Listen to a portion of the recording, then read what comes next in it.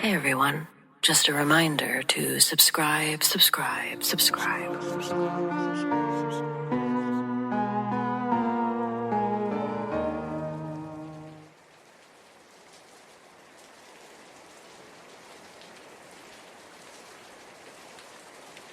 My aunt was in the hospital, and I was 17, alone in her house trying to hold everything together. Her place wasn't unfamiliar to me. I'd spent enough time there over the years that I knew which stair creaked and how the back door stuck in the humidity. But knowing a house and living alone in it are totally different things. Without her there, the rooms felt bigger than they should have. I kept the television on more than I needed to. My car had been in the shop for about a week, so I'd fallen into a routine. Up before 5, out the door while it was still dark, 2 buses to get to work, 2 buses back. The morning route especially had a specific loneliness to it. Standing under a streetlight before the rest of the world was awake, I'd gotten used to it mostly. One evening on the ride home, something shifted in me that I couldn't explain. It wasn't a thought exactly, more like a weight that dropped into my chest without warning. I sat on that bus convinced that something was wrong with my aunt. By the time I got inside, I had my phone out, calling the hospital, calling family. Everyone told me the same thing. She was stable. She was resting. Nothing had changed. I had no reason to feel what I was feeling. I went to bed eventually, though I didn't feel entirely settled. I told myself that it was stress of the week catching up to me, and I closed my eyes. What happened next? I've spent a long time trying to find the right words for. I became aware of a presence beside my bed, not with a jolt, not with fear. It was closer to the way that you notice warmth when you step into the sunlight. I opened my eyes and there was a man standing near my bedside table. He was old, but no one I recognized, and he seemed to be made of something other than what people are made of. The best I can describe it is light, not blinding, just present, the way a candle holds its own against a dark room. He looked at me with complete calm and asked me to listen. I wasn't afraid. I know how strange that sounds, but fear never entered the room with him. My attention went to him fully, the way you give your attention to someone who you know, without explanation, means you no harm. He told me not to go to work in the morning. Then he turned and pointed toward the window. He said, danger was waiting outside. He said it again, don't go to work. And then, between one blink and the next, he was simply gone. The room went dark in a way that hadn't felt dark before he came. I lay there while my eyes adjusted, and that's when I understood I hadn't been asleep. There was no dream to surface from, no grogginess or disorientation. I was fully awake. My mind clear, my heart steady. I checked my phone. I was 15 minutes ahead of my alarm. I called my cousin. She listened and told me gently that I'd been dreaming, that the stress of being alone and worrying about my aunt had gotten into my sleep. I didn't argue with her, but I also couldn't let it go. Something in me, the same thing that had dropped into my chest on the bus, was pulling me toward that window. I asked her to stay on the phone with me while I looked. She agreed, probably expecting nothing. I crossed the room and looked outside. There was someone in the trees nearest the garage door, still, half hidden, watching the house. My garage door was the door I left from every morning before 5, in the dark, alone. I told my cousin what I was seeing. She put me on hold to call 911. While I waited, I moved to the side window. That's when I saw a second person, positioned behind the hedge at the end of the driveway, tucked back like a contingency plan, like someone who expected a person might run. I disconnected and called out of work. My hands wouldn't stop shaking. My My cousin called back to tell me the police were on their way. Fortunately, the officers came without sirens, and from my window, I watched two men break from their positions and run as the patrol cars rolled onto the street. One car went after them. An officer on foot followed. Another came to the door and sat with me inside until word came through that both men had been apprehended. It makes me sick that they weren't charged with anything that stuck in the end, but the officers who spoke with me didn't mince words. They advised that our family install security cameras immediately and committed to increasing patrols on the street. The cameras went up within a week, and nothing happened again. But I do think about that man beside my bed more than I think about the men outside. The police, the calls, the cameras, all of that has an explanation, but he doesn't. All I know is that I was 17, alone, and someone made sure I didn't walk out that door for the last time.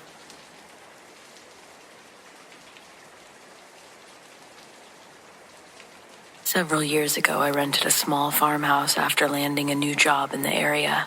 It was exactly what I needed at the time. Quiet, affordable, enough land around to make it feel like I could breathe. The landlord was an older woman, pleasant enough, and I didn't ask too many questions. I was ready to settle in and focus on the new chapter. It didn't take long before I noticed something was off. I'd come home after a shift and find things in different places than where I'd left them. Not drastically, but a chair nudged out from the table, a book on a different shelf or just off of one entirely, kitchen items rearranged. At first, I brushed it off, told myself I was tired or distracted, but it kept happening, consistently enough that I couldn't keep explaining it away. I'm not crazy. The only conclusion I could land on was that my landlord had a key and was maybe coming inside while I was out. I confronted her about it directly. She denied it, and something in the way that she said it made me believe her.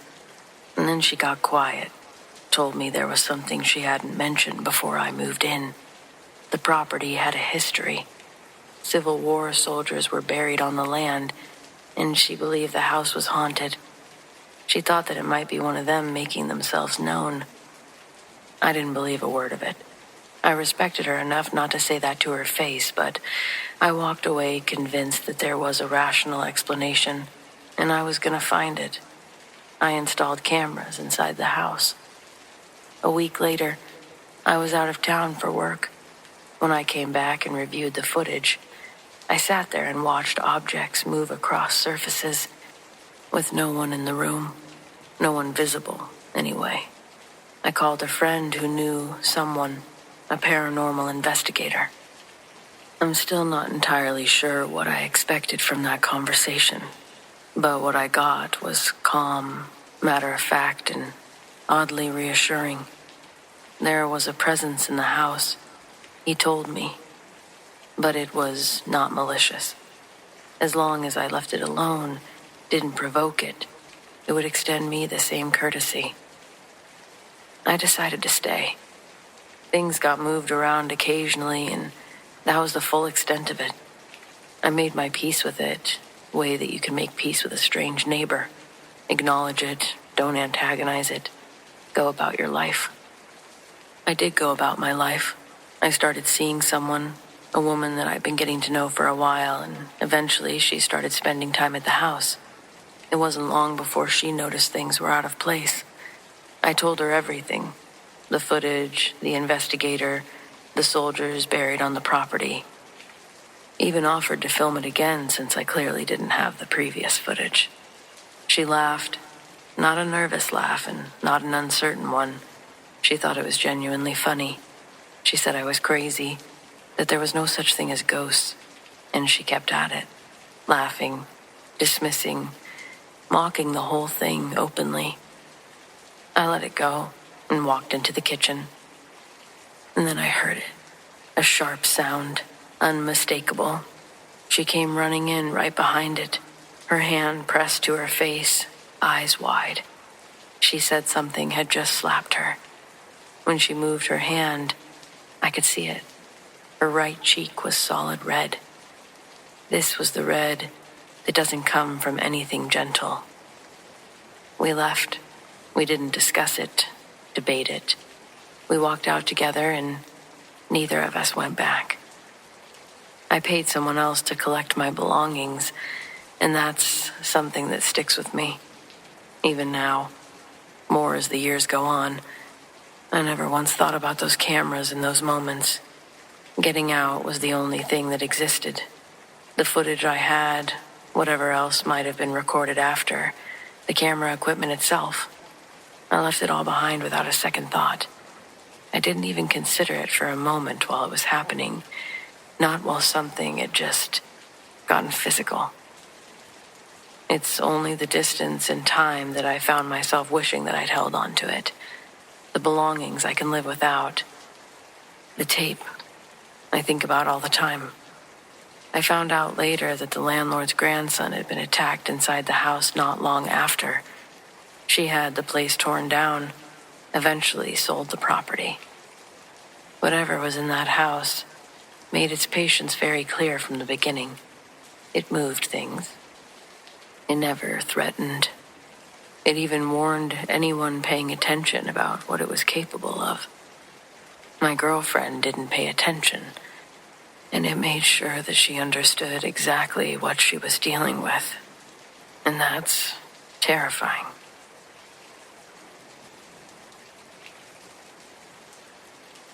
When I was 11, my family lived in a 2-story rental home that always had this slightly off feeling to me. I would catch myself holding my breath in the hallway without knowing why. It had been converted from a boarding house years before we moved in, and you could still feel that history in the bones of it. The upstairs was ordinary enough, loud with the television and the smell of whatever my dad was cooking, but the basement was a different world entirely. The underground level had been divided into separate bedrooms, each one with its own sink and mirror bolted into the wall, a strange clinical detail that always unsettled me. There were no windows down there. The overhead lights were dim and yellowish, and when you switched them off, the dark was total. It was this type of cold that settled into your clothes, and it stayed there, even in the summer. My family had gotten used to it, the way that you get used to most things, but I never really liked being down there, not alone. That morning, my 2 nieces, 3 and 4 years old, and I had spread ourselves across one of the basement bedrooms, keeping each other company the way the kids do, quiet and content with small games. The dim light pressed in around us, and I remember thinking that it was oddly still down there, even for the basement. That's when I felt the specific, prickling certainty that someone was watching us. I looked up toward the doorway, and I saw my brother. He was 9 years old, our family's designated class clown, and he was standing perfectly still in the frame of the door. He was wearing his favorite Superman shirt, blue and red, with athletic shorts. He was just smiling at us, not saying anything or making a face or threatening to ruin our game, just watching with this wide, calm grin that didn't look quite right on him. He was up to something, I decided. It had to be some dramatic prank, a jump scare, a bit. That was just who he was. So when he abruptly turned and bolted down the hallway into the bedroom diagonal from ours, the one nobody used, the one that we never bothered to turn the lights on in, I did exactly what he expected me to do. I chased him. He stayed just a few feet ahead of me, close enough that I could hear his footsteps, close enough that I almost felt like I could reach out and grab him.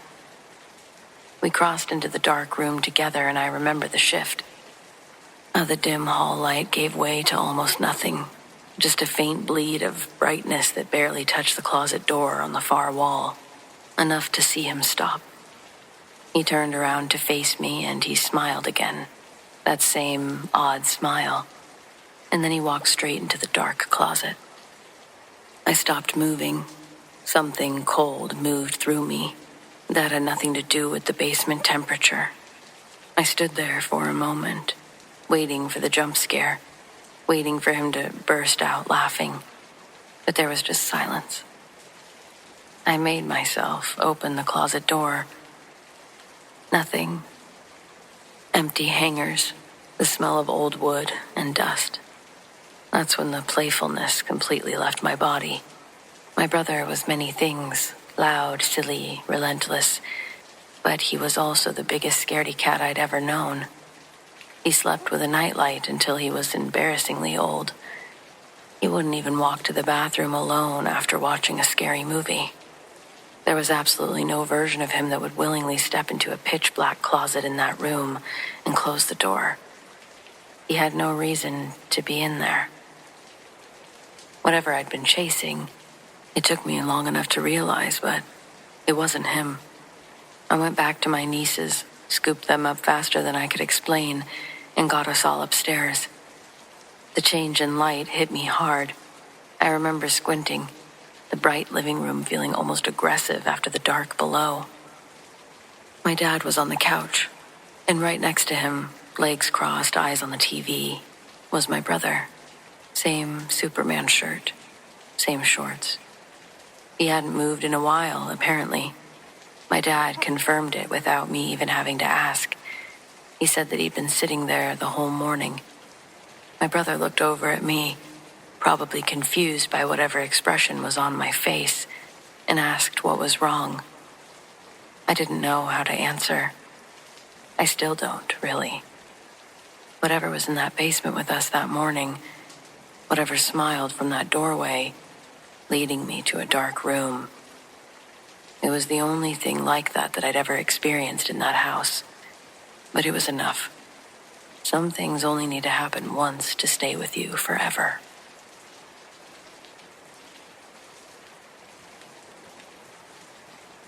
I was 9 or 10 years old, staying at my dad's house on one of our fortnightly weekends. It was the late 70s, early 80s. My brother was 2 years younger than me, and because of things that had happened in that house when we were smaller, things I half remembered and half had described to me by my mom, neither of us would sleep in the second bedroom. Dad took the sofa without complaint, and we took his bed. That particular Saturday night, there was nothing heavy in the air, no dread or unease. We were lying in Dad's bed around 11, talking about Blackpool. Dad had promised to take us the next visit, the pleasure beach, the rides, the seafront, and we were wound up with anticipation, talking over each other about what we'd do first. I was lying flat on my back, head on the pillow, facing up. My brother was sitting up at the foot of the bed. The headboard behind me was pressed tight against the wall, close enough that you could just barely reach through the gap and touch the plaster if you stretched your arm through, but nothing wider than a hand could fit in that space. Without any warning, my head was wrenched backward by my hair.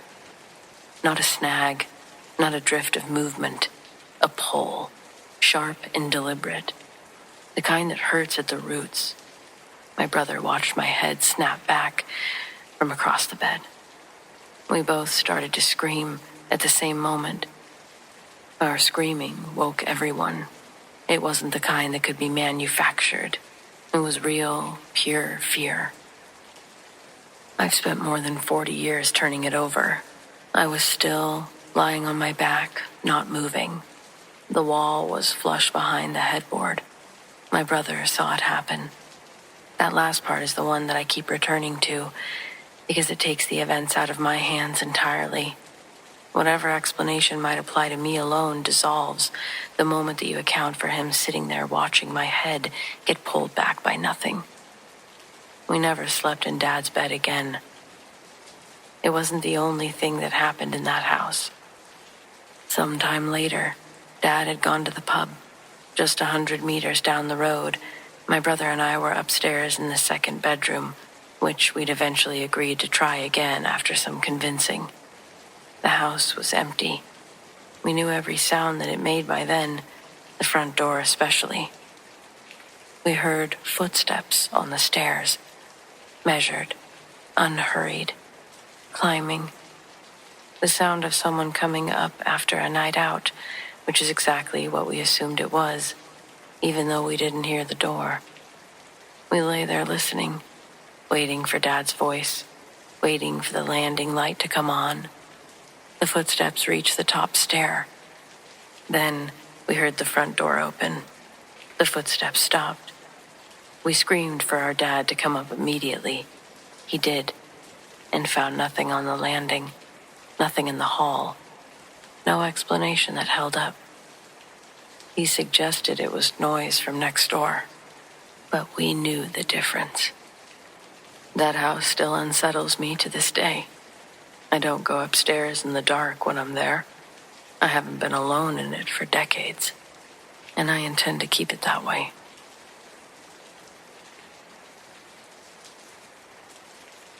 I heard we don't judge here.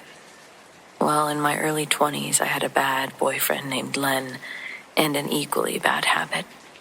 He and I were living in the dirtiest motel west of the Mississippi. Our room was room D. It was a small room with one bed. The motel was a perfect place for a little R&R, roaches and rodents.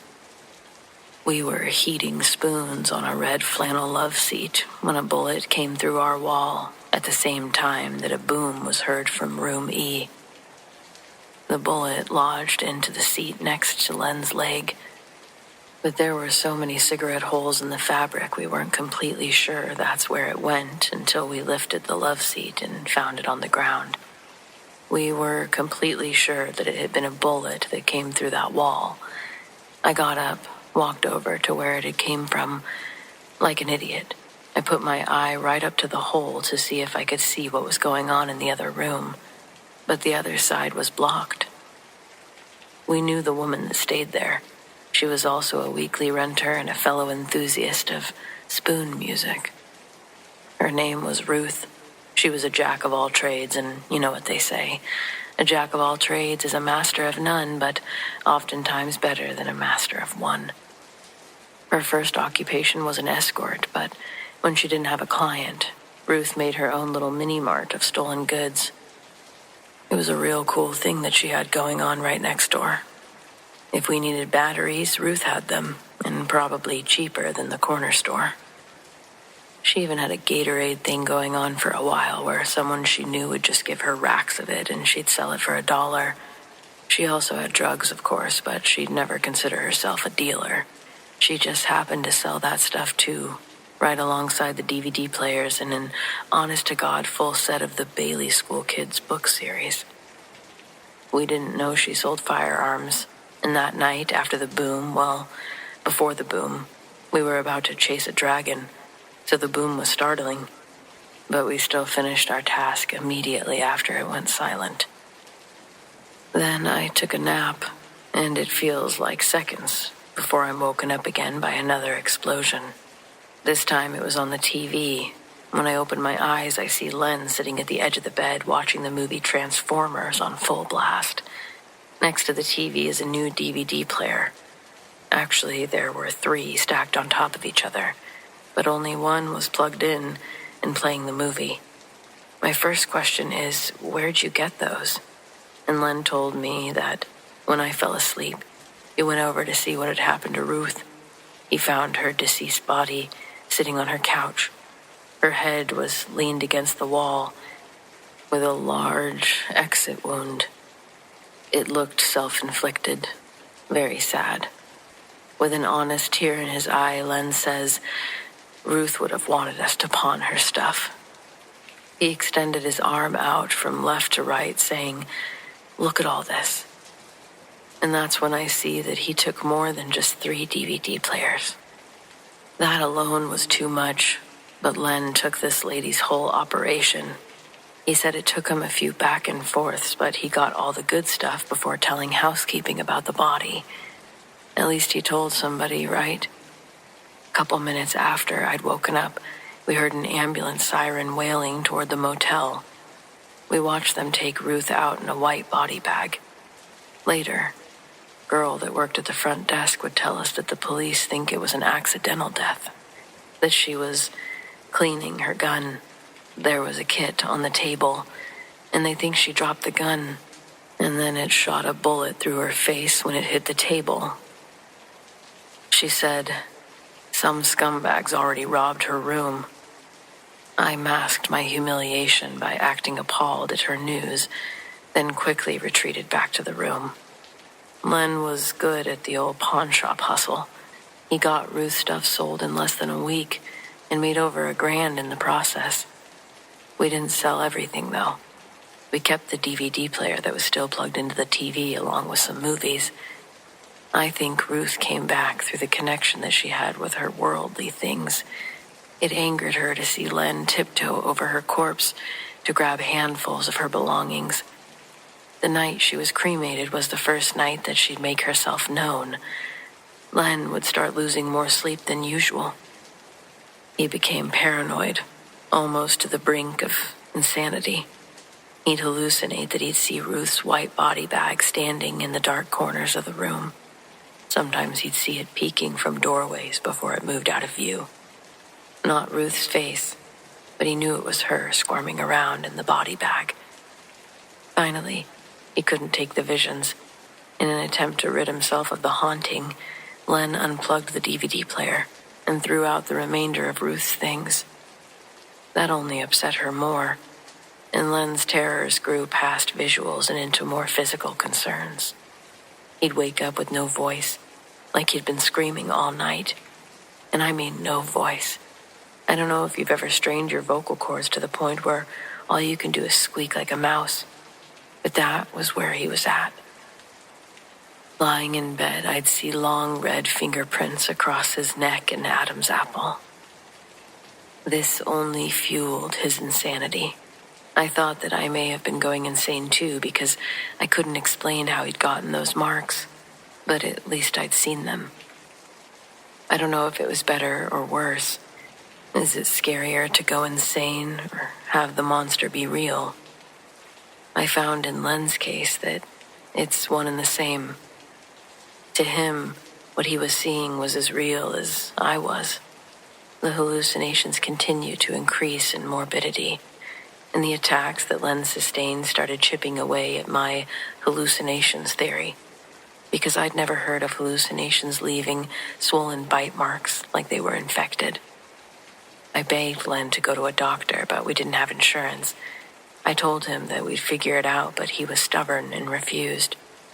Weeks went by, and no matter what we did, his fever never dropped below 100.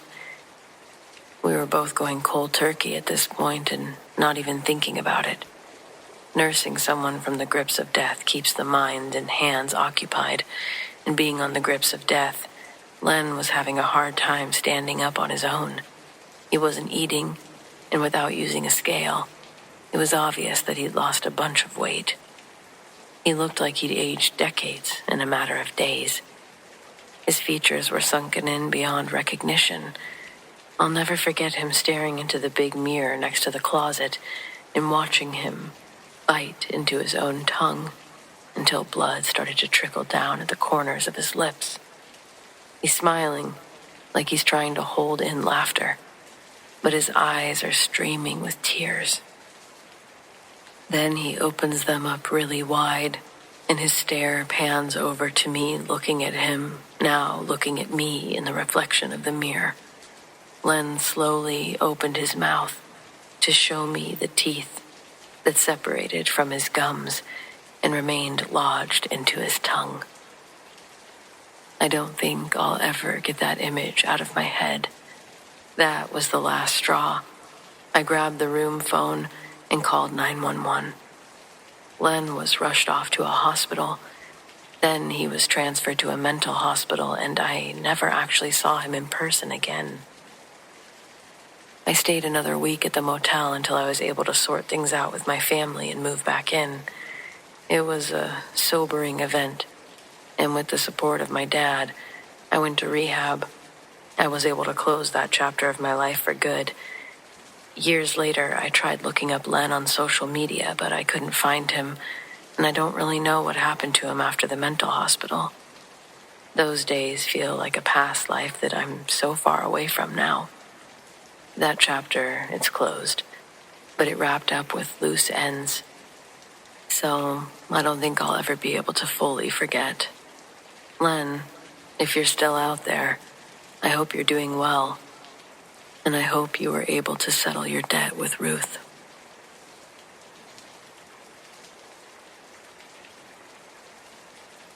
I want to be clear about something before I start.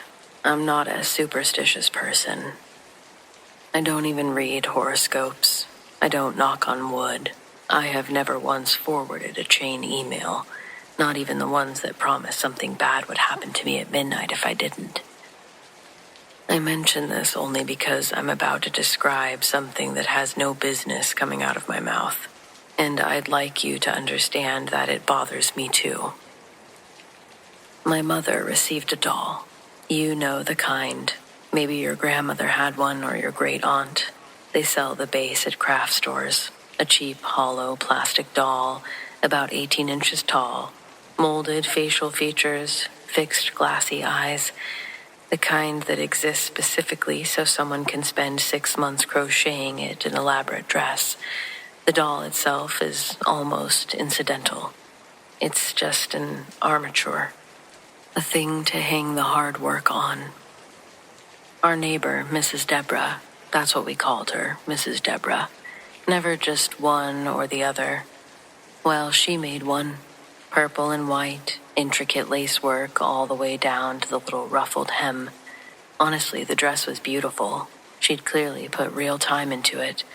When she gave it to my mother, not long before she passed, it was obvious that it had meant something to her. And my mother received it in the way that you receive something like that, with both hands, in genuine care. She put it in her bedroom, blue armchair, right side of the room, facing the door. That's the part that matters, facing the door. I can't tell you exactly when I first noticed. It wasn't a single moment that I can point to and say, there, that's where it started. It was more like something that accumulated, a detail that kept showing up until I couldn't unsee it. I'd passed my mother's room in the hallway.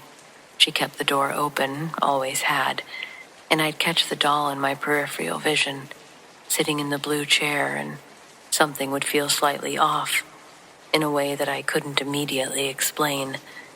Then one day I stopped and I looked. The doll was turned towards me, not toward the door, towards me. Head angled maybe 15-20 degrees to the left of where it would need to be to face straight into the hall. Just enough to track whoever was walking past, like something had made a small adjustment. I stood there longer than I'd like to admit. I don't even remember why. But then I went and found something else to do, only for it to pop back in my head later. I told myself a version of the easy story. I misremembered where it was facing. My mother had adjusted it at some point, and I hadn't registered it consciously. I couldn't let it go. The light was different at different times of the day, I'd tell myself. I was probably just noticing the angle for the first time. I walked past the room again an hour later. It had moved despite nobody going inside. Here's the thing about telling people something like this, and I've told almost no one. It's that every explanation available sounds worse than the last. Either the doll was moving on its own, which is not possible, or I was losing my grip on basic spatial perception, which is also not a great option. I spent a long time in the middle, in that uncomfortable place where you haven't arrived anywhere rational, but you also refuse to say the other thing out loud. My nephew Jamie bought me a little time in that middle place, actually. He's only a few years younger than me, more of a peer than anything else, and he came to stay with us that summer without knowing anything about the doll. I hadn't said a word to him. He lasted about 4 days before he found me in the kitchen and said, without any preamble, "What's going on with that thing in your mom's room?" I put my coffee down. He said every time that he walked past the door, it turned to look at him. I could tell by the way he said it that he'd been sitting on it for a while and finally decided to just say it out loud. He almost looked relieved to have said it. I looked at him for a second. "Yeah," I said. "It's weird, isn't it?" I started avoiding that hallway, taking the long way through the kitchen to get to the other side of the house, which was absurd, which I was aware of, which I did anyway. I stopped looking into the room when I passed. That became a problem of its own, because then I was always aware of the exact position of my eyes, always specifically not looking, which somehow felt worse than just seeing it. I had nightmares. Not about anything too crazy, no horror movie imagery, nothing with sound or movement. It was just the doll in the blue chair. And that particular feeling of something watching you. And not just something, but a face that isn't built for expressions, but is making one anyway. That specific wrongness. I'd wake up and lie still in the dark, listen to the house settle, and try very hard not to think about what was sitting in the room at the end of the hall. My mother, for what it's worth, never seemed bothered. Whether she saw what we saw, whether the angle just always looked different from her side of the room, and whether she simply loved Mrs. Deborah enough to extend that love generously to anything that had come from her hands, I couldn't tell. She's practical in a way that tends to smooth over the edges of things. She kept the door open. She kept the doll in the chair. I don't know what finally shifted it for her, but at some point the following year, she mentioned casually that she'd passed the doll along to someone at church who crocheted, someone who'd admired the dress. I didn't even ask questions, or mourn it for that matter. I walked past the blue chair for weeks after that, and I felt my eyes go to it before I could stop them. Checking. Still checking, even knowing it was gone. The body remembers routes that it has learned. It just takes a while to teach it that the thing that it was bracing for isn't there anymore. Mrs. Deborah made a beautiful dress. She was kind to my mother, and her gift was given with a good heart, and I believe all of that completely. I also believe what I saw, and I've never found a place where both of those things fit at the same time. So I leave them next to each other and try not to pull too hard on either one.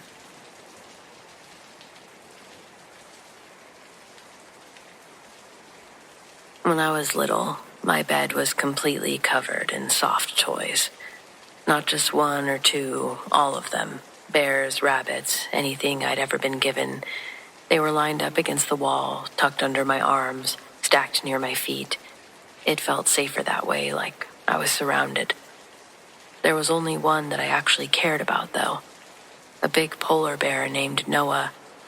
He's the only one that I still have. The rest, it didn't last very long after that night. I don't remember anything unusual about the evening itself. I'd gone to bed like normal, probably stayed awake longer than I was supposed to, just lying in there in the dark with everything piled around me.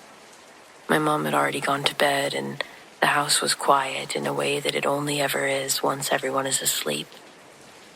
At some point, I drifted off, and then something woke me up. I didn't sit up right away. I just opened my eyes and stayed completely still. The room was dark, but not pitch black. I could make out the shapes of things, the outline of my door, the window, the lumped shape of the toys around me. And I could hear something, not loud or even constant, just a small sound, close to me. It was a sound that made me stop breathing for a second so I could listen properly. I didn't move. I remember thinking very clearly, "Don't move." And then I felt it. Something shifted on the bed, not next to me, on me, slowly, like weight being transferred, inch by inch, one of the soft toys. I could feel it moving across me, over my legs, up the side, the fabric brushing against my arm, not falling or sliding, climbing over me. That's the only word I have for it. I stayed completely still and I didn't try to stop it. I think part of me didn't want to acknowledge it by reacting, and part of me wanted to know what was happening. I just let it happen. Then it reached the edge of the bed, and there was a pause, and then a drop. It was soft but solid, a thud against the floor, and then I sat up, quick. I don't know if I expected to catch it still moving or see something else entirely, but whatever I thought I'd see, it wasn't what was there. The toy was standing upright, right next to my bed. It was a floppy bear. Even when you propped it up, it would eventually lean and fall over. But it was standing, still, facing the bed. I reached down and grabbed it. I don't remember being hysterical or even properly scared in that moment, more confused than anything. I knew where Floppy Bear stayed. He was nowhere near the edge. My confusion only grew. I was trying to make sense of something that didn't quite fit, and I remember very clearly asking it, "What are you doing?" Like that was a reasonable question, like it might actually answer. Of course it didn't. Holding it, I realized it was just a toy again. I put it back on the bed, not where it had been, but somewhere near me at the top, and I laid back down. It took me a while to fall asleep after that.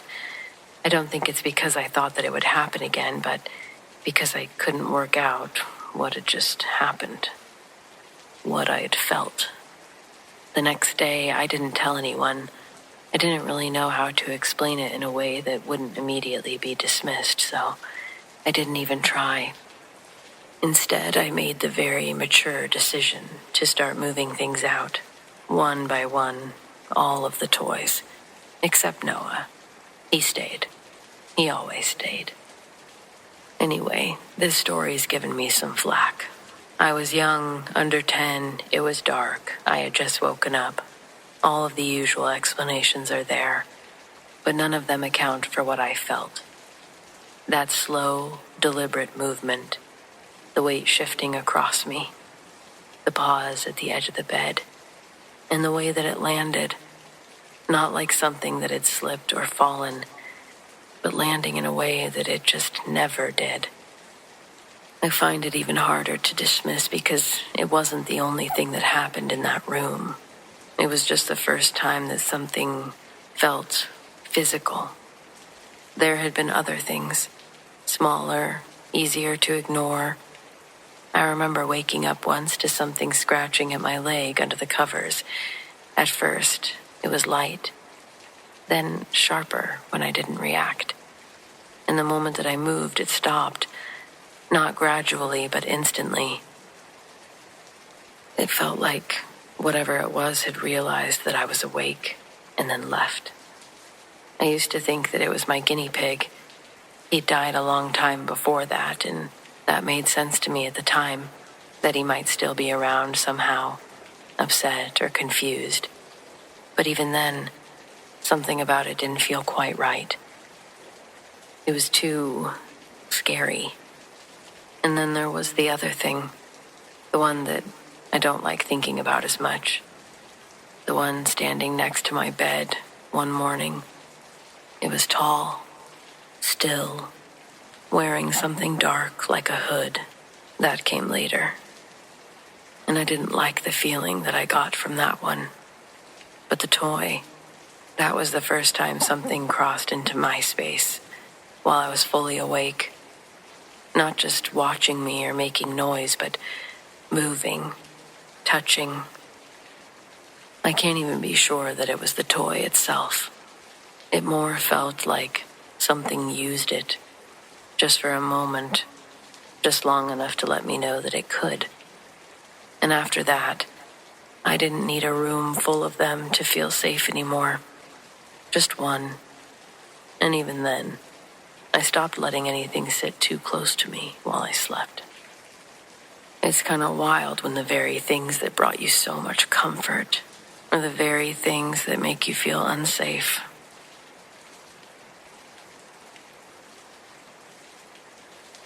Three carved coconut shell monkeys, paranormally active.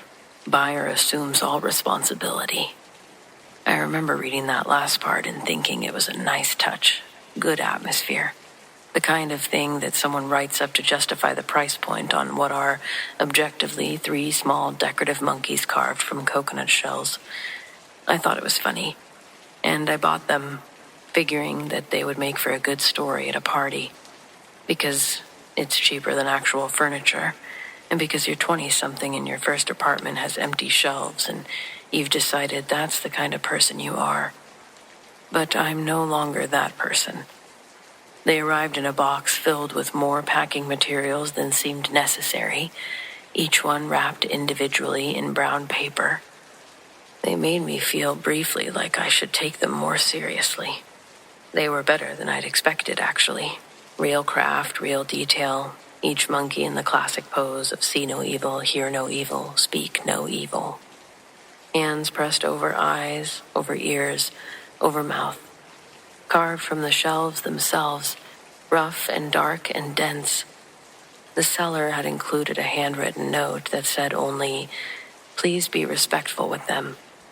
No other context or explanation of what disrespectful meant or what failure to be respectful might produce. I put the note in a drawer. I put the monkeys on a shelf in the living room, and I made a mental note to tell my girlfriend Renee about the seller's solemn warning so we could laugh about it over dinner. I forgot to tell her. The first thing happened maybe 4 nights later. Renee and I had been together long enough that our apartment had a rhythm. I knew her sounds, her patterns, the particular way she moved through the space. Soft footsteps, one slightly heavier than the other.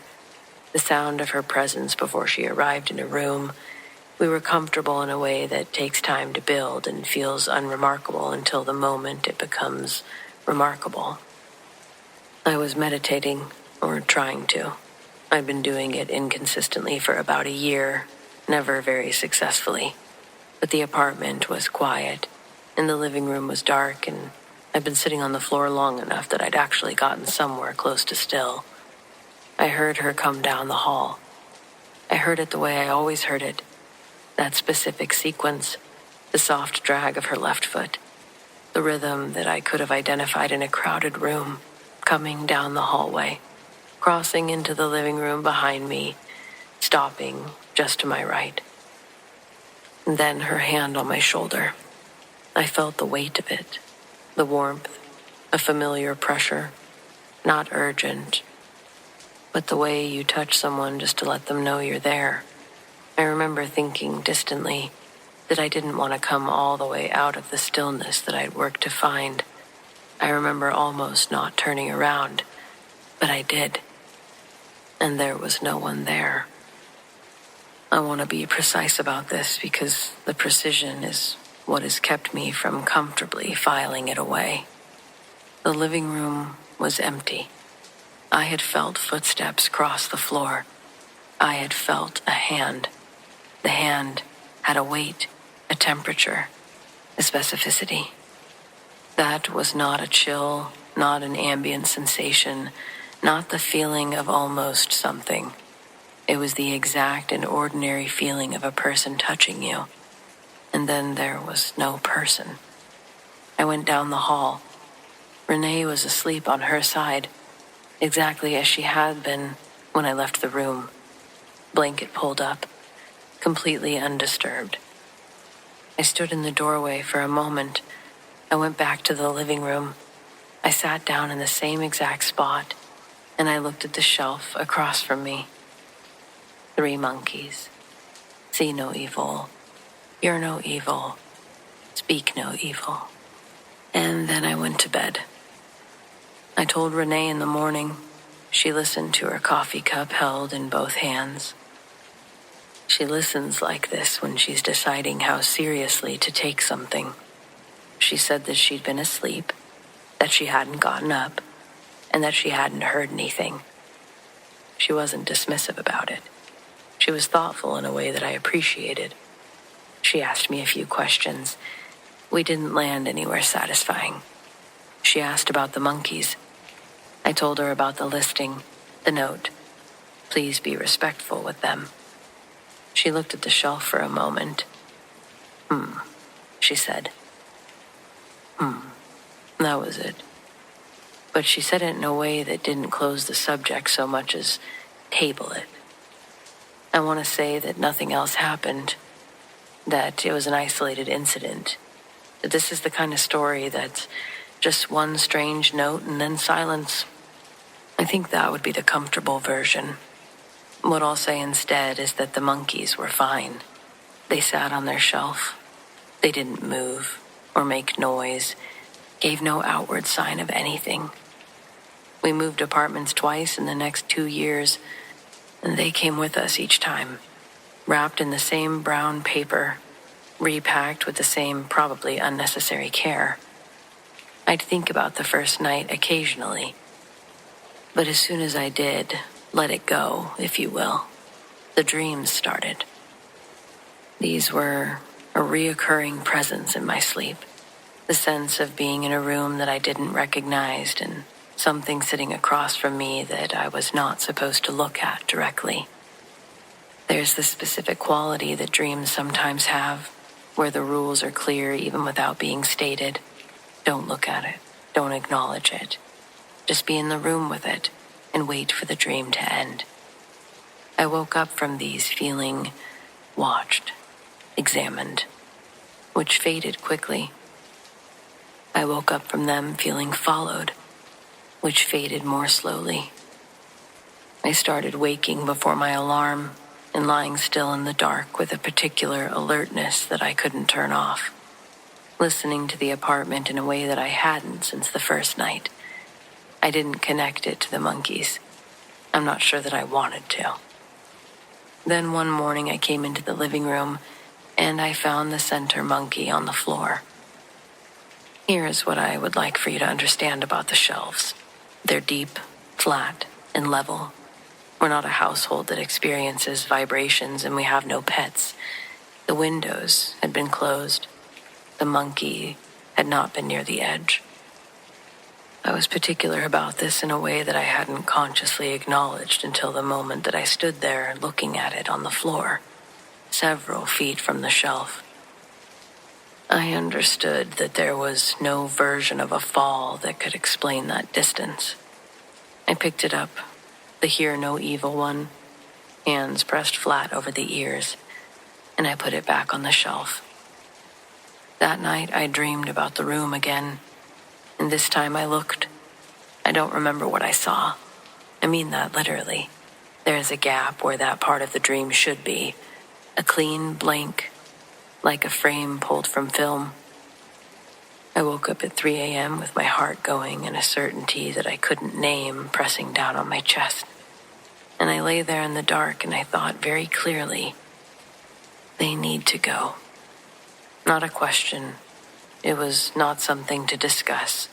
This was just a flat, certain knowledge. It didn't require an argument. I woke Renee up. She took one look at my face and said, "The monkeys?" I said, "Yes." She said, "Okay." I didn't put them back on eBay. I thought about it, thought about the note. Please be respectful with them. And decided that passing them on to someone else for $35 and my own peace of mind was not, perhaps, the respectful move. I drove them to a donation center 2 towns over, put them in a bin that was set to go to the garbage. What I felt was this peculiar relief of putting down something that you didn't realize you'd been carrying. Renee and I got married the following spring.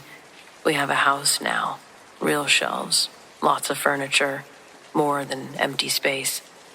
I think about those 3 years in those 3 apartments and the thing that was in all of them. sitting on whatever surface I'd given it, waiting with its hands over its face. And the shoulder. I definitely still think about the shoulder. Not with fear anymore exactly, more with this kind of unsettled respect. It's the same feeling I get when I'm swimming and something brushes my leg underwater. The world has more in it than the part I can see. I obviously knew that before the monkeys, but I just know it differently now. The shelf where they used to be sits full of books, and I sleep better, mostly.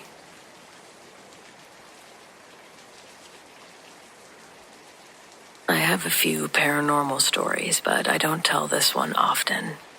Not because I think that people won't believe me. I've mostly stopped caring about that, but because the second that I start talking about it, I'm back in that kitchen, 12 years old, barefoot on cold linoleum, staring at something that should not have been making the sound it was making. I'll get there. My babysitter, Mrs. Callahan, watched me so often that her house started to feel like a second home. I knew which cabinet had the good snacks, which step on the stairs creaked, and exactly how her daughter Piper liked to arrange her side of the bedroom before we went to sleep. Piper was a few years older than me. She made being older look easy, confident in that quiet way, not mean about it.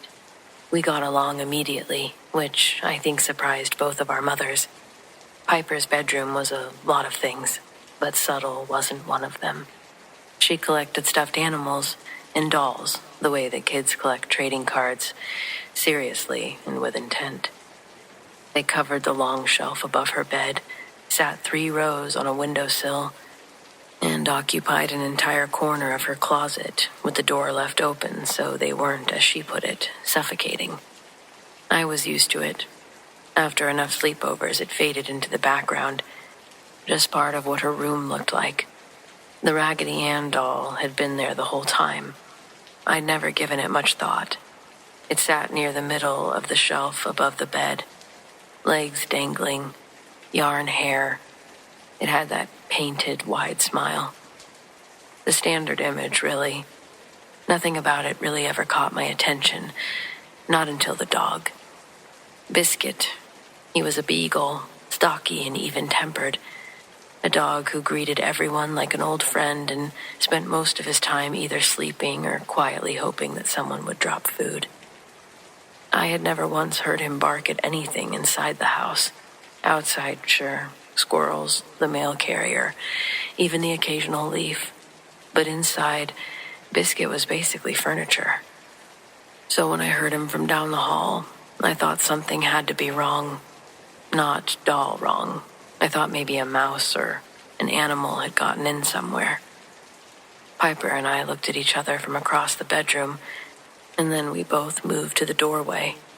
Biscuit was in the hall, about 10 feet from Piper's door, completely rigid, every muscle locked, hackles raised in a clean line from his neck to his tail. He wasn't moving toward anything.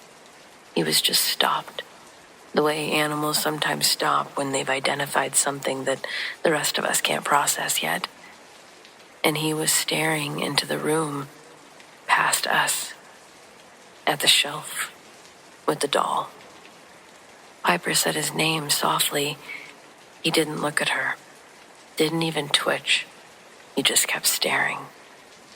There was this low sound rolling out of him, not quite a growl or a bark, something that lived between the two and didn't fully resolve into either one. I'm not proud of how fast I wanted to be somewhere else in that house. We went and told her parents. I remember being careful about how I said it, already anticipating the reaction, and I got exactly what I expected. Her dad smiled in a patient, slightly tired way that adults smile when they're deciding not to take something seriously. Her mom suggested Biscuit must have heard something outside or smelled something. Maybe he'd gotten spooked by his own reflection. They were kind about it. They were also completely unmoved. What I remember is that Piper didn't argue. she just looked at her father and said flatly, "The doll can't be in the room tonight." He paused. Something in the way that she said it, maybe. He looked at her for a moment and then walked down the hall, reached up to the shelf and tucked the Raggedy Ann under his arm. He didn't make a big production out of it. He just took it to the kitchen and set it on the counter. And that was that. We went back to sleep. I don't know what time it was that I woke up. Late. It was dark. That real middle of the night darkness and stillness. What woke me up was the sound of Piper's dad's voice carrying from the other end of the house. Not words, not at first. Just his tone, sharp and startled in a way that I hadn't heard from him. Piper was already sitting up. We met each other's eyes in the dark, and then we were both moving, out of bed and down the hall, before I'd really decided I was even going anywhere. I heard it before I understood what I was hearing. Two sounds layered together. Biscuit's bark, frantic and high. And underneath it, or maybe woven through it, something else. Something rhythmic and low, and wrong in a way that I couldn't name, and I still can't now. A sound that didn't have a clean explanation waiting on the other side of it, that's for sure. The sounds were coming from the kitchen. Her dad was standing a few feet back from the counter, not touching anything, just staring. He was still in his pajamas. He turned when he heard us in the doorway, and the look on his face was the part that I've carried with me the longest. Because this wasn't a look that was trying to manage us or minimize things, or fold the situation back into something reasonable. He looked like a man who had just seen something revise itself. Like whatever category he'd quietly filled into this the night before was no longer available to him. He told us to go back to the room. We didn't move. I'm not sure our legs worked. He said it again, gentler. And this time we went. I don't know what happened in that kitchen in the next few minutes, in whatever gap existed between us leaving and him appearing in the doorway, already dressed, coat on, keys in hand, doll tucked under his arm in a garbage bag that he'd knotted at the top. He drove out several miles, dropped it in a dumpster behind a strip mall. He told us after. He didn't elaborate on which one. I always got the impression that he wasn't sure he wanted to be able to find that place again. When people ask what the sound was, I never know how to answer. It's the one detail that I wish I could make sense out of. Biscuit, I understood, that was just fear, animal, and legible. But the other sound, the one underneath his barking, that was coming from a doll with a painted smile and yarn hair. The one that was sitting on a kitchen counter at 2 a.m. I've run through the list. Cheap mechanical toy, faulty sound box, vibrations from the building, the strange acoustics of a half-asleep mind filling in the gaps. I've never fully landed on any of them. This wasn't your average noise-making toy. Think of it as just a stuffed animal. Anyway, her dad didn't talk about it again. In all the times that I'd been back to that house, all the Saturday nights and long weekends that I'd spent with Miss Callahan, all the times I'd seen Mr. Callahan, I'd never seen his face like that, how it was that night in the kitchen, and nobody talked about it. Some things you don't revisit, I guess. You just quietly agree to leave them in the dumpster a few miles away and not go looking. The shelf above Piper's bed stayed one doll shorter after that. Biscuit still slept in her room every night for the rest of the time that I came there, right in between us, at the foot of the bed. He never needed to be invited. He just always showed up and planted himself there, like it was his obvious place to be. And honestly, everything just felt better after that.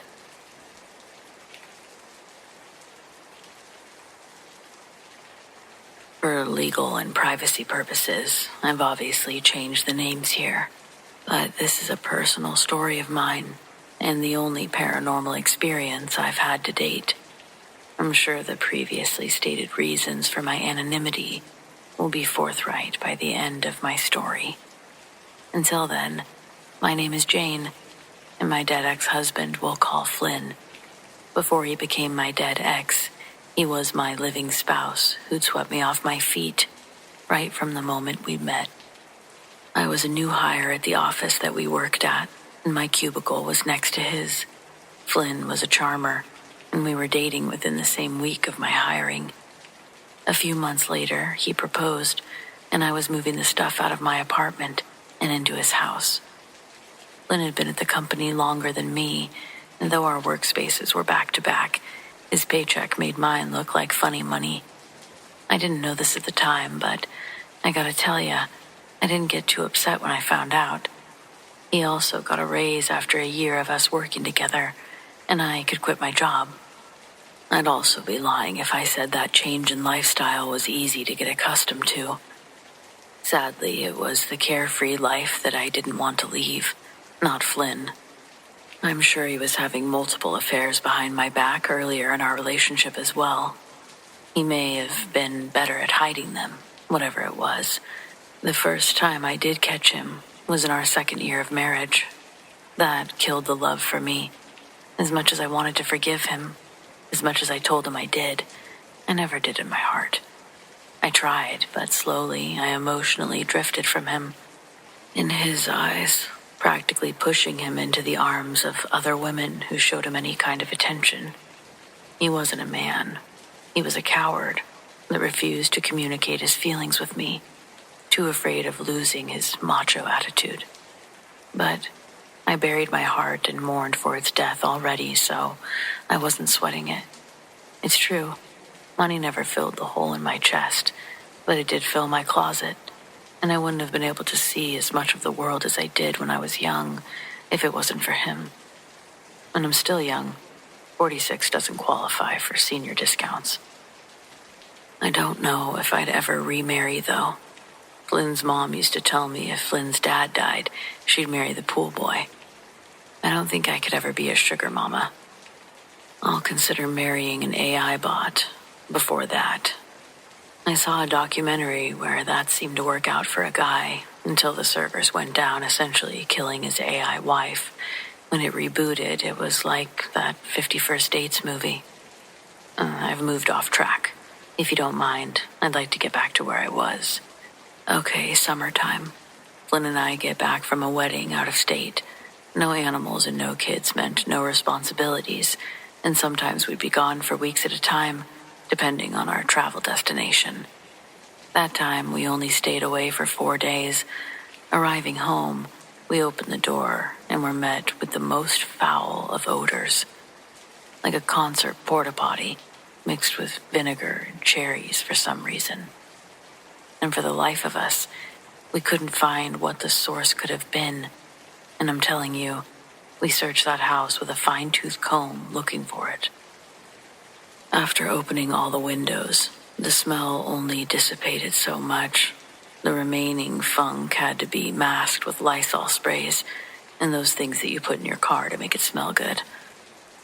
Lynn bought a bunch of those from a gas station that afternoon, and we hung them all over the house, but nothing really helped. Sometimes you think that it'd start to go away, only to be hit with another invisible cloud of super yucky air, more than what the nose had already gotten used to. Going to bed that night, I got up more than once to make sure we'd locked the doors when we'd gotten home.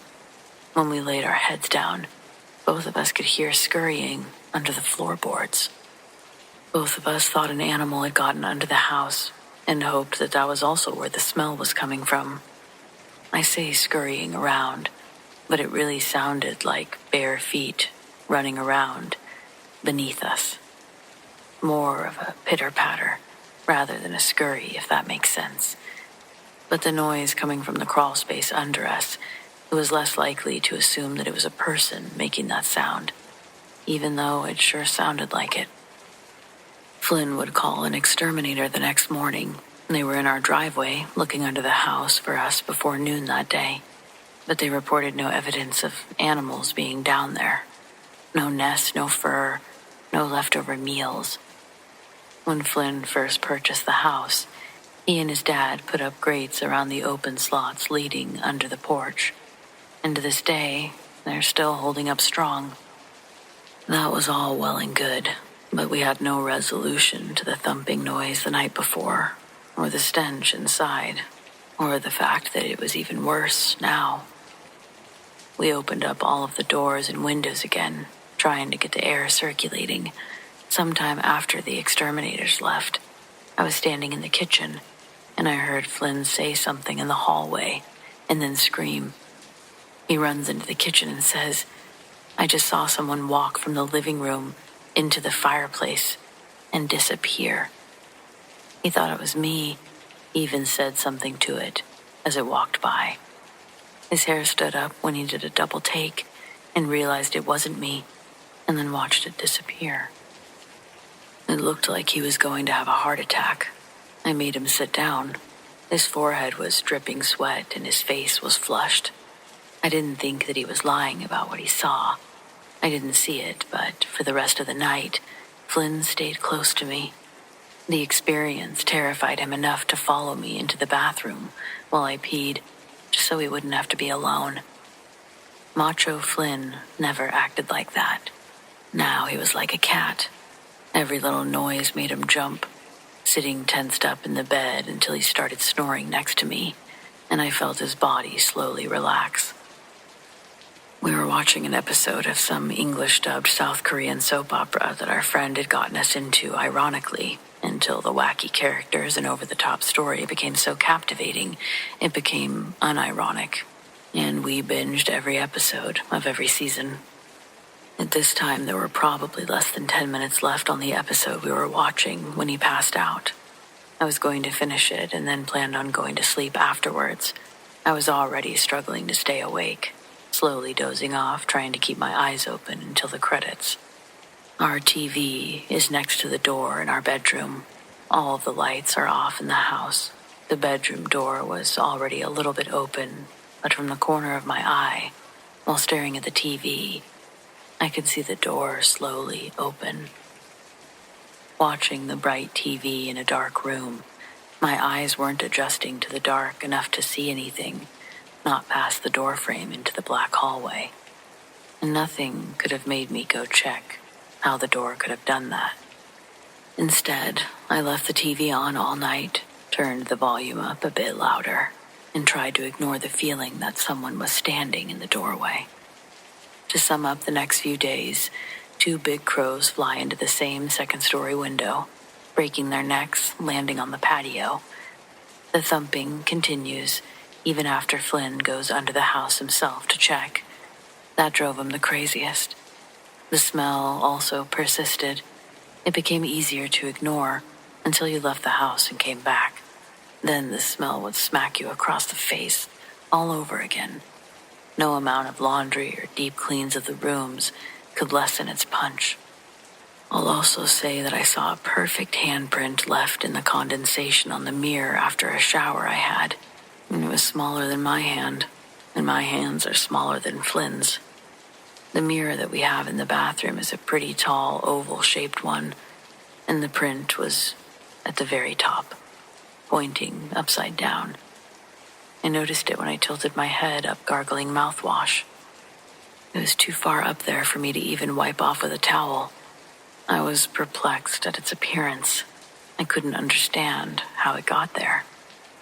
Then in the middle of the night, one night, something wakes Flynn up, and he can't get back to sleep.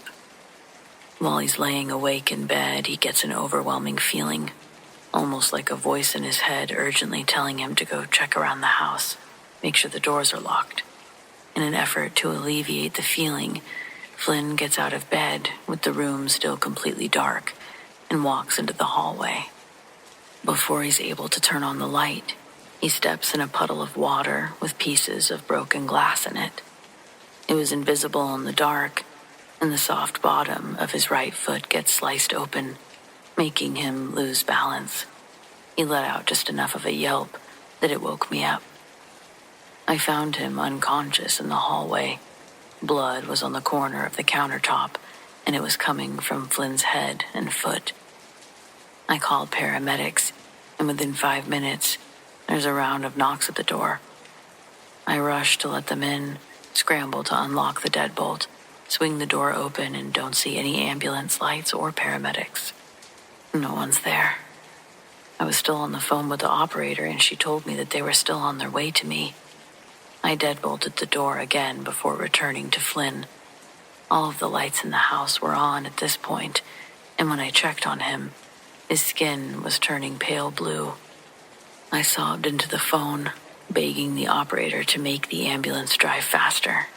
She tried to keep me calm, but the scene was too much. It's still too much. I hate that when I see it in my head, it was the worst, most horrible, saddest thing of my life.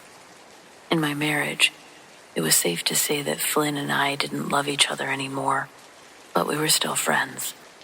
I would have never wished his death.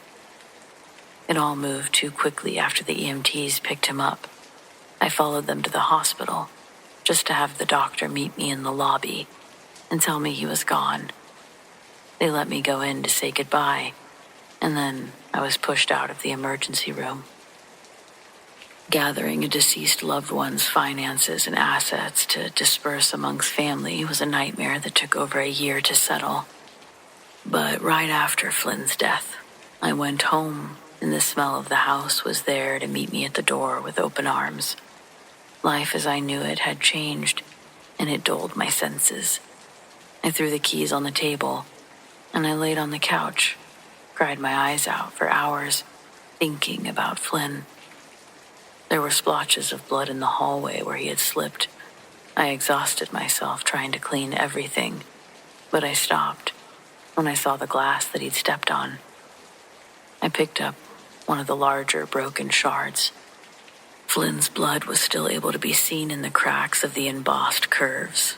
I realized they came from a wine glass set of mine. We rarely use these wine glasses. I know nobody pulled it out to drink water that night. But aside from the blood, there was only water on the ground, like it was filled up with tap water and then dropped on the ground. Impossible to see in the dark hallway. The discovery of the wine glass sent me over the brink of insanity. For a little, I was trying to figure out how it could have gotten there. At some point, I must have fallen asleep torturing my brain with scenarios on the couch, because I woke up in the middle of the night, sitting in the same position. A loud bump pulled me from my dream, but I didn't know where it had come from. The room I'd fallen asleep in was freezing. I walked into the bedroom and couldn't bring myself to get in. I took the blankets and made my bed back out in the living room. The next morning, the back of my arms looked like a cat had clawed them while I was asleep. 10 to 15 scratches on both of my arms that stung the moment I opened my eyes. They were long, thin red lines that ran down to my elbow. I recount this next part acknowledging the groggy state I was in, but when I saw my shadow on the wall cast by the morning sun, there was a second shadow standing next to mine.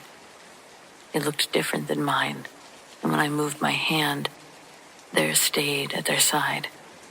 It stayed next to my shadow on the living room wall until I got off the couch. When I looked up again, it was only mine there.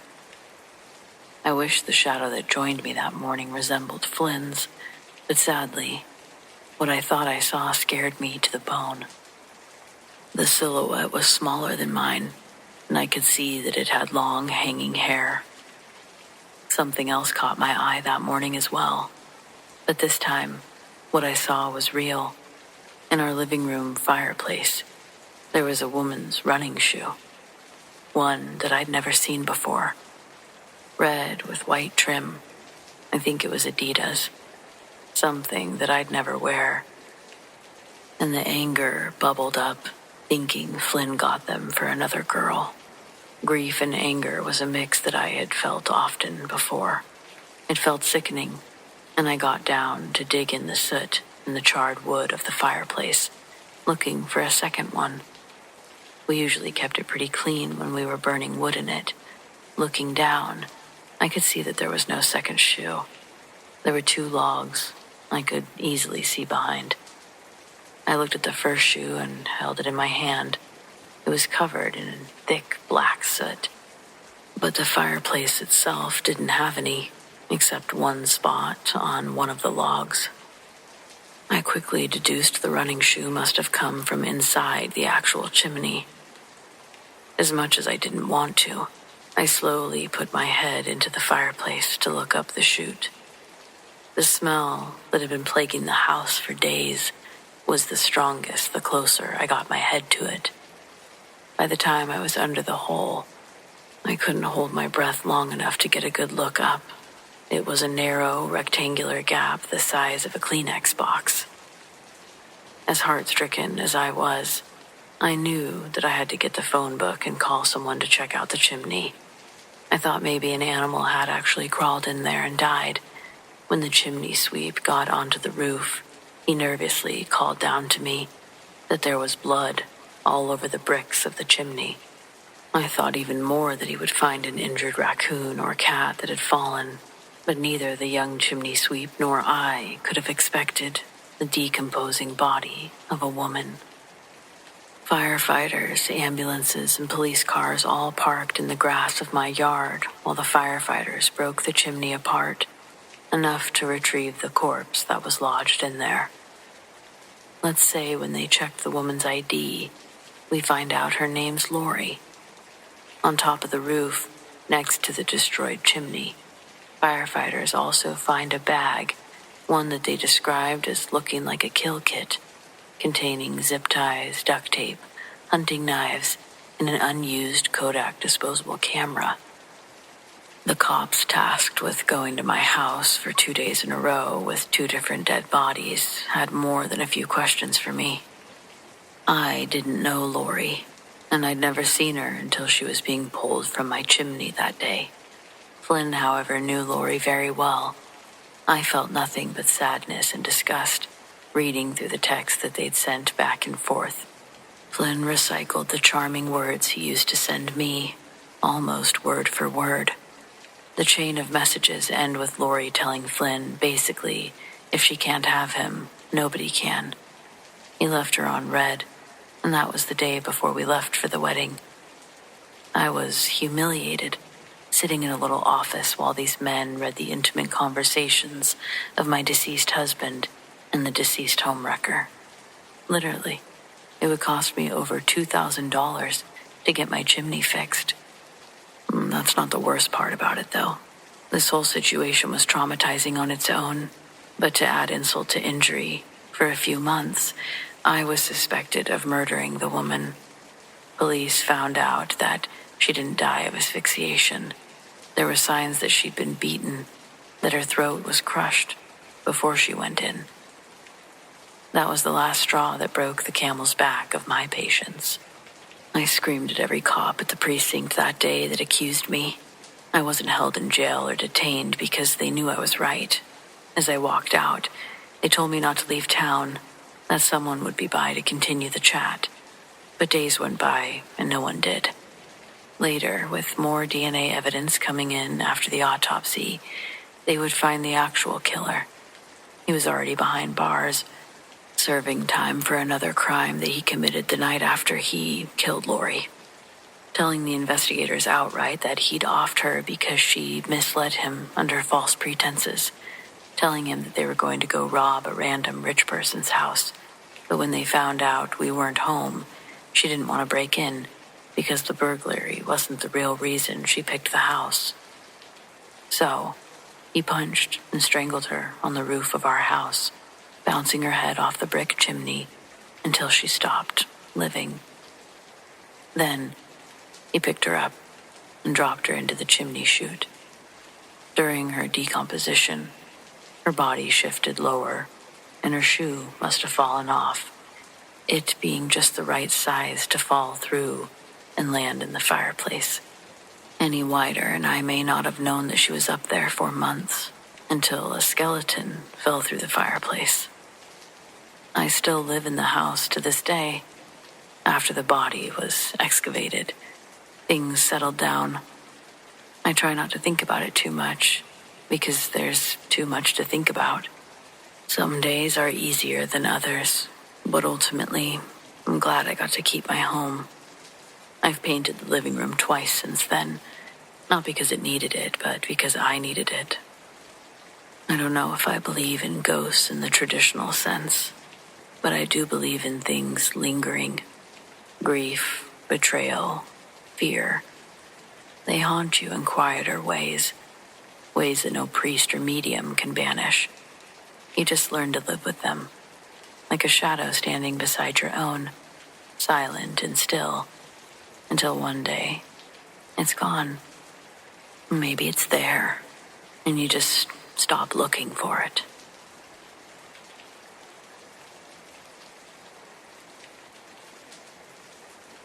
In my family, seeing spirits isn't treated like a horror story. It's treated like an ability that sometimes shows up and sometimes fades. My grandmother used to say that her mother could see them, not constantly, just in certain moments. She described it as noticing who else is in the room. That phrasing always stuck with me. It wasn't about being haunted. It was about awareness. When I was a teenager, I started to understand what she meant. We were staying in a hotel out of town for a wedding. I remember the room clearly. Beige curtains, patterned carpet, one of those stiff armchairs pushed in the corner near the window. I had fallen asleep watching television, the low hum of it still in the background. At some point during the night, I woke up without knowing why. It wasn't a jolt. It was kind of a gentle awareness that you get when someone turns on a light in another room. I opened my eyes, and I saw my grandmother sitting in the chair. She was angled slightly toward the bed, her hands resting in her lap the way that she used to sit when she was listening to someone tell a story. The lamp beside her was off, but I could see her clearly in the dim wash of the light from the TV. She looked completely solid. Her hair was styled the same way she wore it toward the end of her life, soft and brushed back from her face. She had on a cardigan I recognized immediately, pale blue, one that she wore often. There was no crazy moment of realization. I just knew it was her instantly. The recognition came first, before logic had time to object. Maybe I wanted her to speak or reach towards me, but she was simply there, watching in a way that felt protective rather than intrusive, and that was enough. I pushed myself up on my elbows, and in that small shift of movement, she was gone. The chair was empty again. I lay back down, oddly calm. My heart wasn't racing and I didn't feel threatened. If anything, I felt steadier than I had before I'd fallen asleep. The next morning when I told my mom what happened, she didn't laugh or dismiss it. She just said, "That sounds like her, just watching over us." Years passed. I didn't see anything for a long time. I wondered if maybe that moment had just been grief processing itself in a way that my brain couldn't handle. Then my former coworker passed away. She died of leukemia, and it was quick, too quick. She'd been one of those people who filled a space without even trying, organized, kind, always dressed neatly, always wearing the same soft, neutral tones that somehow looked polished instead of plain. After she died, I found myself sitting at her desk one afternoon. It hadn't been reassigned yet. Papers were still stacked the way that she'd left them. A coffee mug sat near the edge, untouched. I don't know why I chose that moment to sit there. Maybe I wanted to feel close to her one more time. After a few minutes, I stood up and walked towards the hallway. Something, and I can't explain what, made me turn around. And when I did, she was sitting in her chair, exactly where I'd been, wearing one of her usual blouses. her hair pulled back in the same way she wore it at work. I could only see her from the waist up, as if the lower half of her body was hidden behind the desk. But what I saw was unmistakable. She wasn't looking through me. She was looking at me, directly. The moment lasted less than a second. Then the chair was empty again. I stood there in the hallway longer than I meant to, trying to steady myself. My pulse had jumped, but not from fear, from recognition. It's a very specific sensation, recognizing someone you know shouldn't be there. I didn't run, I just carried it. Eventually, she faded too. Both experiences were clear, clean, undeniable, and neither of them felt negative. That's the part I think people struggle with when I explain it. There's no menace, no cold rush of dread, no sense of intrusion. If anything, there was a quiet reassurance to both encounters, as though the boundary between places is thinner in certain moments, and some people know how to step near it without crossing too far. I can't see spirits constantly. I don't walk through rooms scanning for them. Most days, my life feels entirely ordinary. But I've come to accept something my grandmother seemed to understand long before I did. Some people notice who else is in the room. Not everyone stays. Not everyone lingers. Sometimes they just look in. And sometimes, if you're paying attention, you can look back.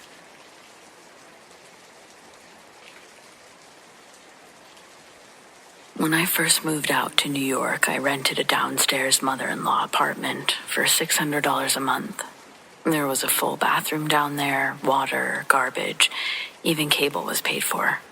It was a beautiful house, 10 minutes east of Buffalo. The couple that owned the house were also the ones living above me, and for the most part, we got along incredibly well.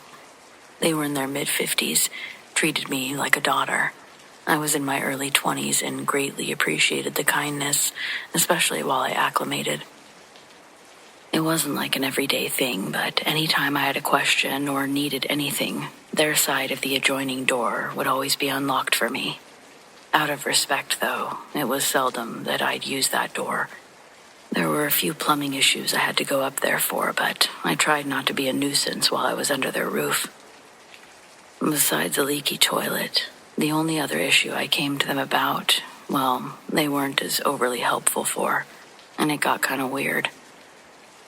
I'd been there for a little over a week. I'd basically just moved in, and the little belongings I did take with me were still stacked in boxes. Most of them were set up against the wall, but I had a few by my bed that I was using as a makeshift table. The box I was using carried my old childhood stuffed animals, the ones I promised myself I'd never get rid of. I'm sure a lot of adults had or have a box like this. I had my alarm clock and a can of soda on it when I started to fall asleep. Laying in bed, I'm turned to my side, facing the box table. My eyes are closed at the time, but I hear the sound of the aluminum can being slid off of the cardboard. I open my eyes just in time to watch the soda fall off of the edge and spill onto the ground. I got up right away to clean it, using a towel to soak up the liquid. I was down there next to the box, and it looked like one of the flaps were unfolded and raised a bit. It hadn't happened the first 2 nights of me using it the same way. I didn't know how it could have scooted off the side of the box like that, but the mess occupied my primary focus.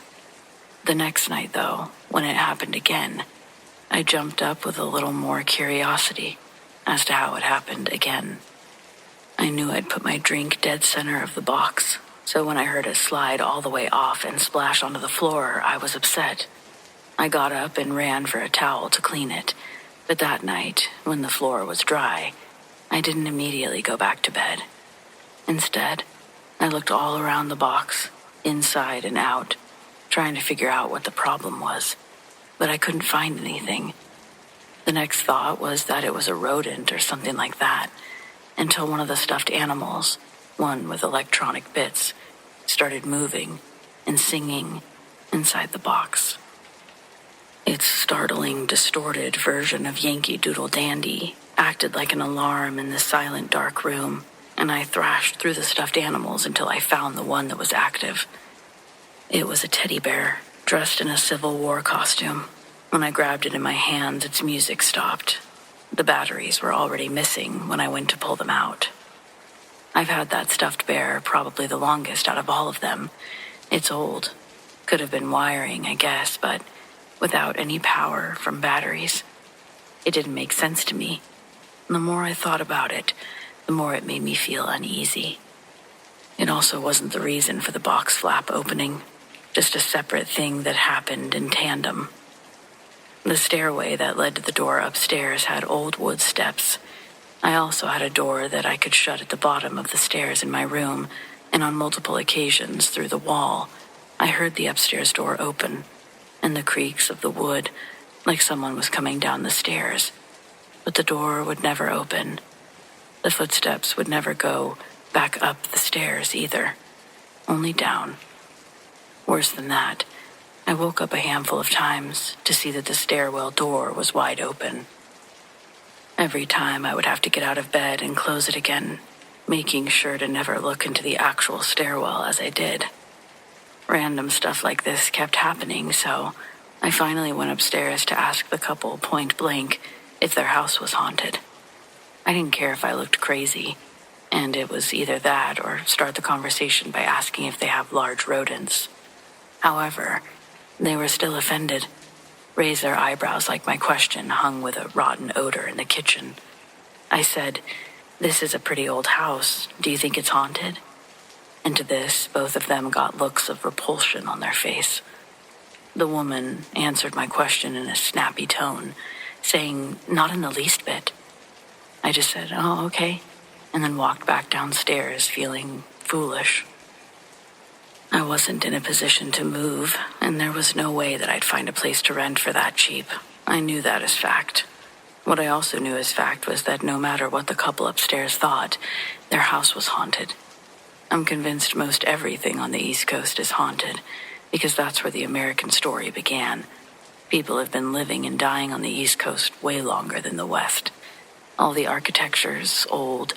It's extremely beautiful, but haunted up the kazoo.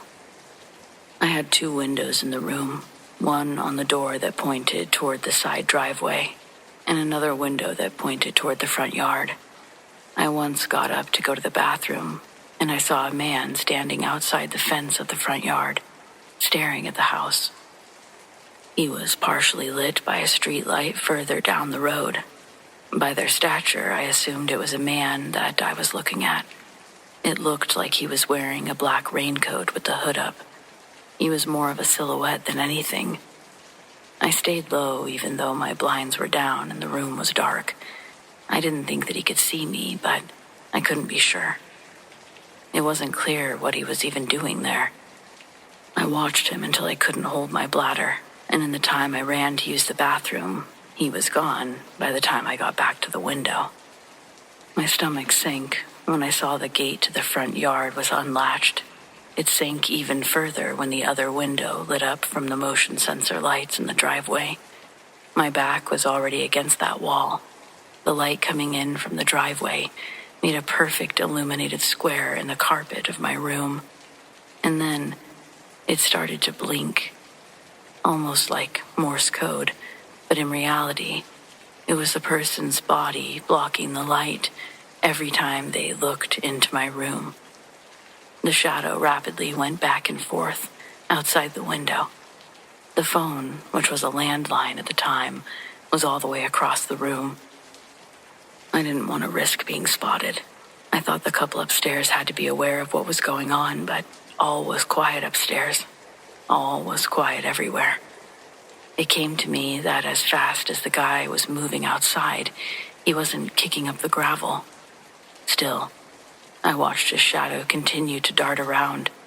Then one swoop was his final, and the window's light became a stagnant yellow glow until the sensor's timer shut them off. That's when I felt safe, leaving my crouch spot on the wall and returning to my bed. I moved to New York for a corporate job at the clothing company, and anticipating my career path, I expected New York to be my new permanent residency. I wanted it to feel like home, starting with the place I was currently staying at, but no matter how much I decorated that room, fear would envelop the aesthetics. It was probably my internal stress, probably what made me feel so isolated at work, but I couldn't shake the feeling that people didn't like me. I wouldn't even say didn't like, because that would mean I crossed their minds past eye contact. I myself felt like the ghost in the office that I worked at. Nobody on my team asked me questions. Nobody looked at me twice, besides to ask if I'd finished whatever project I was on. It was fast-paced, stressful, and overwhelming, to do with a lack of sleep, especially. And I'd often find myself behind that blockade of tired fog in the mornings because my sleep being interrupted by various but unyielding disturbances. Ambiguous thumps and bumps, those were a regular occurrence that the couple upstairs had no clue about. I never argued, but I knew they were lying. Some of these noises were big enough to shake the house, like someone throwing a sledgehammer through the wall. In a series of horrendous events one night, I'm woken up by a tremendous boom. The sound lasts half a second, and the house is silent again. When I sat up in bed, in the pitch-black room, I see a line of light under the bathroom door. It was directly across from my bed, and the lights were unmistakably on. Unfortunately, I knew with all my soul that I'd turned that light off earlier. The room was dark when I went to sleep. I contemplated just leaving it on, but what I couldn't ignore was the crying that began shortly after I'd sat up. Retelling this part feels like a twisted dream, but I wake up to adrenaline pumping through me at an immodest rate. As I got to the illuminated door, I put my ear against it, and I could still hear the sound of crying coming from inside. And that's when I turned the handle, and I opened it to see a bony, cadaverous woman sitting in the bathtub. She was staring down into the water, sobbing, but slowly raised her head to meet my terrified frozen stare. She was completely nude, long black hair that hung down past her shoulders, with a few tangled strands in front of her face. The eyes that looked back at me were blue. The whites had changed into an irritated red from the tears. Her skin was covered in scars. Her chest, arms, and thighs all had long marks of healed tissue. As scary as the sight was, I was also struck with a deep sadness for the woman. Through our gaze, she shared her hurt with me. My body absorbed the sorrow, and I felt her loneliness, and it physically brought me to my knees. I accompanied her weeping with my own soft whimpers. It's like all of my insecurities, anxieties, the intrusive thoughts that I tried to keep away, they all came at me at once, like a pack of wolves to my worn-down spirit. I was on my hands and knees, my mind sliding down a spiral into darker and darker territory, when a small splash of water sprinkles across my fingers. More water slaps onto the ground, and it sounds like it's sloshing from over the edge of the tub. The spritz I got pulled me off of my dejected slide and teleported me back into the moment, the rational feelings that came with it, which was pure heart-galloping terror. Right when that primal adrenaline shot through me, it re-tightened my senses and my legs somersaulted me backwards, while my hand somehow closed the door behind me. I don't know how I did a move like that. My body acted without me. I didn't sleep in the bed that night. I grabbed my blankets, and I went to go sleep the rest of the night in my car, but even that was short-lived.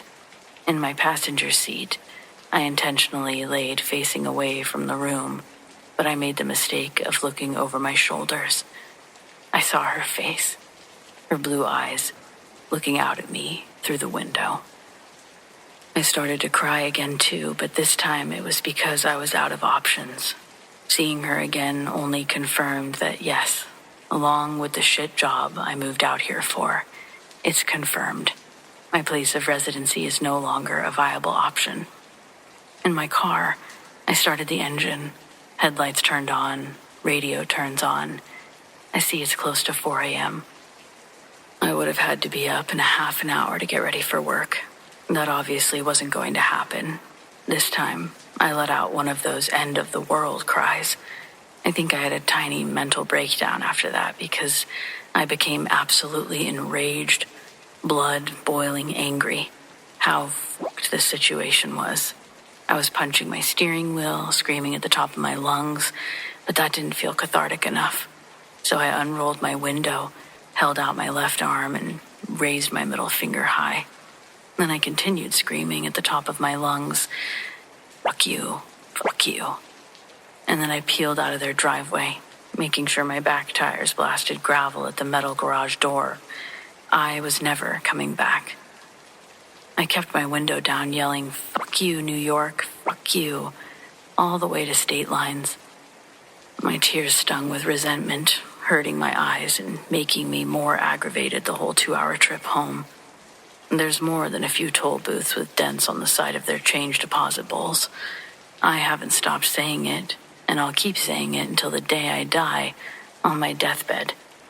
I want my last words that I utter to my loved ones to be, fuck New York.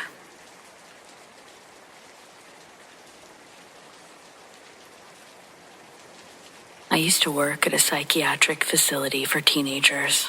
It was kind of a creepy place, temporal wiring, and a heavy silence that settled in deep into your chest. It was sad, but it was something else too. My first week, the power went out. A breaker had flipped, and maintenance said that it would be at least 3 hours before they could get there. I volunteered to check myself. The other staff members sort of went quiet, and when no one offered to go with me, that probably should have been my first clue. The basement, it was what you'd expect. Cold, damp. I was scanning the breaker box when I heard a man's voice behind me, clear as day. What are you doing? I jumped and turned around, expecting to see someone. Maybe maintenance came early and slipped in without me hearing. But there was no one there. The basement stairs were loud enough to hear even one step, and yet I was alone. I never found the flipped breaker. When I came back up and asked if anyone had come down, every staff member was accounted for. That was the first time that something happened, but it wasn't the last. Not long after, a strange smell started to show up. Gardenias. Overpowering and artificial, like perfume poured on too heavy. Every time I smelled it, I'd get dizzy and nauseous. Sometimes I had to step outside just to breathe. Some of the kids said that they smelled it too, and so did a few of the staff. There was never an explanation for it. And then there were the hands. One night on an overnight shift, I was stationed in the living room near the basement door. I glanced over and froze. There were hands, 3, maybe 4 pairs, clawing at the bottom of the door. Pale, frantic, stretching under the crack like they were trying to pull themselves through. I didn't even move. I remember just staring until they vanished right in front of me. I knew I wasn't crazy, but what the hell was that? Another night, I was sitting at the opposite end of where the makeshift living room was. I heard footsteps upstairs. Everyone was accounted for. I went to the bottom of the stairs and I saw 2 glowing red eyes, hovering just above the top step. I stared right into them, and then I hissed without even thinking, "Leave him alone." I heard a growl, and I watched those eyes disappear.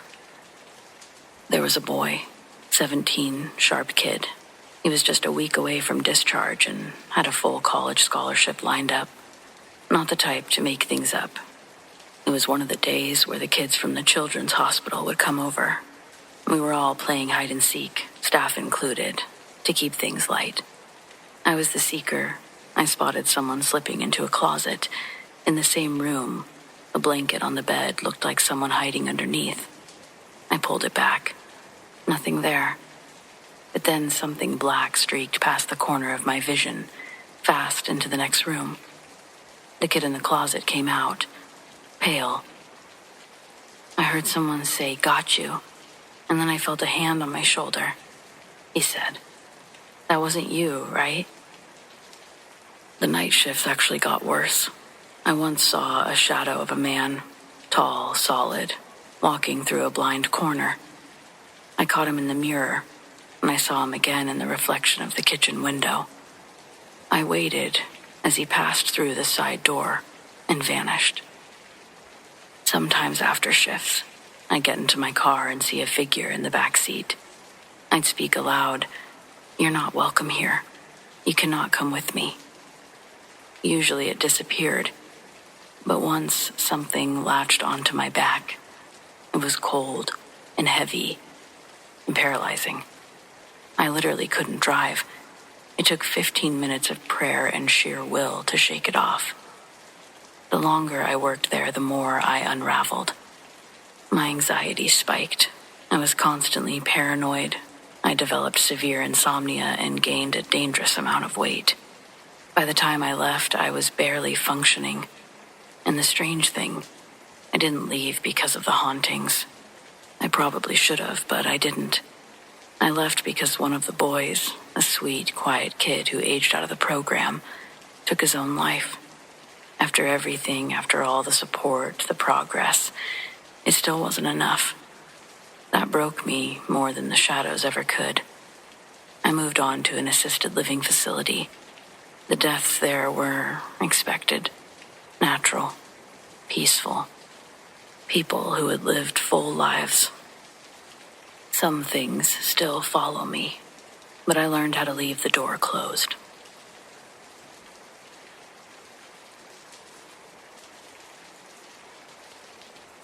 I was about 12, maybe 13 when this happened. For sure, I was at that age where I thought that I was an adult, or at least wanted to be, which is probably why I tried so hard to convince myself that this wasn't what I thought it was. It happened at a sleepover. I'd done it a million times, though this was my first time at this particular friend's house. That was exciting, though, not scary. At first, it was exciting. The sleepover wasn't really planned. Just a bunch of girls having too much fun to call it a night. So your friend begs their parents to let you stay, and then you all start the process of getting your own parents' permission. Mine always agreed because it was easier than picking me up. There were a few of us there, watching movies, eating junk food, talking about who knows what. I think there were 4, maybe 5. We basically just all slowly drifted off wherever there was space on the bed, one of us on the floor, one half hanging off the bed. By the time we actually went to sleep, it settled into something like this. Me and my friend whose house it was in the bed back to back, the others spread out around the room, one on the floor near the dresser, another closer to the door. In an unfamiliar place, there's comfort in knowing other people were there too.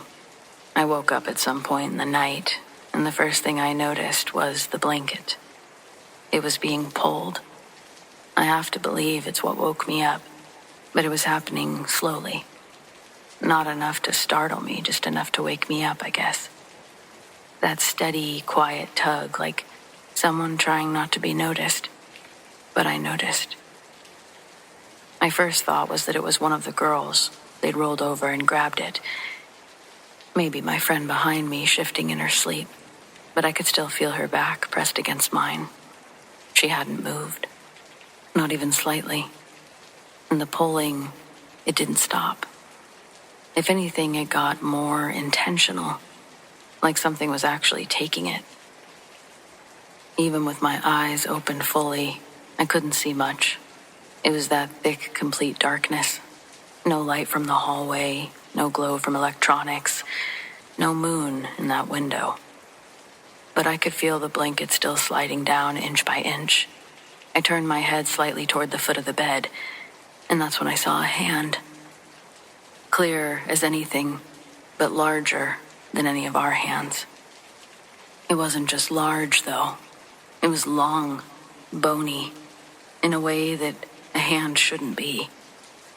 It was reaching, gripping the blanket and pulling it down. I remember my eyes scrambling around the room. I could see slightly better that my eyes had adjusted, but what I could tell was that everybody was where they should be. At least we were all accounted for. I remember that in my mind. I kept looking to and from the hand, hoping that it would just go away. But it was just there instead. It was no longer moving. I could feel my heart in my throat, and I heavily considered waking my friend up.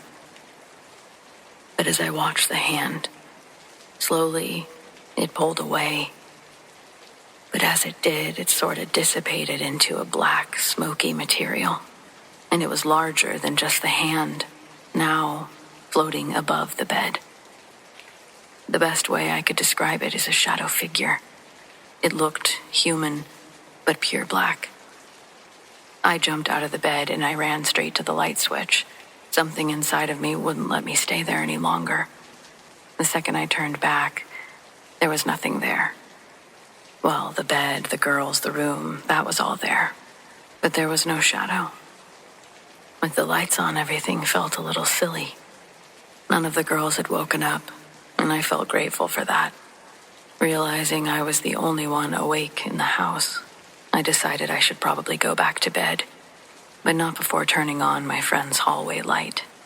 I wasn't going to sleep in the dark again. Even with the light on, I laid there wide awake, staring into the dark, waiting for something else to happen. It didn't. And I guess at some point I must have fallen asleep, because I woke up to the morning. I left. I never stayed over there again, and I didn't tell anyone what happened. I didn't even really know what to say. And I didn't want to be the one who made it into something bigger than it already felt. I honestly wanted to forget about it. I just couldn't. But it was a couple years later that I found out I wasn't the only one who was awake that night.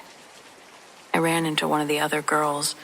We weren't super close, but we knew each other well enough to catch up a little. It was right before we were going to start high school, and we were just talking about random things, small memories. It was actually her that brought up the sleepover, just casually. She said, "Do you remember when you jumped out of bed and turned on the light?" I laughed it off at first, and then I remembered nobody was awake, and I asked her, "How did you—" "I wasn't asleep," she said. And that got my attention. She told me that she'd woken up at some point in the night, but she didn't move. She didn't open her eyes all the way, because she felt like someone else was in the room, not one of us. She said that she looked over at the bed. She saw blankets shifting, and she saw a hand, a disembodied hand, attached to nothing, slowly and deliberately pulling the blanket. I guess when I jumped out of bed and ran, I'd sort of scared her again, and she kept her eyes closed the whole time, pretending to be asleep.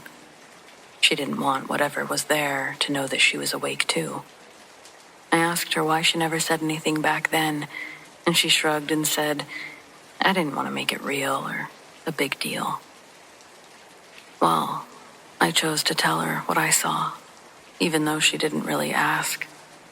By the end of that conversation, I actually felt a little bit better, knowing I wasn't the only person who'd seen this crazy thing, that my fear was warranted. But I think she felt worse, so I kind of feel bad for telling her about my experience. Perhaps she would like to pretend it wasn't real.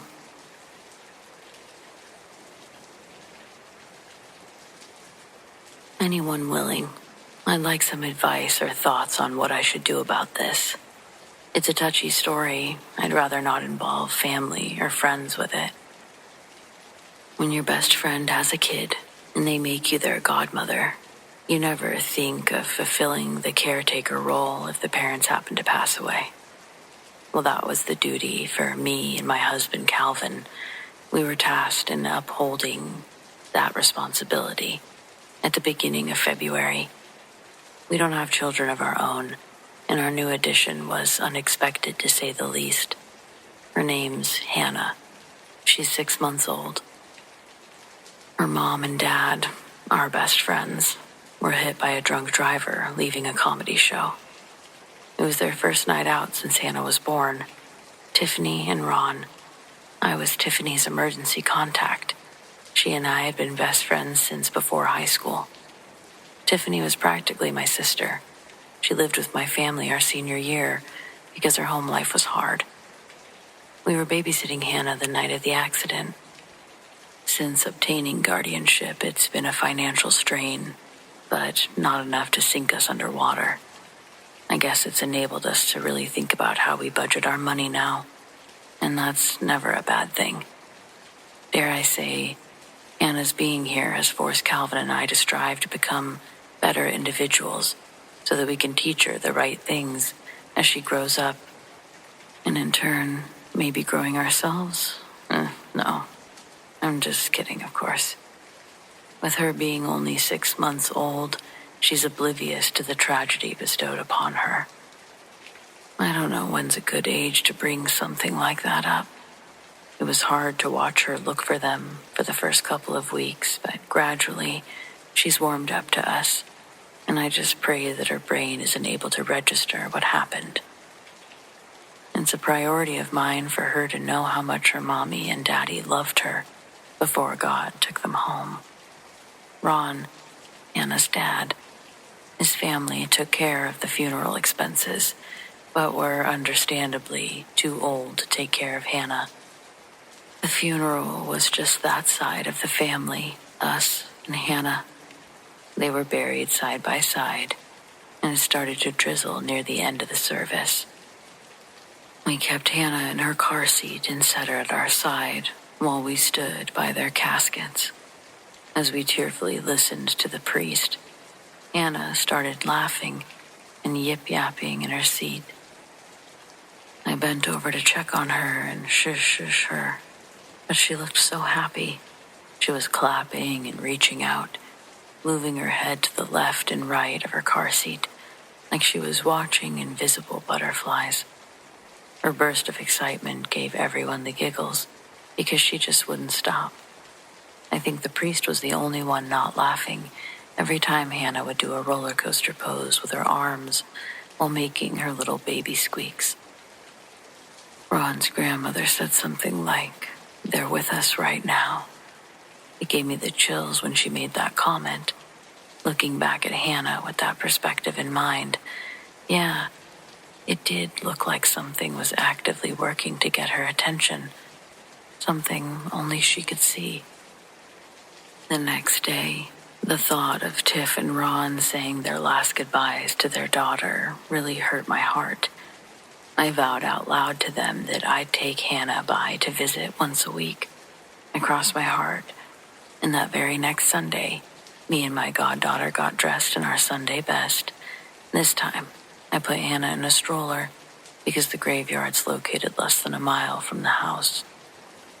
It gave me a chance to try my hand at being a certified stroller operator. By the time we got to the gates of the graveyard, I was practically a stroller pro. I could get the thing up curbs, hairpin turns, and through gravelly areas, no problem. Getting to the graveyard was not the trouble I thought it would be. It actually gave me more faith in doing it weekly. It was in the graveyard I started to rethink it, because this time, for some reason, Hannah was not having a good time. I wasn't expecting her to put on an adorable baby show every time we went there, but when I say polar opposite reaction, I mean night and day. This time, as we got close to Tiff and Ron's grave, Hannah started to get visibly scared, crying, with her hands bunched up close, squirming, pushing her body as far back as she could get, like a snake was snapping at her. When we got to the tombstones, I pulled her out of the stroller to try to console and check to see if she was okay. She was going on enough that I started to think a bee had gotten her, or that she was laying on a toy. Pulling her out of the stroller only made her freak out more. She was desperately trying to crawl out of my hands to get away. She became so out of control. I almost dropped her. Feeling myself lose hold, I put her back in the stroller bed, and I apologized to her mom and dad, promising that she's taken care of, that she doesn't act like that. Her distressing behavior almost sent me into a full panic attack. My heartbeat was thumping in my ears, and my nose got really sweaty. Then the handles of the stroller started to shake in my hands. I didn't know if I'd done it unconsciously or if an outside force had nudged it, but I could hear the hard wheels click on the ground after it was lifted off balance. It would have tipped over if I hadn't grabbed it so firmly. I couldn't escape the uncomfortable feeling that lingered in the graveyard. I had to take us out of there. As we left, it felt like I'd stepped out from a heavier gravity. Hannah also stopped fussing the moment we left, like complete silence the whole way back. When we did get home, I reached in to pull Hannah out of the stroller, and there was a rose lying on her chest. Maybe this sounds nice, but the stem was filled with the sharpest thorns I'd ever seen on a plant. They'd gotten stuck in her blanket. I had to work carefully to take it out without poking myself. During our walk home, I checked on her multiple times. Visual contact. The rose wasn't there until we got home. Not wanting to bring the creepy flower inside, I left it in the front yard, but I should have known that Calvin would grab it. When he came home that evening, the first thing he said was, "Honey, look what I found." Making a grand entrance, he has the rose in his mouth like a flamingo dancer. When I see him smiling with it between his teeth, I know he was trying to be romantic, but I screamed, "No, Calvin, get that out of your mouth." He pulls it from his bite real quick, asking, What? And when I start to tell him why the rose is a no-no, his bottom lip begins pouring blood down his chin. He had a razor-thin cut from the thorn on the stem. It had to have been a deep cut, though, because it had bled consistently and was hard for Calvin to clot. When he was done clearing the blood out of his mouth, he told me that the rose was perfectly fine, that he'd picked it up. There were no thorns. He wasn't sure how that happened, and neither was I. It's been over a month since our visit to the graveyard. Every day I feel a little more guilty for not bringing Hannah by to visit. But, and I don't want to say this out loud to other people, but there's something bad at that graveyard. Maybe not Tiffany and Ron's plot, but maybe it's a specific spirit that's hanging around there. I don't know. I don't know what to do about my godmother obligations, taking Hannah to visit. What would you do here? Can't really ask my friends because how morbid and insensitive does this all sound? I'm asking for reals. Is this insensitive? Am I protecting Hannah or acting like a chicken? Weigh in on this because I might take an extreme alternative route. Take Hannah to a completely different graveyard in a different part of town and point to 2 different graves and say, "Yep, there's your mom and dad. Good old George and Linda." I'm not even trying to make morbid jokes. Just genuinely curious. What would you do?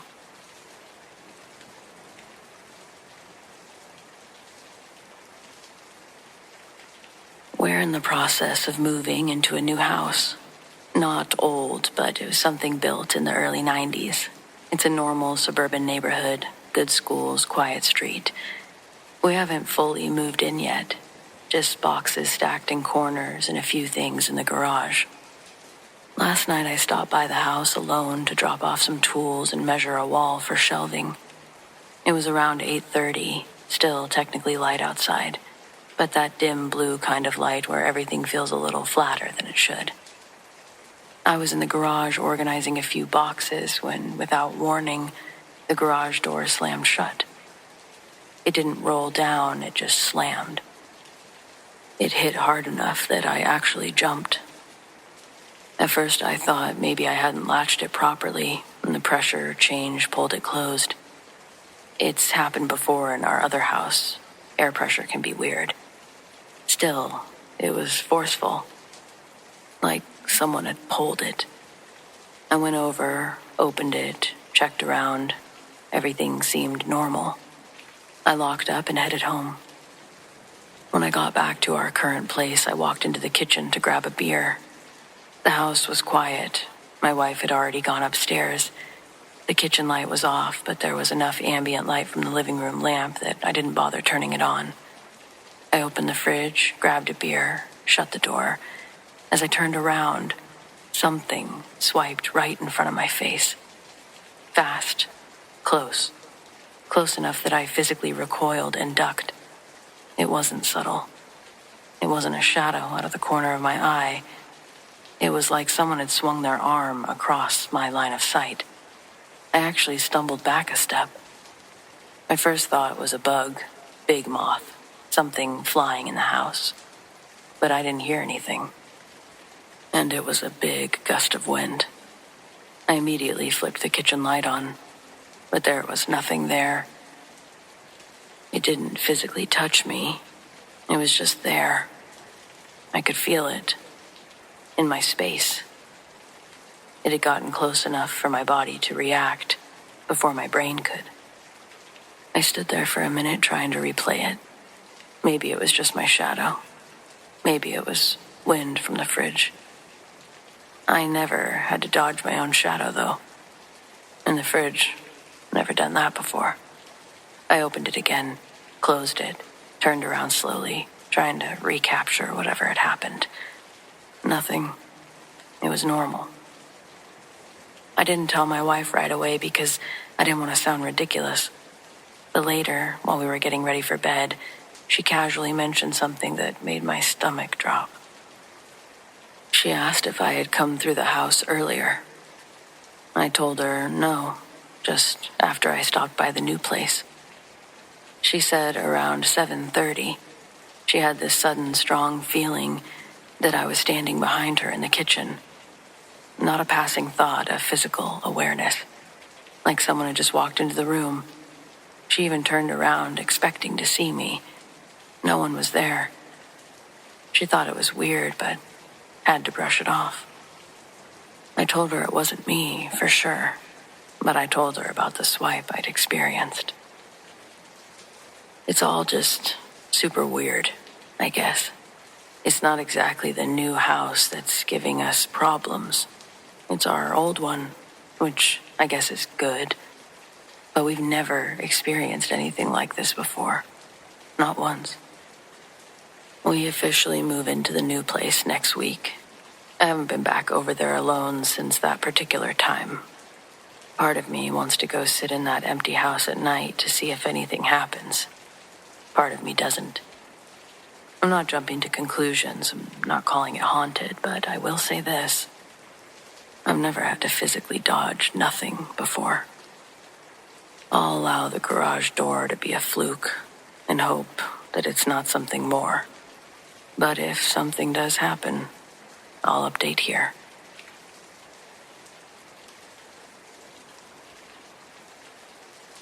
So my son is 8 and has been seeing these energy shadow beings. He called them demons at first because they were ugly. No one looking exactly the same. But they're not harming him, more so helping him. He says they watch him when he sleeps.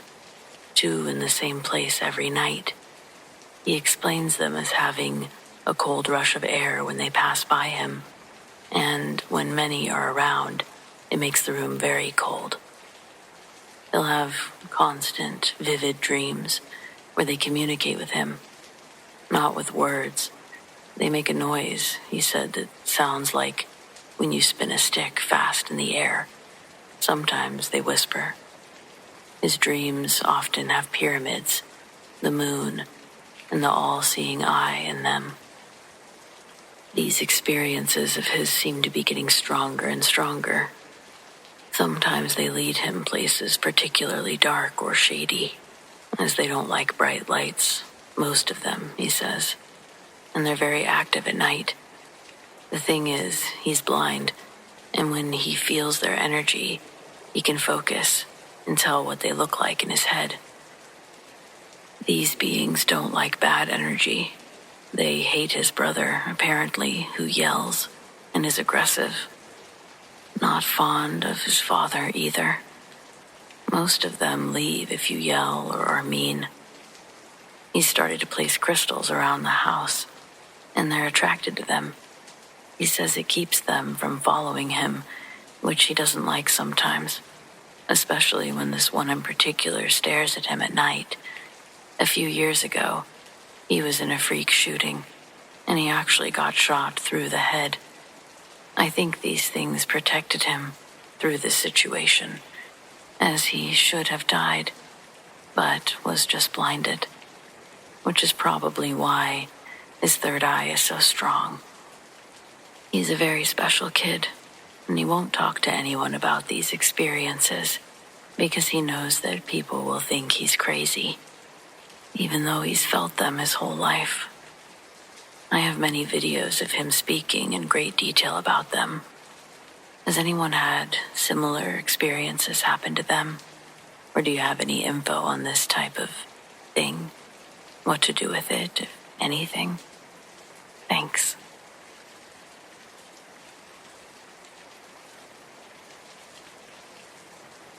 You get to a certain age and you figure out what you like. For me, it's high up places and quiet work. That's why when I retired from teaching high school shop, I took the volunteer gig with the Forest Service. I spent summers in a lookout tower on the spine of the Cascades, a little glass box 80 feet up, just me and the wideband radio. The silence up there isn't really silence. It's a texture of its own. It's the hum of the transformer, the rattle of the glass when the wind hits, the distant, steady rush of a stream 10 miles down the valley, and beneath all that, the radio static, a soft, low hiss that you don't hear, you just feel it in your teeth. That hiss is the baseline of the world, and I grew to love it. My job was to monitor emergency channels mostly. You listen for the distress codes, for the hikers who went off trail, but mostly you listen to nothing. Hours and days of the earth breathing, broken up by the occasional call from another lookout or a grumpy park ranger down in the valley. This one night, maybe halfway through July, the air felt thick and still. The kind of night where the stars are so bright that you feel that you could reach out and pluck them. I was half dozing in my chair, with my heavy foam headphones on, just basking in the hiss, when something broke it. It wasn't a human voice, not with a distress call, but with a song. It was like a little girl's voice, clear as spring water, singing a very old nursery rhyme, one about a willow branch and a silver needle. It sounded incredibly close, almost in the room with me, which was impossible. I was locked in, 30 miles from the nearest paved road. I snapped awake, reaching for the mic. Forest Service Lookout 47, I have an unsecured channel. Identify yourself, please. The singing didn't stop. It just kept going. Sweet, simple, filling my head. Then the second voice cut in. It was low, guttural, and so deep it felt less like a sound and more like a vibration passing through the bone. It was singing the exact same melody, though. It was completely off-key, warped, somehow backwards even. The two voices layered over each other, the sweet, clear child, and this wet, throaty sound that was wrong in every measure. The combined noise made the static scream, like the radio waves themselves were protesting the sound. I realized with a crushing, sickening certainty that the noise wasn't coming from the airwaves. It was being channeled through the headset, not by it. It was something in the woods, or maybe beneath them, using the equipment to gain access to my head. My hands flew up to rip the headset off, but I was too slow. Right as my fingers touched the foam, the little girl's voice stopped abruptly. The deep, rumbling voice stopped with her. And the silence that followed wasn't the natural silence I love. It was an echoing, held breath kind of silence. Then, crystal clear, right in the dead air of the empty channel, the little girl's voice said a simple, 3-word phrase. Not a question or a threat, just an observation. It's quiet now. I flung the headset across the room. It clattered against the far wall, sending a fresh burst of static across the cabin. I spent the rest of the night with my back wedged against the stove, listening to the glass rattle, waiting for the morning light to paint the trees. I never mentioned it in the log. I told the ranger that my radio had been acting up and that the unit needed maintenance. They replaced the whole system the next week. But when I'm driving down an empty road, alone sometimes, if I turn off my own car radio, I hear that brief, held breath silence before the engine noise comes back. I remember that little voice in the silence that was out there. It's quiet now.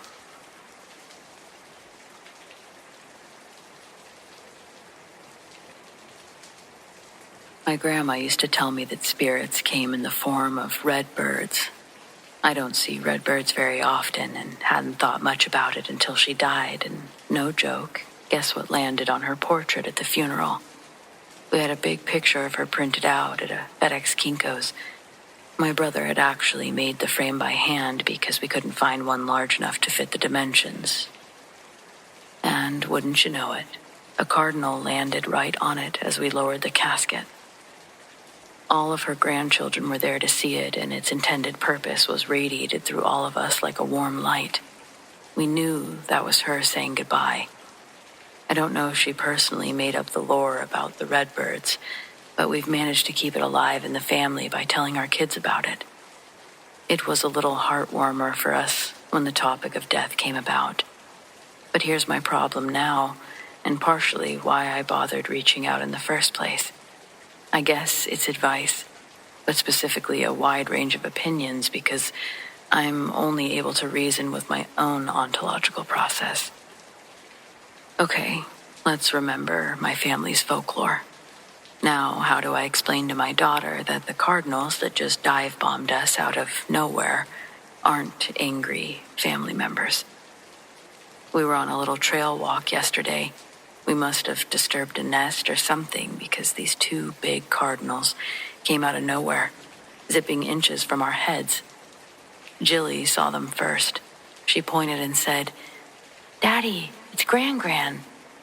I look up to where she'd pointed, and sure enough, there's a big old cardinal sitting in the tree, staring down at us.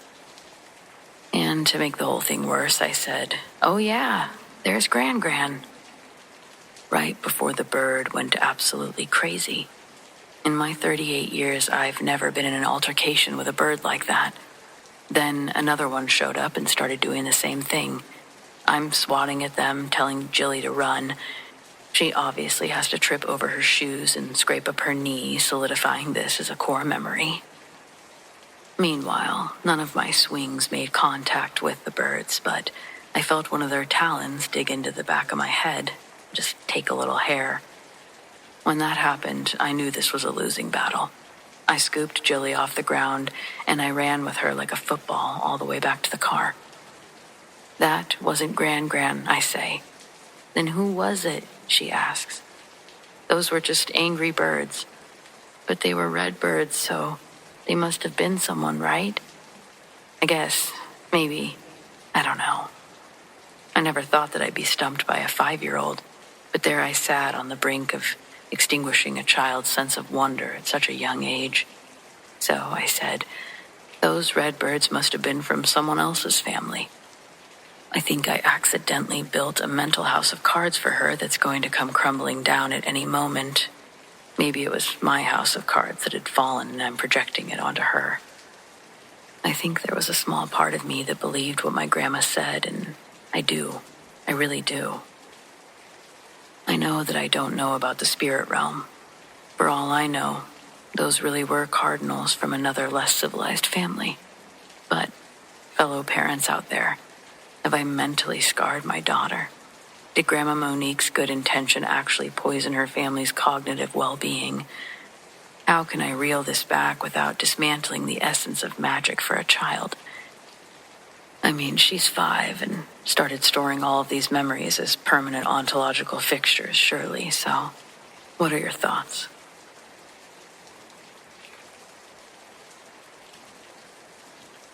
I've never liked sleeping away from home. Even as a kid, sleepovers gave me anxiety, like I was stranded on the wrong side of town.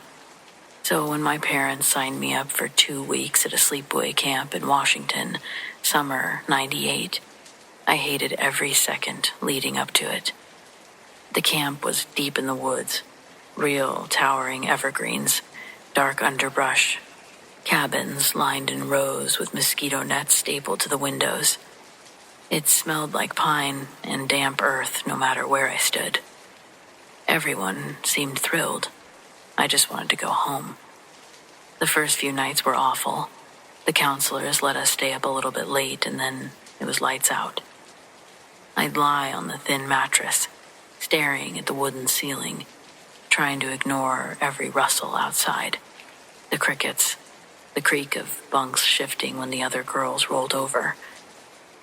I was the only one awake, hours later, straining to hear my parents' car pulling up to rescue me, though I knew it wasn't likely.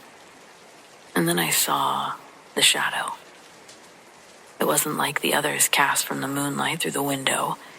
It had shape. It stood in the corner near the cabin door, taller than any adult I knew, shoulders bent forward. It didn't move, didn't flicker like shadows do when headlights sweep past. It just stood there. I thought maybe I should scream for the counselor, but my throat locked.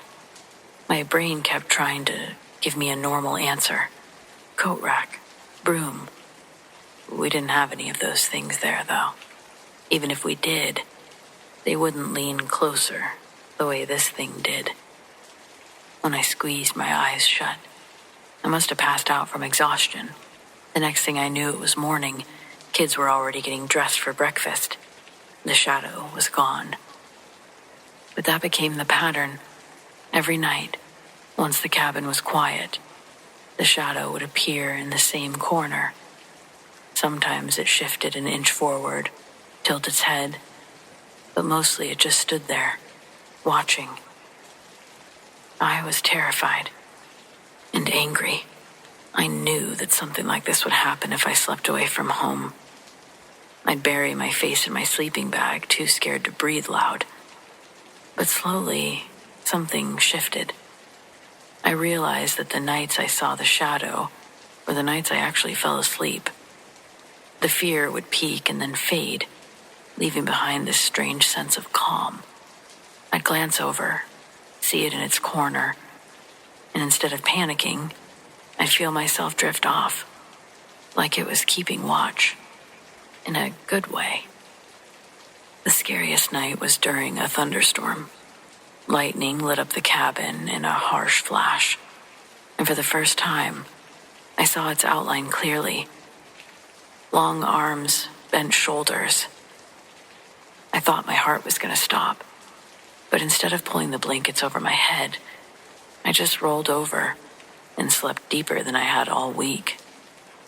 By the time camp ended, I wasn't dreading nights anymore. I still never told anyone about it.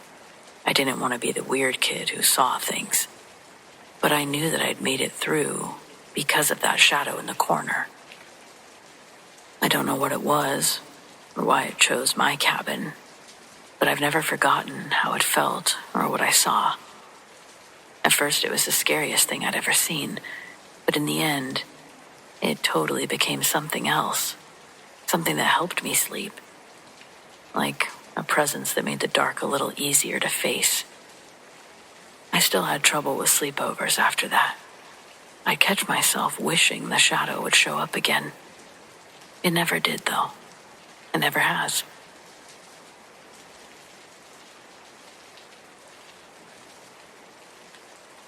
This was a while ago, when I was still in college. A group of us went camping one weekend in the middle of nowhere. It wasn't an official campsite, just a clearing near a creek that we'd found by following an old trail. We'd set up 2 tents, built a fire, and spent the night drinking beer, trying to scare each other with stupid stories. Eventually, most of the group had gone to sleep. There were 4 of us total, and I remember one of my friends, Ethan, had turned in early because he had a headache. He was out cold in the tent while me and the other 2 sat by the fire. That's when I heard Ethan's voice. It was calling my name. Not from the tent, though. From the woods. It came from deep enough that it made me freeze. I looked over at the other 2 to see if they'd heard it too, and both of them had their heads up, listening. Then we heard it again, clear as day. "Hey, Curtis, come here." In unison, we all stood up. One of my friends shouted back, asking if he was okay, but the voice just kept calling, sounding farther away. The thing is, it was identical to Ethan's voice. Definitely his voice, saying my name. I started to panic a little, thinking maybe he'd sleepwalked out of his tent and we didn't notice, though I couldn't figure out why he'd be yelling for us to come out there if that was the case. I grabbed a flashlight and went straight to his tent, unzipped it, pointed the light inside, and there he was, out cold, wrapped in his sleeping bag, breathing steady. He hadn't moved an inch. I stood there for a long moment listening, and from the trees, I swear I heard one last faint call, like it was moving even further away, but was still there. Obviously, I didn't go after it. None of us did. We packed up and left first thing the next morning. Ethan thought that we were messing with him when we told him what had happened. But I know what I heard. Well, we all do. Probably the most unsettling part was that I heard my name being called, but later the others admitted that they'd each heard their own name being called.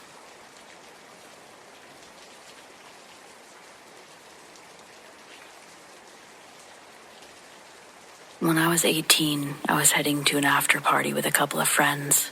It was around 2 a.m. It was a weird dead zone of the night where everything feels a little bit off. It's too empty. The roads being particularly empty. No cars, no people, just long stretches of nothing. We were driving through this semi-rural area, and we passed this gas station that had clearly been closed for hours. The windows were dark, the sign was off, and the place just had that shut-down tight vibe. But one single light, just one, was still glowing above the pumps, and under it, an old woman. Like, very old, easily 80s or 90s. But what really got me was what she was wearing. It looked like a Victorian nightgown, full length, pale, almost glowing in the harsh pump light. There was no jacket or purse, just her, standing there alone, barefoot, I think. She wasn't moving. She was just staring, straight ahead. Not at us or the station, just out into the void. We all saw her. Everyone in the car went dead silent. No car in sight, no bus stop nearby, and no way in hell that she walked there from anywhere. We were miles from the nearest neighborhood or store. It wasn't just weird, it was wrong. We slowed down a little, not enough to stop. None of us were trying to die that night, but enough to get a good look. She didn't flinch, didn't look at us, didn't seem aware of us at all. Just this fragile, ancient-looking woman standing perfectly still under a single flickering light at a shut-down station, looking like she'd stepped out of a dream or a funeral. It was weird. The rest of the drive was whatever. We got to the party and tried to brush it off, but it stuck with us. It felt like we'd seen something we weren't supposed to see. A few hours later, we left. Same road, same route. The gas station was dark, and the woman was gone. No indication that she was ever there, other than the fact that we saw her. We even pulled in for a second just to look. No one. No shoe prints, no sign of anyone. We've never figured it out. No missing person reports, no stories in the news. Just a moment burned into our brains that none of us can explain. I don't claim to know what we saw. It could have just been some old lady, but I don't think so. Whatever she was, I don't think it's a ride that she was looking for.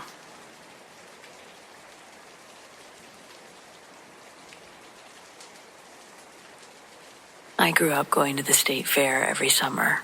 It was our family's tradition. Funnel cakes, rides, livestock barns, all of it. Even as I got older, I kept going. Some years with friends, some years by myself. The year that this happened, my grandfather had just passed away a few months earlier. He was the one who always made sure we went, even when money was tight. I didn't feel much like celebrating, but something told me I should go anyway. I was walking near the midway, weaving through the crowd, when I caught sight of him, my grandfather. He was standing by the old Ferris wheel, in the same faded baseball cap that he always wore, watching the people go by. For a second, I thought my brain was just filling in a familiar face in the crowd, but then he turned, clear as day, and smiled at me. It wasn't a long moment, just a few seconds, but it froze me in place, and when I finally blinked, he was gone. No trace of him. I don't know what exactly I saw that day. I know it wasn't really him, but I like to think that maybe it was his way of keeping the tradition alive. One last trip to the fair together.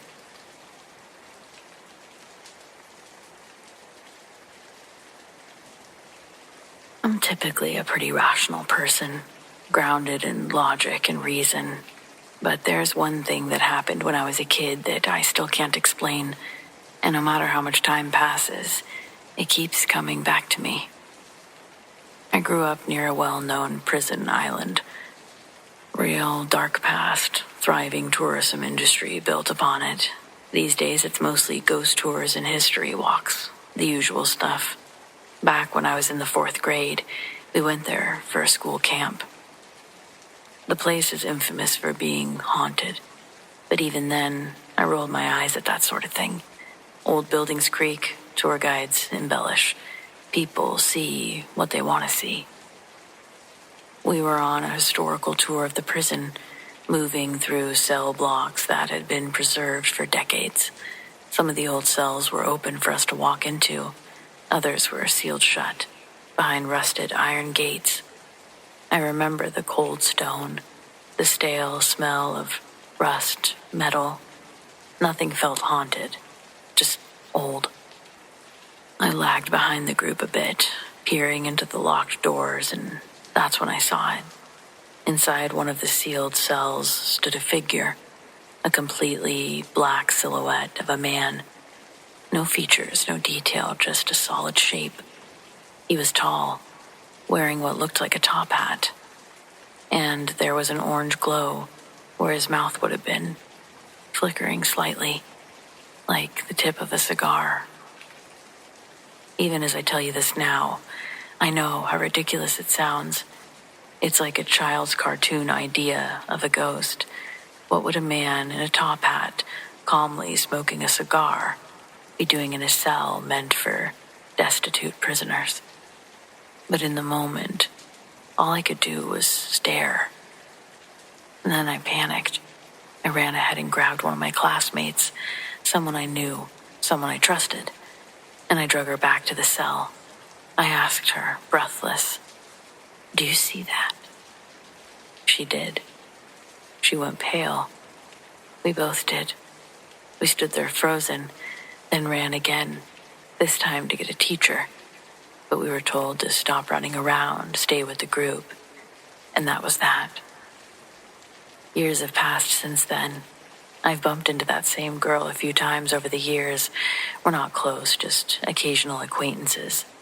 And without fail, every single time, one of us brings it up. She remembers it exactly the way I do. No embellishments, no dramatics. Just quiet certainty.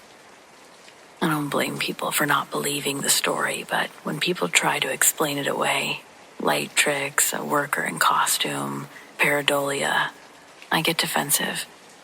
Because I know what I saw. It wasn't a blur. It wasn't a maybe. It was as real and solid as any person I've stood across from. The only explanation I've ever entertained is that maybe I hallucinated it, and she just humored me. But that doesn't sit right either. So I don't really have a satisfying conclusion, just a story that's followed me into adulthood, something I'll probably never be able to explain, and for sure never forget.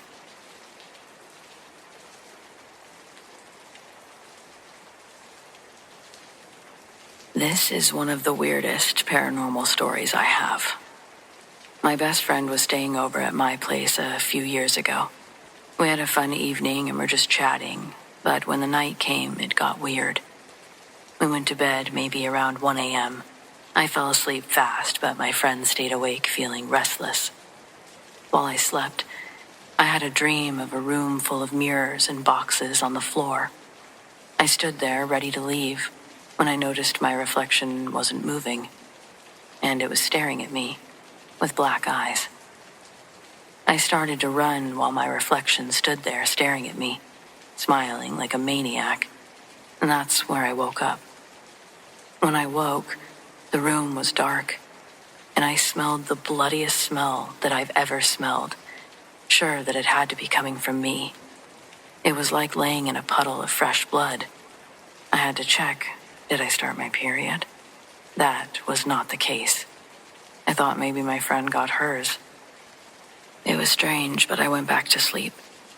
When I woke up the next morning, my friend was already up, looking tired as hell. I asked her if she started her period by chance. I told her about my dream, the night. She told me that she didn't get hers, but that she thought that I did, because she had smelled blood that night, and that she had the weirdest and scariest night. While I slept, she was awake, trying to sleep. She told me that I kept making weird noises behind her, knocking or chattering my teeth fast together in an inhuman way. She turned her head and the sound stopped. She decided to lay on her back to catch me faster if I did it again, and while laying there, closing her eyes and opening them in between trying to sleep and being awake, she suddenly saw me hanging in the ceiling, staring at her with dark eyes. On the ceiling, there were flowers hanging in ropes, and in one of them, she saw me hanged, hovering above her feet. Even when blinking, it didn't go away, not until maybe 10 seconds, and then it was just vanishing. She tried to get sleep. After a moment, she smelled blood, thinking all the same things I thought. She eventually allowed herself to fall asleep. It couldn't have been long after that when I woke up and had my experience. We had a good laugh about where our minds had been at initially, but as we checked for blood around the apartment, we got a more eerie feeling. There obviously was no blood, so what was the smell? After that incident, a weird thing happened that connected to that night. 3 days later, as I was heading home for a smoke downstairs, I threw my phone on the bed to put my jacket on. Later at night, while going through my phone, I noticed a picture. My phone had taken a picture on its own while I was putting on my jacket. It looked like I had hanged myself from a rope on the ceiling. Blurry face, black eyes. I saved that phone for a long time, but it hasn't turned on for years.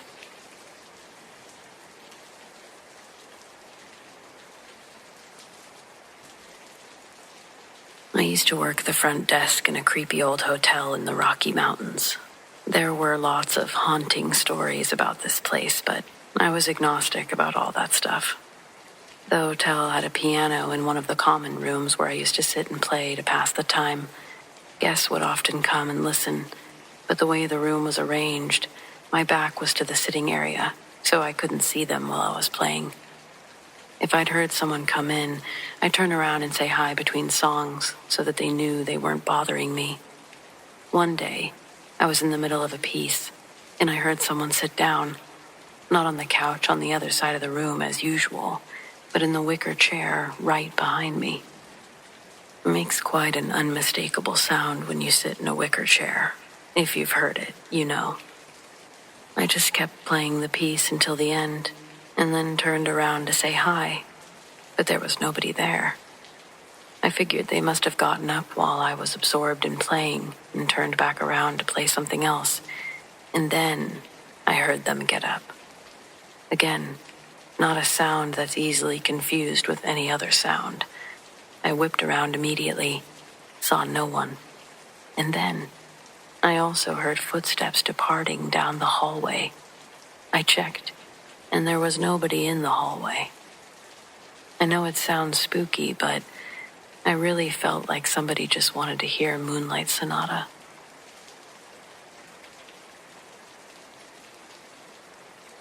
I used to work in a theater with a ghost. It was the ghost of a young girl who lived in the attic space where costumes were stored.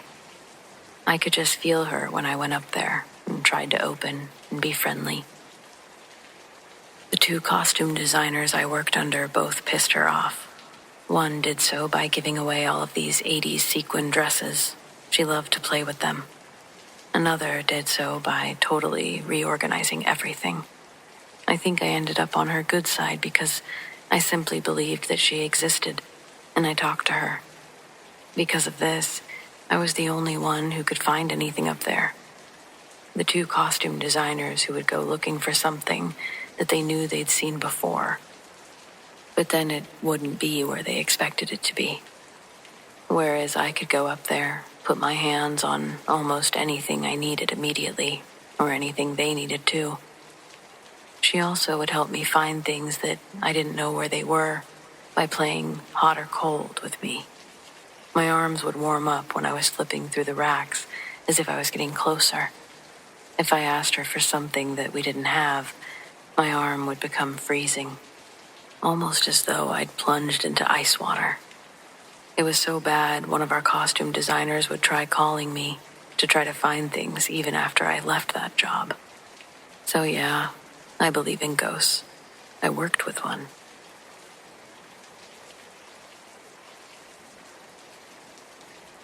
When I was in middle school, my family bought a new house in a developing neighborhood. Basically, we were the first family to buy a lot and build a house in this particular development. And we would remain the only residents in the area for a solid 4 years. Well, after living there for about a year, the developer started to build the remaining 3 houses in this area. So lots 2 through 4 were no longer spaces of open grass that we just sort of pretended were our own. They were building sites, and soon 3 fully built homes. So I preface this story in this way to showcase that these homes were for sure not haunted. Not in the traditional sense, not in the way I understood hauntings to be.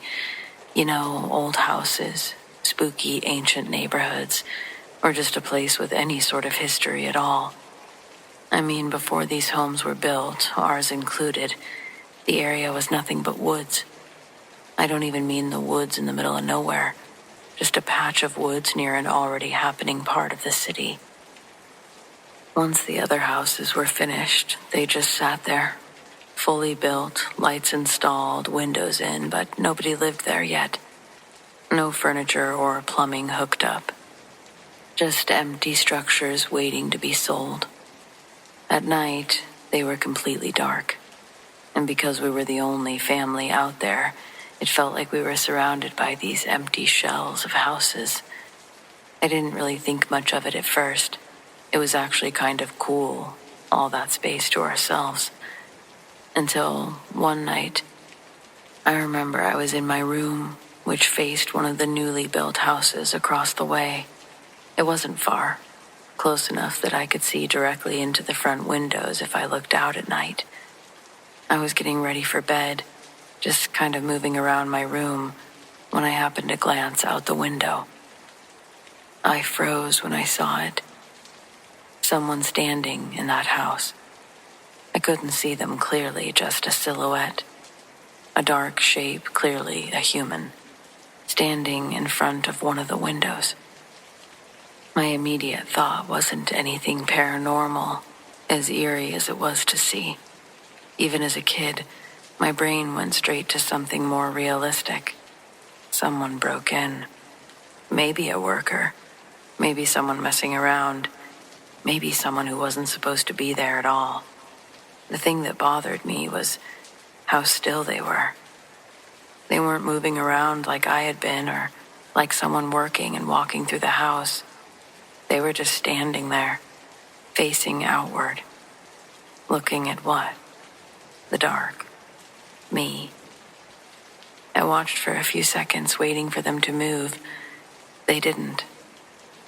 That's when I told my parents. I remember explaining it kind of casually at first, like, "Hey, I think someone's in that house." My dad looked out the window, but by the time he checked, there was nothing there. Just an empty, dark house. He kind of brushed it off. Said it was probably a trick of the light. Maybe I saw a reflection of myself. Honestly, that made enough sense for me, at least at the time, so I let it go. But later that night, things changed. I was already in bed when I heard my parents moving around downstairs. Not unusual, but there was a tone to it, a little more alert than normal. Then I heard my dad call my mom over. He wasn't being real loud, but he was serious. I got up and quietly stepped into the hallway, just enough to see down toward the living room. My dad was standing at the window, looking at the same house. And even from where I stood, I could tell by the way he was holding himself. He saw something. I came downstairs slowly, and that's when he said, "There's someone in there." Same thing that I'd seen earlier. A silhouette in the window, standing still. At that point, it stopped feeling like imagination entirely, because now it wasn't just me. My dad immediately went into problem-solving mode. Those houses didn't have plumbing yet, no utilities running. They weren't supposed to have anyone inside. But realistically, there were reasons that someone could be there. Workers, security, trespassing.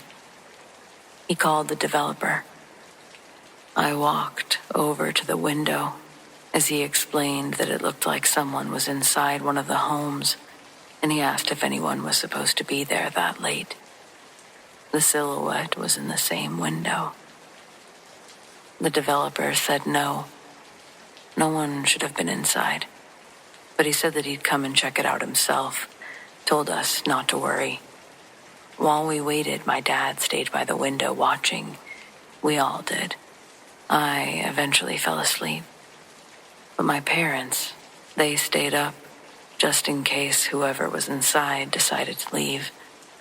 Because if someone walked out of that house, he would have seen them immediately.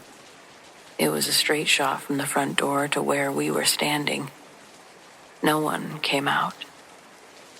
By the time I woke up again, the silhouette wasn't visible anymore. But my dad said he never saw anyone leave that house. It was about 40 minutes later that the developer showed up. He went straight into the house. We watched him from our window as he walked through the front door and disappeared inside. A few minutes passed. Then he came back out. He looked off. Not panicked, but definitely unsettled. When he walked over to talk to my dad, he pulled him aside. He said that he didn't find anyone inside. But then he added something loud enough that it stuck with all of us. He said when he first walked in, it felt like someone had been there. Like he'd interrupted something, a conversation. As he stepped into the house, he could have sworn that he heard a quiet shh sound right in front of him, close enough to make him stop walking. It freaked him out enough that he didn't bother searching the whole house thoroughly. He called the police while he was inside. When they arrived, they went through the entire place, room by room, even the other homes. Nothing. No one inside. No signs of forced entry. No indication that anyone had been there at all until they entered. After that night, everything went back to normal, I guess. No more silhouettes. No more movement. And I remember eventually all 3 houses sold. Families moved in. Life in the neighborhood picked up and it stopped feeling so isolated. But not long after one of the families moved into that particular house, they made a casual comment to my parents one day, something along the lines of, "Hey, this might sound weird, but have you guys ever noticed anything strange about the house before we moved in?"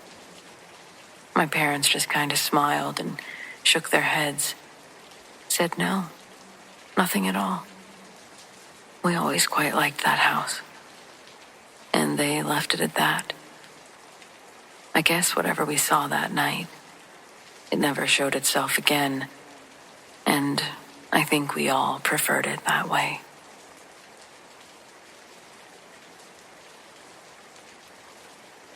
Dear Mom Squad, I do seek advice, but I'm keeping this anonymous, for reasons I hope are obvious or at least understood. My daughter, who we'll call Allie, is about to turn 13. Yikes. A little over a month ago, she really started grilling me about how she managed to get a set of scars, 2 distinct lines stretching from her left shoulder to the middle of her neck, with no recollection of it. For years, whenever she'd look at them in the mirror and ask, I would remind her that she'd fallen off a horse and gotten a concussion when she was 6. Thankfully, the brush she tumbled into was easy on her bones, but the thorns weren't so nice to her skin. 7 years later, she's looking through a more investigative lens and starting to ask real questions while understanding the world around her. I do my best to answer truthfully.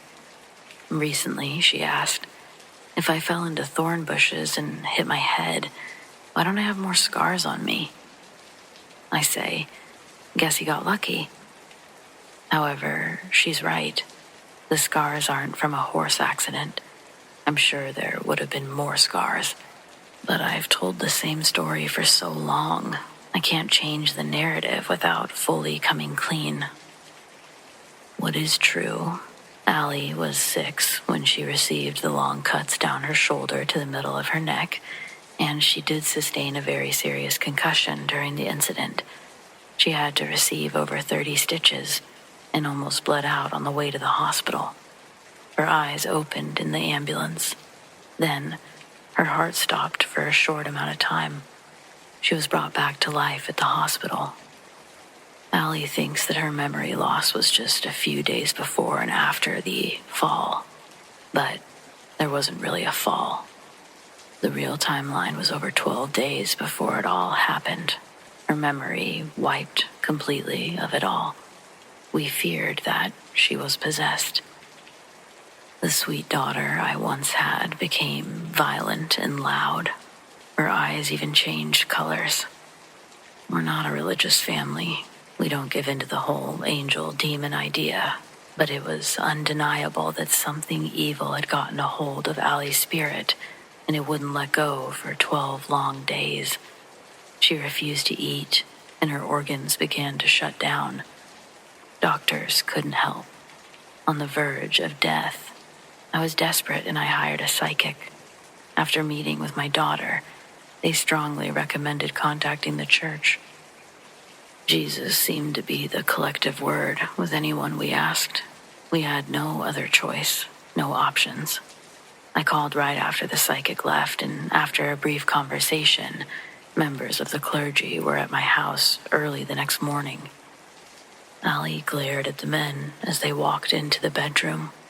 I'll never forget that look. It was almost as if the demon was punishing me for bringing them in.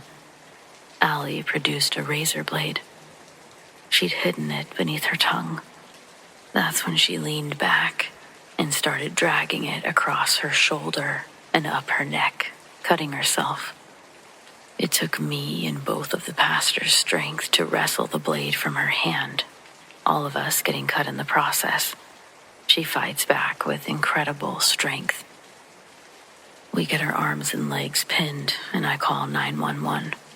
While the pastors are holding her down, she starts banging the back of her head off of the ground until she knocks herself unconscious. Her eyes opened in the ambulance, but they eventually closed after she was sedated. Allie would spend 3 days in a coma. When she woke up, the color of her eyes were back to normal. She was confused, and that's when I learned that her last memory was from over 12 days ago. At first, she was scared, didn't know why she was hooked up to all the IVs. I quickly made up the story about the horse, and it seemed to work. She had horseback riding lessons every Tuesday, so it wasn't so far-fetched at the time. I didn't know what else to do. I still don't. I'm afraid talking about it might stir everything up again. Is this something that I should tell my daughter? Would you? The priest didn't even have a chance to bless the place before emergency services were called. But I believe the demon left her body when her heart stopped. I don't want her to have to think about that. I don't want to tell her I don't know when she asks if it could happen again. What do I do? I guess when it comes down to it, what's going to traumatize my daughter less? Lying to her and possibly building a bridge of distrust in our communication, or the latter? I don't know. It really feels like a secret I could take to my grave. But, Mom Squad, it takes a village, and I'm in need of guidance. Thank you.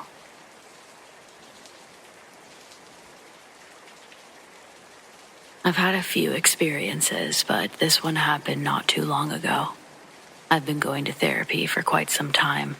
At this point, I'd been with my current therapist for maybe 2 years. I was making progress and was really impressed with how much she'd been able to help me. She had 2 young kids who would come to her office on days when there was no school. There was a playroom set up across from her office. Usually a nanny would accompany the kids. There was never any disruption to our sessions, even though the children were young. I was almost as impressed by that as I was by her obvious skills. This day, she came in with her 2 kids and started upstairs. A much older woman was between her and her kids. I thought that she must have gotten a new nanny. She told me to come up and we settled in for our session, except I had an overwhelming feeling of sadness. I asked her if she was okay. She told me that she was, but, of course, she would say that because she has boundaries. I was looking past her at the closet with a dark wooden door when the strangest thing happened. The older woman that I'd seen behind her kids sort of materialized into the wood grain and then stepped forward behind my therapist. She put her hand on her shoulder.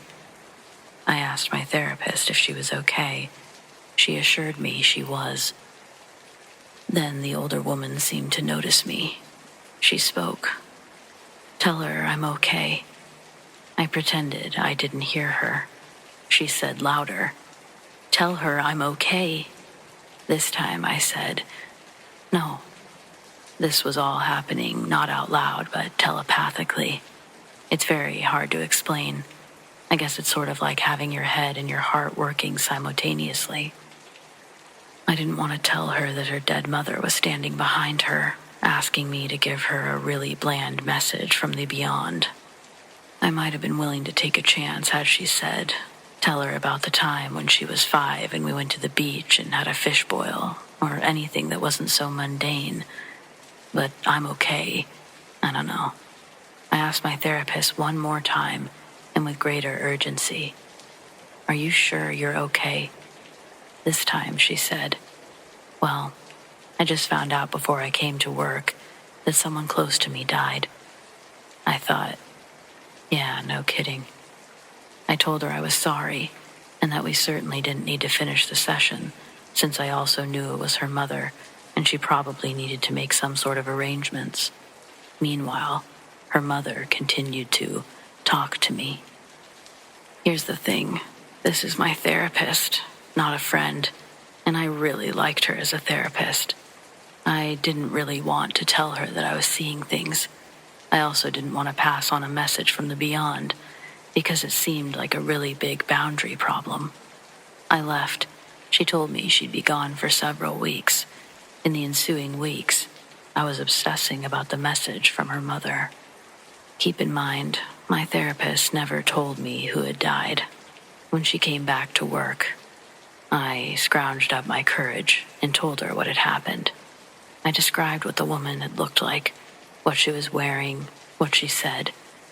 I told her I knew it was a pretty bland message, but I had to tell her because I couldn't quit hearing it, and I had to say it out loud to her. She looked absolutely astonished. She told me that when her father passed, her mother would say, I just wish I knew he was okay. It had become something that she obsessed about over the years. The message, I'm okay, it meant a lot to her and her siblings. Go figure.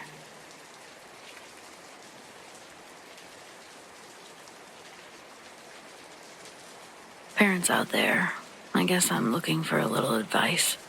My name is Maddie, my husband's name's Tyler. We're new parents, and our beautiful baby girl was born May 5th, 2023. Her name is Kinsley. She was born right on her due date, 7 pounds, 3 ounces. Her pediatrician says that she's in perfect health. If this was a health-related issue, I promise I wouldn't be asking for this kind of advice. But I guess my question for you, seasoned parents, is more of, is this normal for an 8-month-old? I originally thought she had something wrong with her vision because when me and Tyler would pick her up, she started doing this thing where her eyes wouldn't focus on us. It's like she's staring just past us. Then she gets a real scared look on her face before she starts crying. This doesn't happen every time we pick her up, though. But when it happens, Kinsley's dead set on staring at whatever her eyes are following. And in these moments, it's not us. Tyler and I would try to block her vision with our heads or put ourselves in her line of sight, but she'd start getting squirmy and really cranky, moving her neck around, trying to see past us. I did my own little eye exam, even though her pediatrician says her eyes are perfectly fine.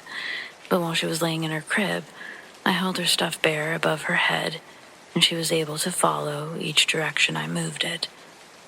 She also started getting the idea of crawling yesterday, and she did the same thing. I was sitting on the floor in the playroom. She was a few feet away, and I was patting on the carpet, making silly noises, encouraging her to crawl towards me. She's smiling. I'm smiling. She starts getting into the crawl position, and I keep patting the carpet. Then she does a weird shake like something startled her. Her head turns, and while she still maintains her crawl position, her eyes and attention are now fixated on the corner of the room. I keep patting the carpet and start softly calling her name, but nothing can get her out of this weird frozen baby trance. Even clapping my hands didn't make her flinch. At one point, her face does this thing. It starts to contort, and it's horrifying to see my baby so afraid or upset by something that I finally just get up and walk over to her, and like clockwork, crying starts. Usually she's screaming, and before I can swoop her up, she's already attempting to crawl my way. She's had this same reaction every time she's started crawling over the last couple of weeks. I know Kinsley's only 8 months old, but up until now, she'd never really been a fussy baby. She barely cried when we took her home from the hospital. That's why this sudden uptick in behavior is so alarming. Being a paranoid first-time parent, I've been taking notes for the pediatrician, but I'm embarrassed to bring her these findings when what I've compiled is basically what I've stated here. Her frozen moments of terror, they're frequent, at least once a day for the last 2 weeks. They're not long.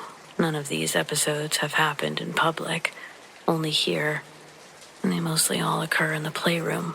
There's literally no other symptoms of this, but I don't know what could be going on. I'm honestly just trying to keep my own sanity right now, and I'm trying to find anything logical that we can grab a hold of. Tyler's convinced there's a ghost in the house. He's going off the deep end with Kinsley, especially because Kinsley seems afraid. I don't know if men can feel postpartum, but every time Kinsley has an episode, Tyler gets filled with rage and starts yelling that this is God's house. I think he's feeling like I am. We're both lost as to how we can help our baby. It's like I don't know how to turn his deductive reasoning into something that's not paranormal. I will admit, when we first moved into our home, it was probably the most stressful couple of months that we'd experienced together, until now. Kinsley had just been born then when a neighboring unit of our apartment complex had a fire. Our unit wasn't touched, but our whole floor had to be moved into temporary housing. We were placed in a duplex a few miles away, and that's where we are now. It's where we've been for months, and it's really starting to get to all of us. Tyler hates it here, and this Kinsley conspiracy is only fueling his fire. Last night, he'd shaken me awake. When I turned over to see what he wanted, Tyler was sitting upright in bed, and the baby monitor pressed up against his ear, telling me that he kept hearing whispers coming from Kinsley's room. I wasn't able to hear it, but Tyler swore that that's what he'd heard. While we were sitting in silence listening to the monitor, it makes a few glitchy buzz noises that Tyler thinks are ghosts messing with the transmitters. I suggested we change the batteries before jumping to conclusions. To make it worse, that's when we hear a sharp, loud, almost feedback noise, followed by Kinsley shrieking. Tyler was up and wheeling her crib into our room, and that's where she'll be sleeping until we figure this out. We literally just got her sleeping on her own. I'm afraid this will set her back in growth, but what else can we do? There's a lot going on, and I'm overwhelmed, but I keep telling myself, at least this isn't our home. Our home may be smaller, but it sure didn't feel like this. I don't expect someone to come here and solve all my problems, but if you have any advice on any of my list of quarrels, I'd sure appreciate it. Maybe this space is tainted somehow. If that's the case, what can we do to get it to leave our daughter alone?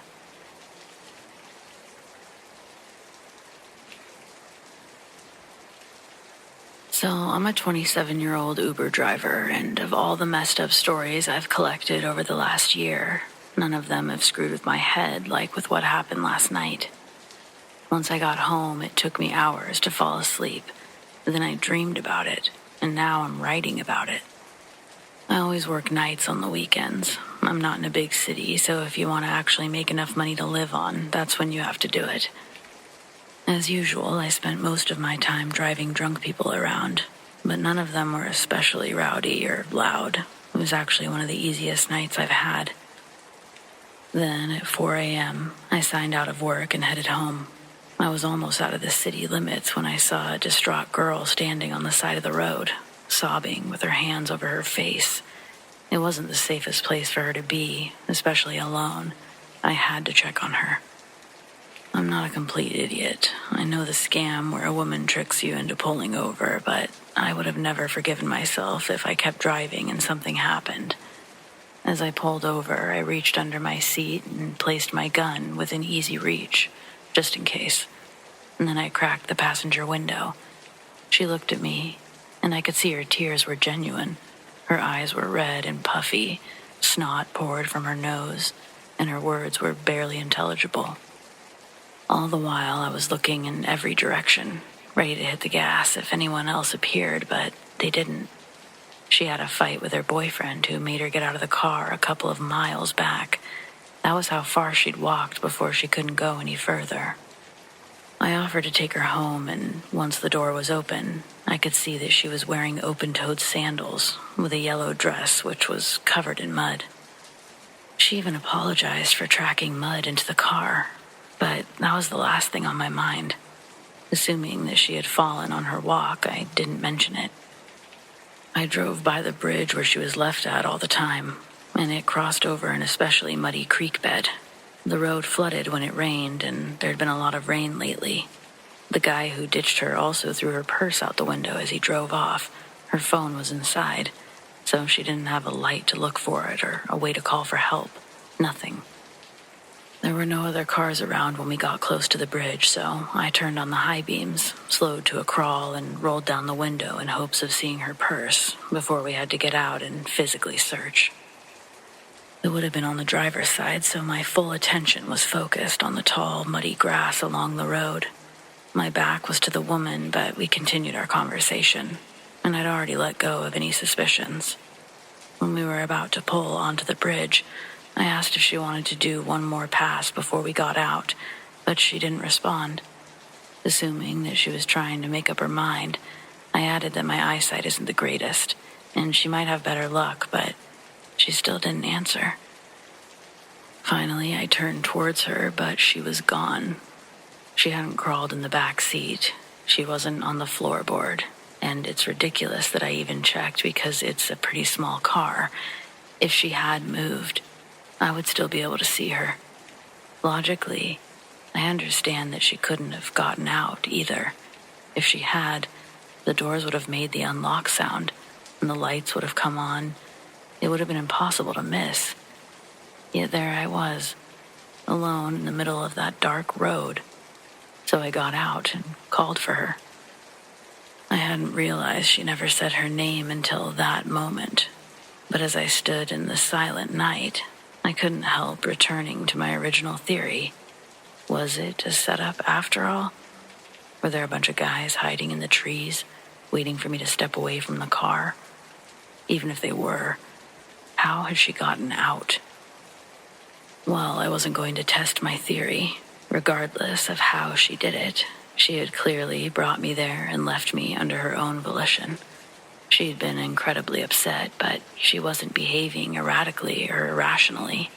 Given the circumstances, she'd made perfectly logical choices until that moment. After calling out a few more times, I quickly got back into the car and left, paying especially close attention to the tree line, but I still didn't see anyone. I replayed her disappearance the whole way home, and I came no closer to understanding what occurred. In my garage, I realized that the mud was gone too. My floorboards were clean again, as if she never existed. I genuinely began to wonder if I lost my mind. My brother thought I was on drugs, while my sister just sounded worried and asked me to get some sleep.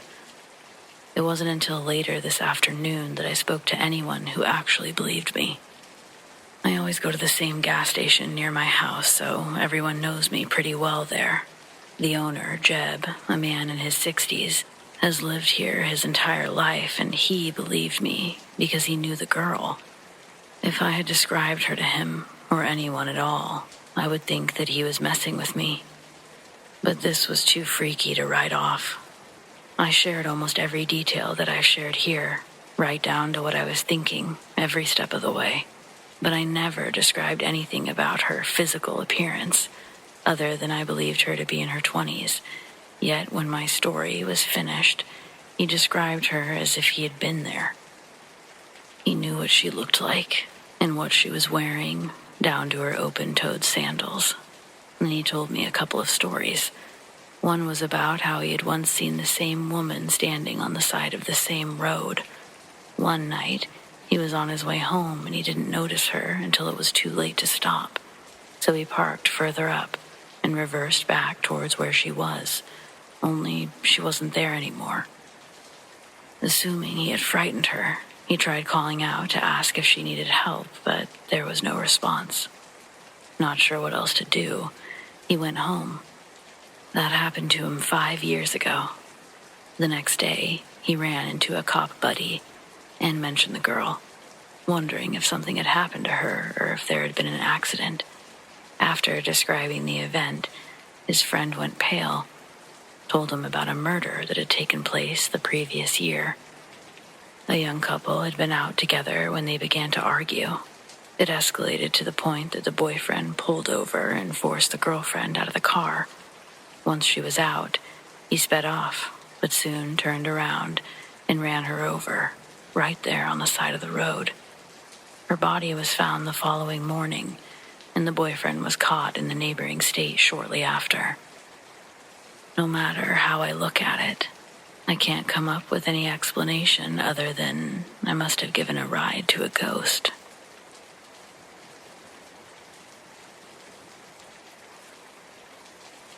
I've never told anyone about this, but I used to be terrified of the house that we moved into when I was 13.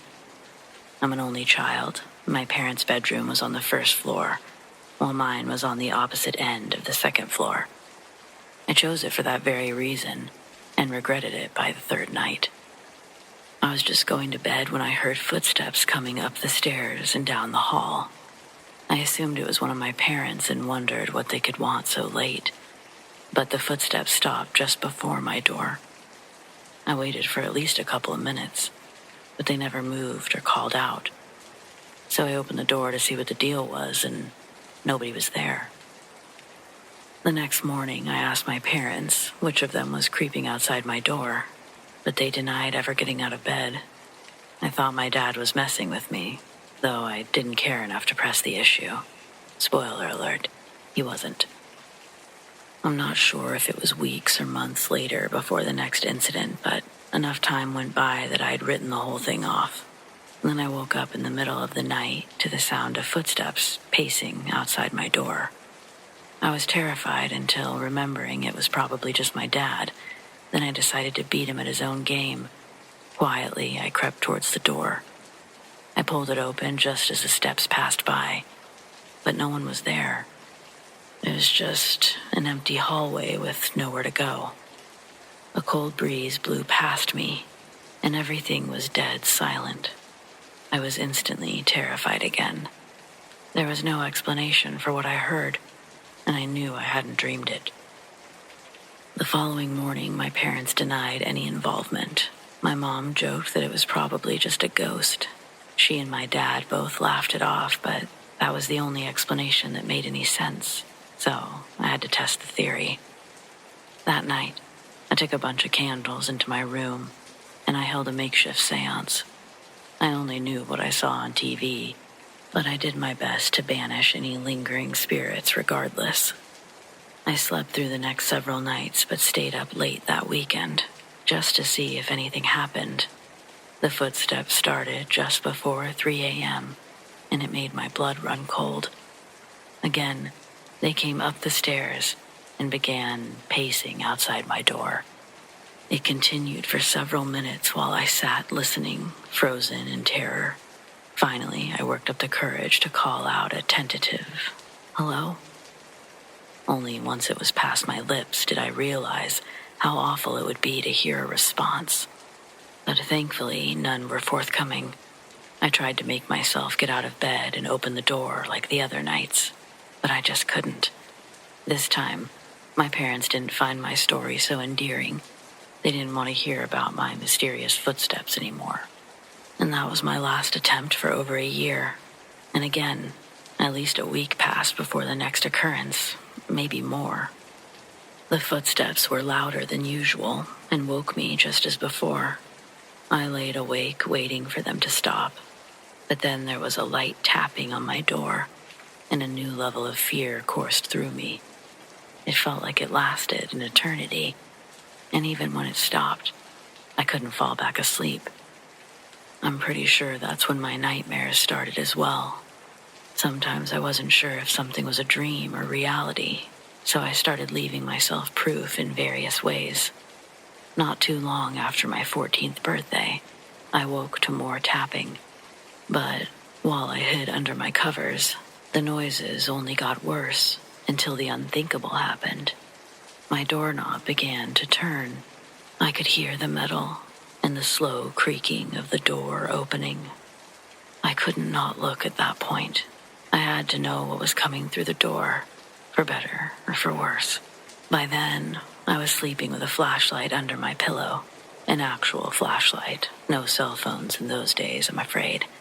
And I sat up with it in one fast, embarrassingly spasmic motion. The door was halfway open, but no one was there. No one was ever there. I got up to close my door and put my vanity stool against it, so I would know that it hadn't been a dream. I dealt with similar incidents every few weeks for the entire time that I lived in that house. The worst incident happened when I was 16, and I woke to someone sitting on the foot of my bed. I lashed out with my feet and felt them connect with somebody's body. But once I sat up, the room was empty. After that, I started sneaking downstairs to sleep on the couch full time. If my parents woke up first, I'd pretend it was an accident. Or if I'd wake up first, I'd sneak back into my room. I tried bringing it up a couple more times over the years, but once they threatened to put me in therapy, I never mentioned it again. Life got much better after I went to college. My parents moved to a brand new house while I was away, and I never saw our old place again. But a few years ago, I worked up the nerve to ask my mom about the old house, and she very casually explained that a man had killed his wife in a jealous rage before ending his own life.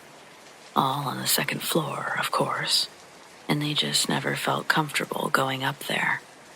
I was speechless. I'm still kind of speechless. I mean, who does that? When I got upset, I was told that we simply couldn't afford to move at the time, and they felt like telling me the truth would only make my ghost dreams worse. Not gonna lie, I'm still a little bitter about it.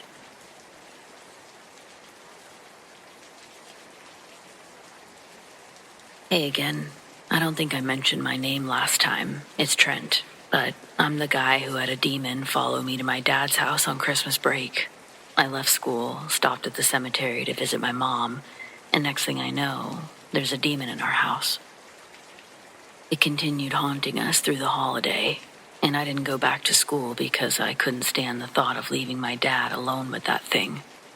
Obviously, he wasn't going to let me quit college over something like that, so I did return, and the demon came with me. I'm glad I didn't leave the burden on my dad, but the weeks since returning to school have been insane. My roommate, I'll call him Nick, was already back, and we spent the first night just catching up and playing Call of Duty. Sometime just after midnight, he commented that it suddenly got cold. Only a few seconds later, he changed his mind and said that he must have imagined it. We had the heater going, and he was sitting closer to it. So I immediately thought of the demon, but didn't say anything. We both smelled something rotten a little bit later, but it faded fast. We spent most of the next day out with friends, but that night, I woke up at 3 a.m., freezing, with a dark mass leaning over me. I tried to scream, but a shadow hand reached out and covered my face. I couldn't move, breathe, or make any noise at all. My lungs began burning, and I think I eventually passed out from the lack of oxygen. When I woke up in the morning, I was covered in sweat and had red marks on my face. I didn't want to discuss it, so I said that I must have scratched myself in my sleep. Then, Nick said that was wild because he dreamed a shadow man came into our room and tried to smother me. He wanted to help, but he was paralyzed, and that made him realize he was dreaming. So he went back to sleep while I was being suffocated. I'm not blaming him, just stating the facts. I couldn't admit everything that happened at my dad's house until the following weekend when things got even worse. Saturday morning, we woke up to the sound of a blackbird slamming into our window. I got up to look outside, and it was lying dead on the ground. It happened 5 more times over the course of the day. The smell also began appearing more often, and we were both having awful nightmares several times a week. Finally, I couldn't keep it to myself anymore. Nick was more accepting than I expected, but by then he was ready to accept almost any explanation. The next day, he invited a girl over from one of our classes because she said she was psychic. I've never believed in that sort of thing, but like him, I'm open to just about anything at this point. She came over later that night and said that she felt a dark presence the moment she came through the door. After walking around for a few minutes, she asked where I might have made contact with the entity. Once I told her it was at the cemetery, she asked if I did anything disrespectful while I was there and listed a few examples, one of which was urinating. Apparently, it doesn't matter that I stepped away from the graves, at least not as far as this demon is concerned. Next, the psychic girl wanted to know about my dreams, so I told her, and she asked if the entity possessed me in any of them. When I said no, she was really relieved, and she said that there might still be time to do a cleansing. It's not like I knew of anything else to try, so I agreed, and she brought 2 friends over the following day.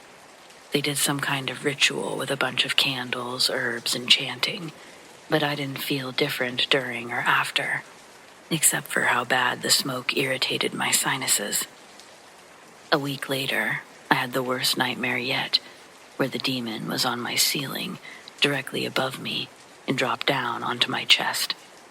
It was so heavy, I couldn't breathe at all. It felt like my ribs were going to snap like toothpicks. Meanwhile, the activity around our dorm also started getting worse. Nick had to build a model bridge for a big test grade, but it fell off the desk during the night and an entire section collapsed the same day it was due. The psychic girl talked to some more people that she knows, and now they're coming over this weekend to try something else. She said if they could learn the demon's name, they would be able to banish it, or, short of that, they could try something to trap it in a bottle or box. It all sounds pretty insane to me, but there's genuinely nothing I won't try at this point. I constantly feel like I'm losing my mind. I can't eat, I can't sleep or study. My grades are suffering. I'm always paranoid and on edge. I'm at my absolute limit. If anyone knows anything else I can try, please comment below. I truly can't keep living like this. I can't.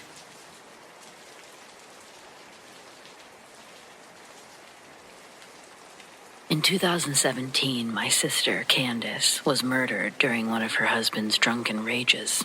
Let's call him Earl. For years, we begged her to leave him, but he was always sorry, and he always convinced her to stay. Then the inevitable happened. It happened on a Thursday night. Oh, he didn't mean to kill her. We knew that he would never do it on purpose. After all, who would cook his dinners, wash his clothes, if not Candace? But then he finally hit her one too many times, and my sister was the one who paid the price. We pay for it too. I'll always feel like we should have done more, but she's the one who will never get to see London or write a book. That's all she really wanted from life. She called me the night it happened. Earl was mad because she cooked a casserole instead of a roast. The dumbest thing. But the fight was supposed to be over by then. When we spoke, he was nodding off in his recliner, and he didn't usually get up again after that. We talked for about 20 minutes before Candace said that she was going to bed, and everything seemed fine when we said goodbye. At 1:42 a.m., I woke up to my mom calling. I thought my dad must have had a heart attack, but no, my sister was dead. A neighbor heard their fight and called the police, but they arrived too late. Earl had fractured her skull, causing her brain to bleed, and she passed away en route to the hospital. I did not handle it well. We were only 2 years apart, so we grew up as best friends. We told each other everything, did everything together, and then she was just gone. It's not much consolation given the price, but for what it's worth, Earl got life in prison. I spiraled into a deep depression. If not for my partner, I don't think I would have survived the first week. The funeral was particularly difficult. I couldn't stop crying, and I didn't want to live anymore. I couldn't eat or sleep. That night, I laid in bed trying to sob quietly so as to not wake my partner. And I thought, this sounds crazy, but I tried to summon my sister. As kids, we would say that we were as close as twins and try to summon each other with our minds. We actually convinced ourselves that it worked a few times, but we hadn't done it since we were little. I don't really know how to describe exactly what I did. I've never been so desperate for something in my life. I reached out with my very soul, and I begged the universe to let me know Candace was okay. That somewhere, somehow, in some form, she still existed. And it was that exact moment that a glowing white orb came through the wall and hovered above the foot of my bed. I thought I must have been dreaming and woke my partner. But once they saw it too, I started bawling in earnest. It was really her. She only stayed with us for a minute before floating back through the wall, and we never saw her again. But that's what allowed me to finally begin some semblance of healing.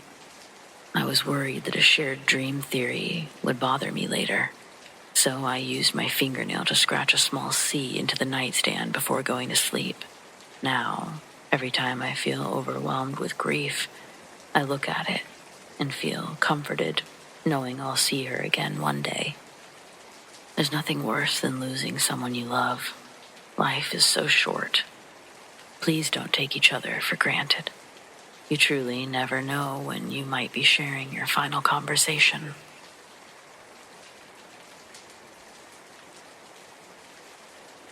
My wife and I were paying our respects to friends who lost their 16-year-old son named Justin in a car accident.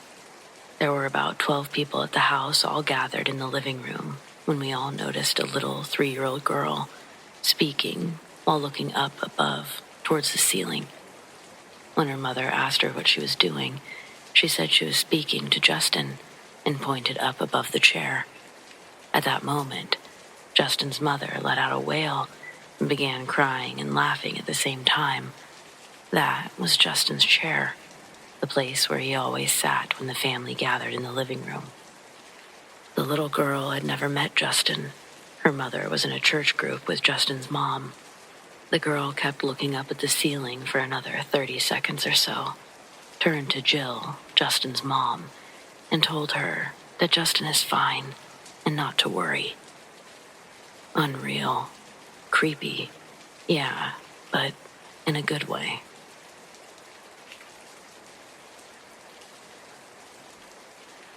At my high school, there was one building that was older than the rest. It was the smallest building on campus, and by the time I went there, it was only used for wood shop and mechanics, 2 classes I never took.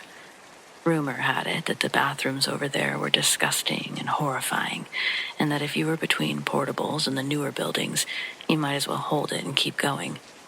Avoid at all costs was sort of the mantra. Easy enough, each building has ample bathrooms that weren't so far away from each other. It was possible. Easy enough until junior year. Junior year, my boyfriend was in mechanics, 6th period. Since I had a free period, I would visit him in that building all the time. The teachers in these areas were, for lack of a better word, more chill. They didn't care about your hall passes, if you should or shouldn't be there. They just cared that you wore safety gear while you were inside the actual shop. One day, I'd already made my way to the shop. I'd already put on the gear and realized I had to pee. I remembered the lore behind this horrific bathroom, but I figured, how bad could it be? I gave a wave to my boyfriend and headed towards the bathroom. It sat between the mechanic shop and the wood shop, tucked in the back of a hallway lined with small lockers for students to hold their belongings. The first thing I wasn't a fan of was how cold it was in there, and that the lights didn't automatically turn on like the other bathrooms. It was old, all right, but all in all, I wasn't seeing what the big deal was. Once I got the lights on, I didn't see anything that stuck out as immediately more disgusting than any other public restroom. I even felt comfortable putting my goggles on the counter. They looked clean. So I go about my business, and as I'm finishing up, I hear the sound of hard plastic bounce and hit the tile floor. followed by a couple of distinct footsteps. Naturally, I freeze because, what the fuck? I lean down as far as I can from my seated position and confirm the sound was my goggles hitting the tile, but I didn't see anything to explain the footsteps. Not gonna lie, I was creeped out, so I sped things up and got myself into a slightly less vulnerable position. As soon as I flushed the toilet, the lights went out. At first, I assumed it was a timer or something, but the more I stood there in the dark, I questioned my own logic. They weren't like the other buildings. This had to be my boyfriend fucking with me. Looking under the stall wouldn't do me any good now in the dark, so I jumped out of the bathroom stall in an attempt to scare my boyfriend or whatever other creep was inside. Nobody screamed, so I lunged for the light switch and turned the lights on, only the switch was still flipped upwards. The lights should have been on. I quickly opened the door to see if anyone else was around, but it was empty, and all the other lights in the building were on. It was quiet. Then, I heard the sound of rushing water. The sound of a toilet flushing. It scared me so much that I literally just ran out of the bathroom and towards the end of the hallway. I turned around and just stood there for a moment. I thought if someone else was there that they would walk out any second, and then I could just move on. After a couple of minutes, I figured I might as well go check it out. Grab my goggles, wash my hands, see who the fuck was in there. The first thing I noticed was the light switch was now flipped down. Maybe I did that in my panic. I couldn't remember, so I flipped them on. They did as lights should do and turned on. I grabbed my goggles and noticed that all of the stall doors were open. Before washing my hands, I thought, let's just see if maybe one of these toilets is an automatic flush. I can accept faulty wiring or poor plumbing. Except not. They were all the same toilet. The bathroom was old, and for all I knew, these were the original toilets. Nothing automatic or fancy about them. Washing my hands, I was still trying to run through any and all possibilities in my head. I decided that I would stay in there for a moment, see if the lights did the same thing. I walked into the same stall and sat there for a while. I got my phone out and set a timer for 5 minutes. I knew that was far too long, but figured it was better safe than sorry.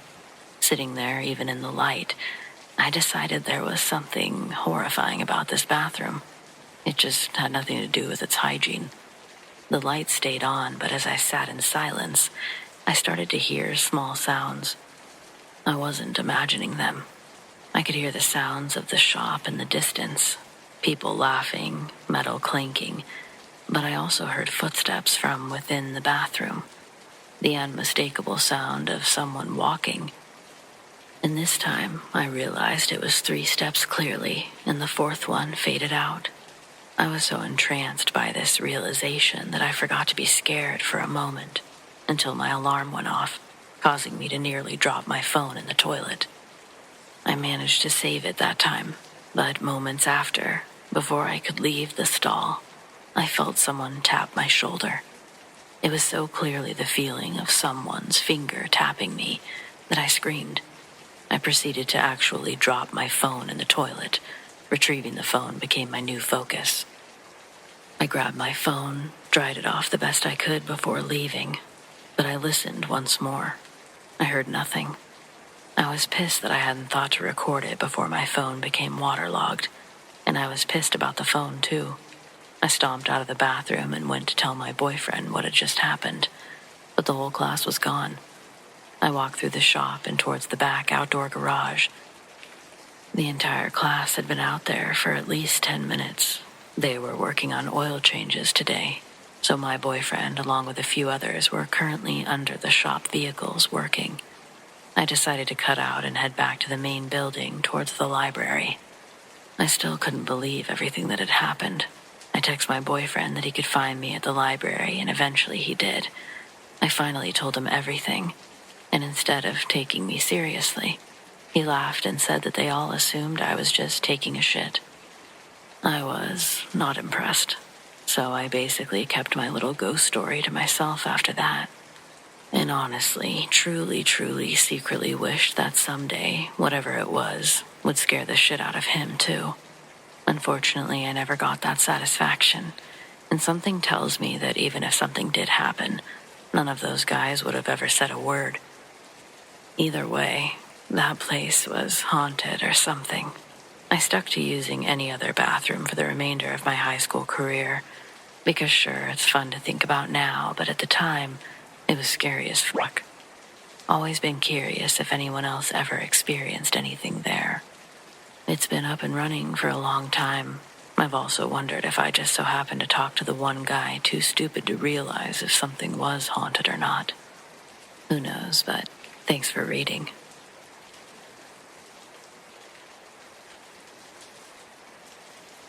I used to live just outside of Redwood County, Minnesota, and around the age of 16, my parents started allowing me to go camping on my own. That summer, I was in southwest Minnesota with some friends, and we decided to camp inside the reservation. After a long day of bullshitting around, we found a spot and decided to set up our tents. It was pretty beautiful out there, super serene and quiet. We definitely felt like we were on our own out there, but at 16, I painted us as pretty damn fearless, so we weren't bothered, at least not yet. Eventually, it was nightfall, and though still not afraid, the area held a different kind of quiet. It was almost silent. I have no idea what time I fell asleep, but I know it was around 3 a.m. when I woke up. For a few seconds, I wasn't sure why, but then I heard my name being called from outside my tent. It was my friend Aaron's voice, and he was really trying to get my attention. I could also hear my other friend Jeremy shushing Aaron, telling him to be quiet. I didn't say a word. I just started feeling around and looking for a light. Before I got to it, though, I heard something in the silence. But it's like my brain couldn't connect what it was for a minute, until it was so loud and so obvious. It was the sound of horses running, but also what I can only describe as war cries. Almost immediately after I heard the sounds, I realized this was probably what Aaron was trying to bring to my attention. I unzipped my tent because I wanted to see if I could see anything. Jeremy was already outside of his tent, and he was looking around like he had the same idea. We both started to step out closer to the extinguished campfire to investigate the sounds. I couldn't believe how clear they were, how eerie they were. Something about being there suddenly felt wrong, but I still can't pinpoint why. Shortly after that thought, Aaron walked out of his tent armed with a paintball gun. Not sure what good he thought he was going to do with it, but it said to me that he was scared. I guess we all kind of were by now. After an exchange of, "Do you guys hear that?" we all decided that it was something real. We were on the reservation, so it was most likely that the noises were coming from there, somehow. Aaron was paranoid it was someone's way of telling us to get lost, a warning of some kind before a real brutal attack took place.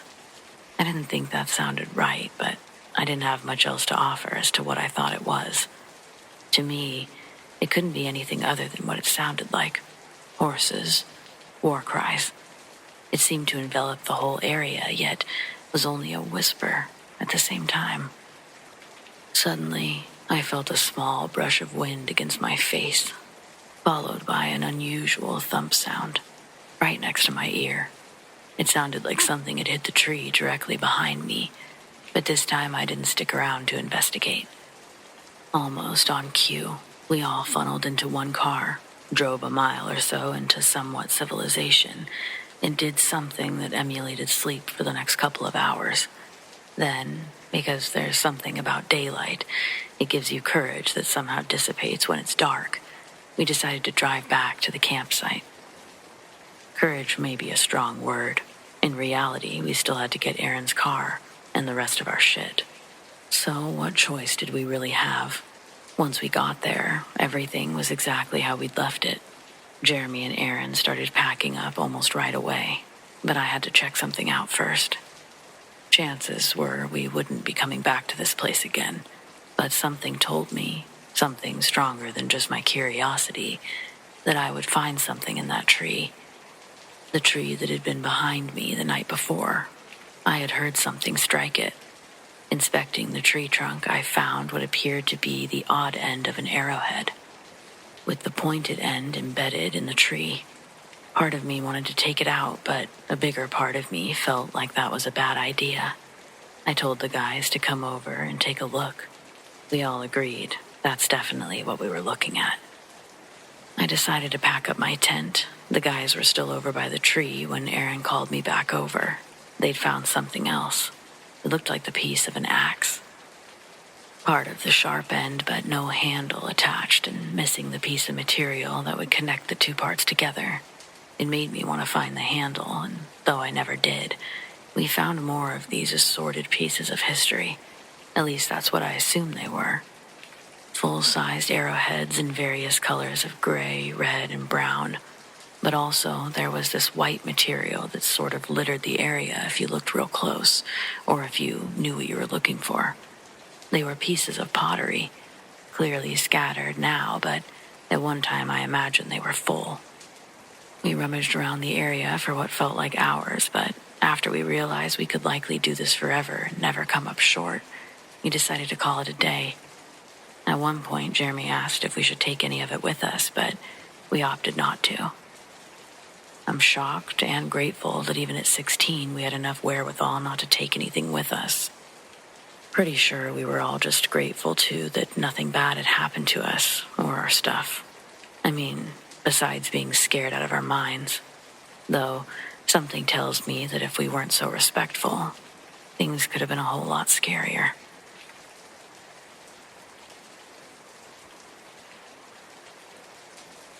Every hood is haunted.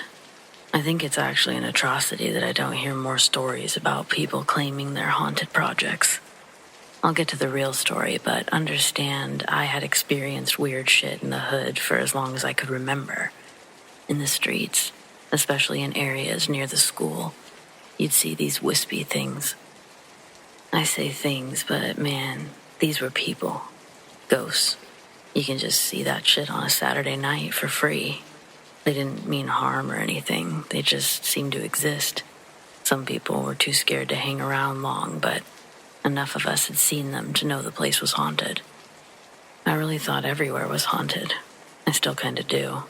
But this story, it's not about those wispy things.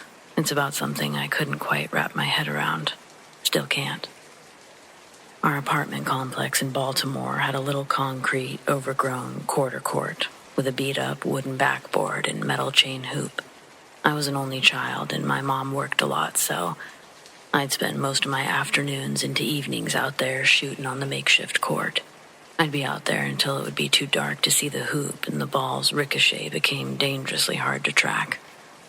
I'd be 11 after celebrating my birthday a day prior. My mom purchased me a glow-in-the-dark basketball. Real ballers know about night bright balls.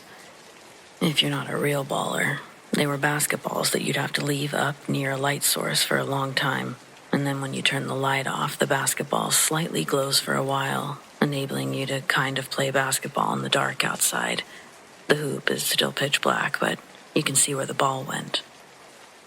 I'd left mine under a large desk lamp all that day, and I waited for the sun to set before I walked down to the court. The dim, soft glow of my basketball kept me hyped, even though I realized my childlike expectation would exceed the actual illumination limitations of the ball. When I got to the court, the sun was still setting, and by the time it was fully dark, the ball had started to lose its vibrancy. So I started to take my last few buzzer-beater scenario jumpers before calling it good for the night. I'm back in the grass for a deep three. After I release the ball, I watch the soft light sail through the black. All I can clearly make out is the ball, and as I watch its arch sink, I hear the chained hoop swoosh and rattle. Right after it goes through the metal net, it stops in midair, like someone had silently caught it standing under the hoop. The ball is frozen above the ground. It's almost like my eyes couldn't process what I was seeing. I didn't know whether to be scared or gracious that someone had caught my ball before it bounced away.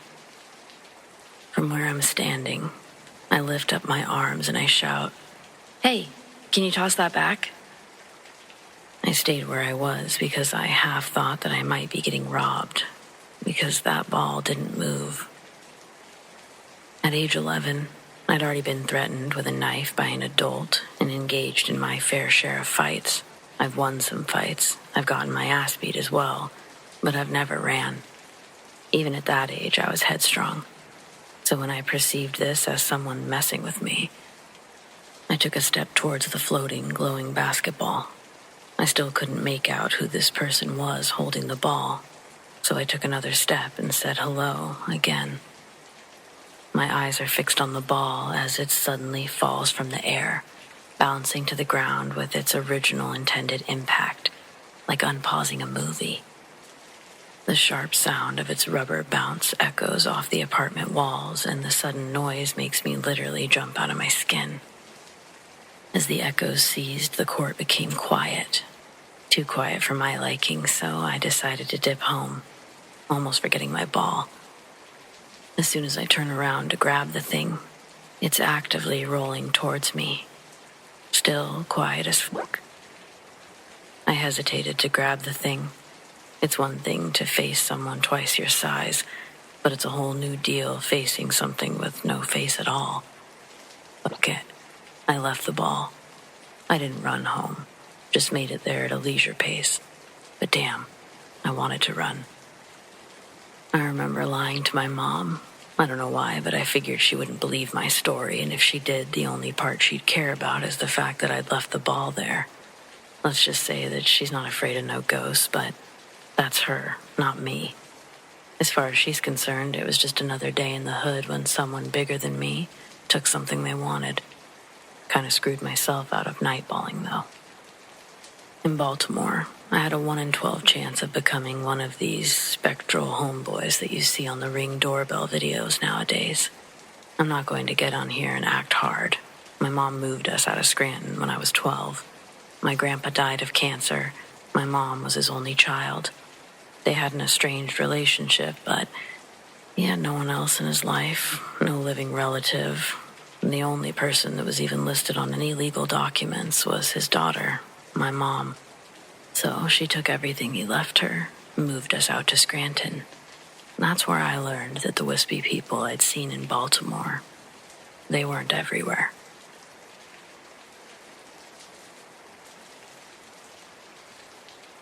I'm a 23-year-old woman from Canada. I won't give away exactly where I live, of course, but I'll try and describe the kind of area I live in. To start off, I'm self-employed and have to travel often to make a living. I've seen plenty of odd things, but this one still puts me on edge.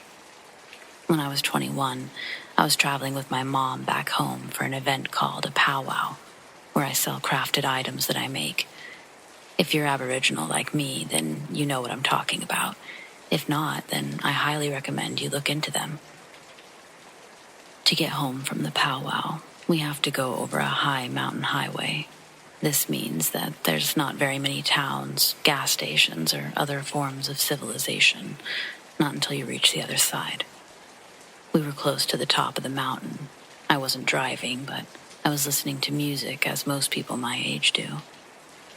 I wasn't tired or wired on coffee like I normally am, and I don't do drugs or drink if I'm at a powwow, so overall, pretty alert and awake.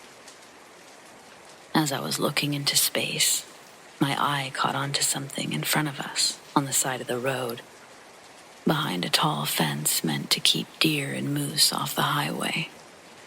It was a white object, which was odd, and I honestly thought that someone must have lost a tarp off their truck or something. But as we were coming closer to it, I could see that it had legs, arms, and a head. I'm getting a bad chill up my spine just rethinking about it now. I felt my heart drop like a weight when I saw it raise its arms up to the top of the fence where its head would probably be about a foot or two above. So imagine how tall it would be compared to about a 6-foot fence, maybe more, meant for deer. It raised its arms, and placed its hands on top of the fence, peering over it as if it was trying to understand how to get to the other side. I think I actually stopped breathing for a moment as we went driving past it. I didn't dare look away from it. It took me maybe a moment to barely sputter to my mom to go faster. She didn't understand at first why I was suddenly freaking out and barely speaking English. She probably thought I was having a mental breakdown, which wouldn't be too far from the truth. She almost pulled over. When I felt her braking and slowing down, I went into fight or flight mode, and I literally snapped back into reality, screaming at the top of my lungs, "Don't slow down. Go." I probably continued to swear and nearly cry for another 15-20 minutes. As soon as we got to the next town, we stopped at the first gas station, where I had a panic and an asthma attack. I even realized I actually bruised my ear from ripping my headphones out of my ear so hard. Eventually, I told her why I screamed at her and why I'd freaked out so badly. It was tall, skinny, no hair far as I could see, unnaturally long arms and neck. It looked like it had small, dark eyes. I couldn't see if it had a mouth from that distance. It was probably shut, but imagine a naked, slender man with beady eyes. That's the closest way I can describe it. But Mom looked horrified from what I was describing to her. I'm not the kind of person to joke around with most things like that. I don't mess around with paranormal things, as I've witnessed some stuff that would horrify most people. We ended up stopping at a friend's house to stay the night, because we just couldn't drive the extra hour home after that. I didn't even sleep. I was too scared to, and I was worried that something would find me.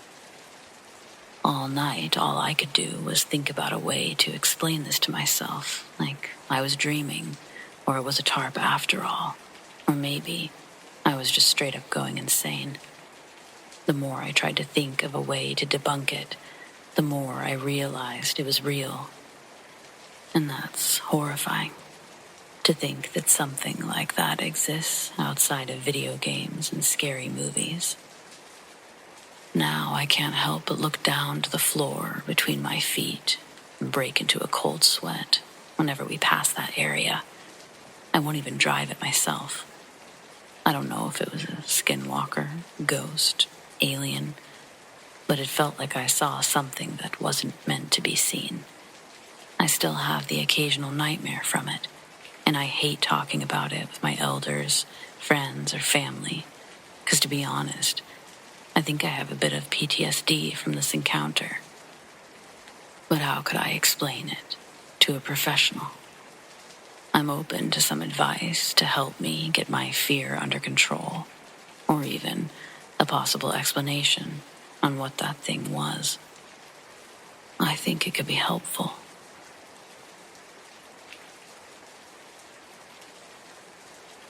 Hi, I'm Laura. I'm 25 and currently going through a divorce. I moved in with my sickly grandmother roughly 2 months ago.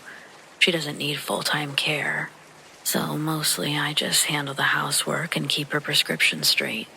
She's lived in this same house for my entire life and tells everyone it's haunted.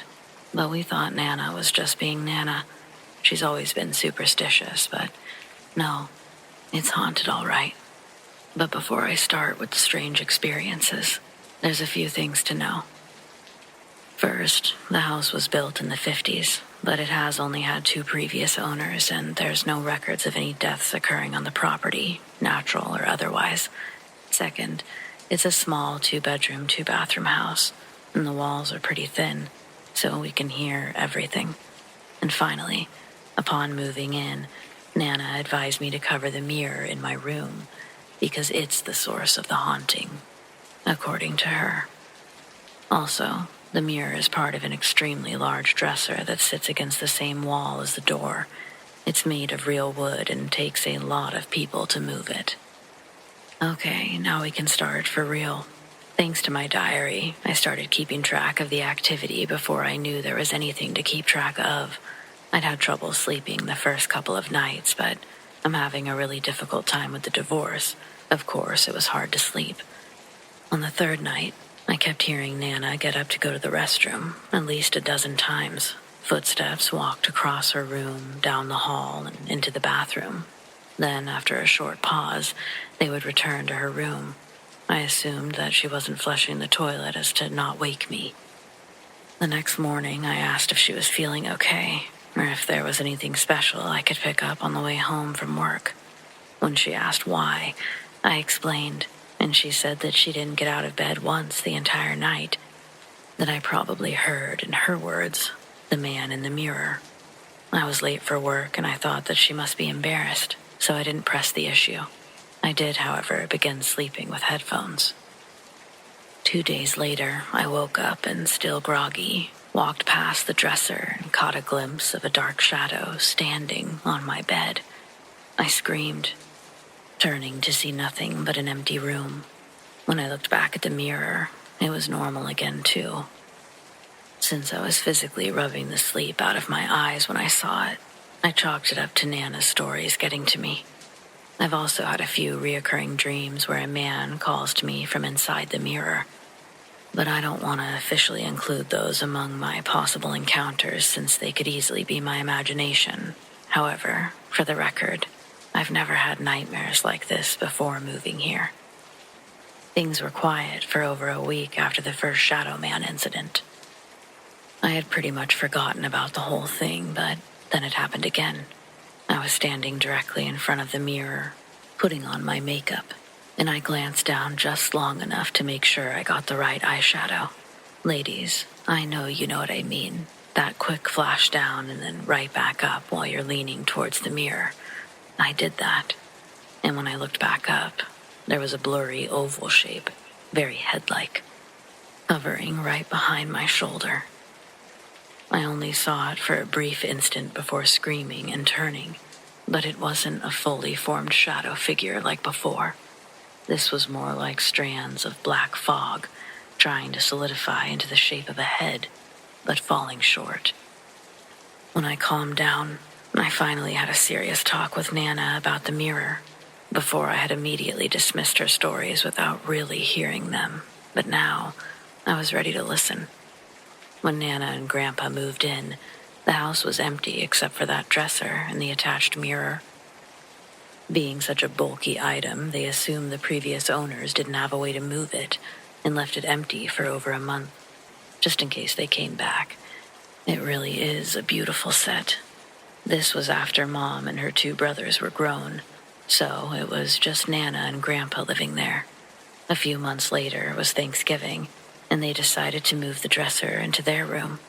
It took Grandpa, both of my uncles, and my dad just to slide it across the hallway.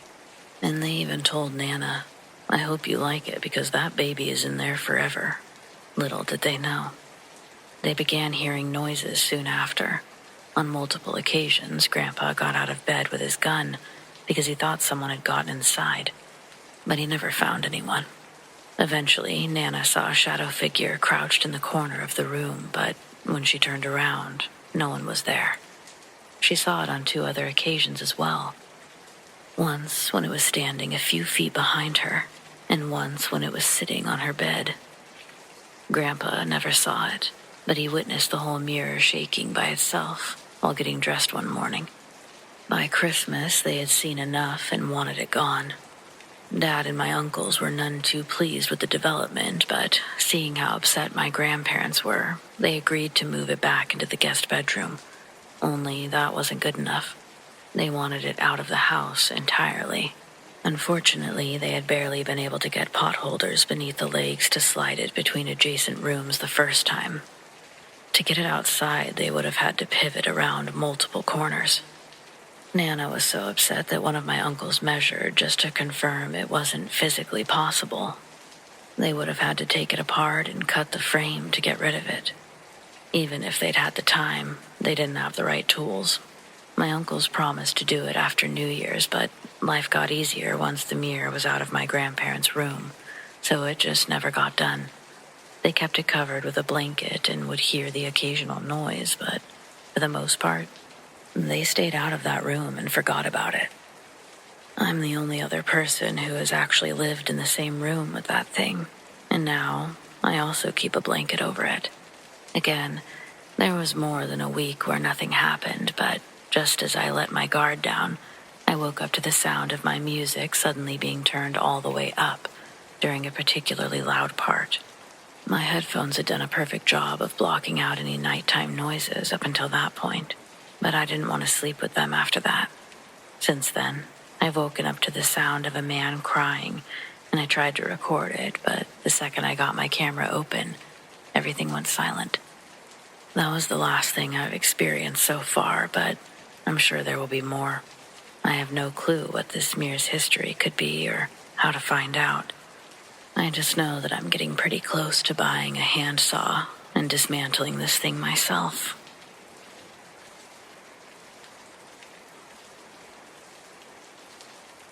I'll try to keep it to the point and not drift off too much, but I swear on everything this is a true story of my own experience.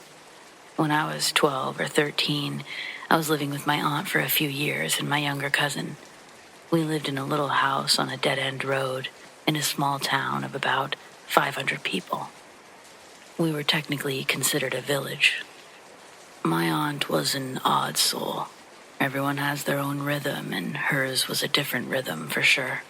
She had a fascination with the odd and the strange, from a musical, dancing, miniature, jester figurine to old newspapers from the 20s.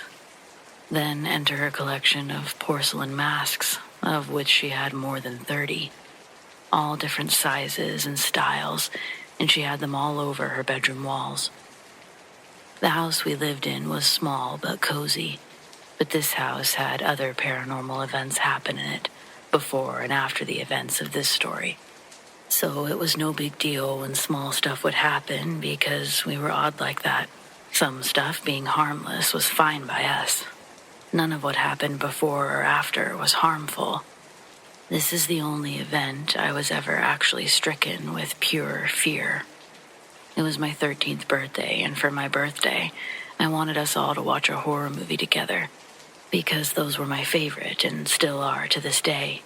We watched A Haunting in Connecticut as the chosen movie. It was my aunt and uncle, their 3 kids, my 2 friends, and myself there to watch it. After the movie, we all just kind of crashed, so I went to my aunt's room to sleep because it was the only other room with a TV, one of those old box TVs that would go full static every now and again. I get in there and put something on quietly and go to sleep. But I wake up a couple of hours later, and the room is pitch black, other than the light from the static on the TV, which, if you know, is not very much. It's basically a straight low beam that makes some stuff visible, but anything outside that vicinity gets harder and harder to see because of the light. But I can see all of her masks clearly. I went to get up to change the channel, and I noticed I couldn't move. It was like some sort of sleep paralysis. My eyes could move, but my body could not. So I just laid there, briefly trying to wait for my body to realize and wake up or move, when I heard a sound like someone tapping their nails on the closet door. Just a little 4 taps. I'm sure that we all do this when we're bored, but it caught my attention, and I fixed my eyes on the closet door waiting to hear it again. Within about a minute, I had glanced at the wall that the closet was on, at my aunt's masks, when I noticed one was missing, and I knew because it was the one that I'd gotten her for Mother's Day. I did a double take because I knew where it always was. I didn't pay too much attention to it until I looked back at the TV and could barely see the mask that was missing off the wall, now hardly out of light, but still slightly visible behind the TV. I knew it was the mask by the little pink flower pattern on the left cheek. At first, I thought my aunt had moved it, but no longer than I had had that thought. The mask started to raise, very, very slowly. It rose to the ceiling, slowly made its way directly over my face in the bed, where it stayed for a couple of seconds, before slowly descending to what felt like right over my face. I tried to close my eyes, but it didn't help. I could feel it looking at me, and could practically see it doing it with my eyes closed. Then, out of nowhere, the pressure lifted, and I heard the mask break from falling. It fell directly about where it originally had hung, by the closet. I laid there practically in tears, not able to do anything about it. Then it sounded like someone shaking the bedroom door as hard as possible, trying to get in, but it wasn't locked. My aunt and uncle woke up to the sound of the door shaking, came to see what they thought I was doing, until they got in front of the door, and it swung open on its own. As soon as the door opened, it was like my body woke up. I sat up and screamed as loud as possible, and pushed to the corner in the bed, crying. That's when I told them what happened. They knew by the way I was acting that I wasn't kidding, and they would have probably doubted it a bit had it not been for the door opening on its own. But that's the end of this one. I have many more, but not like this.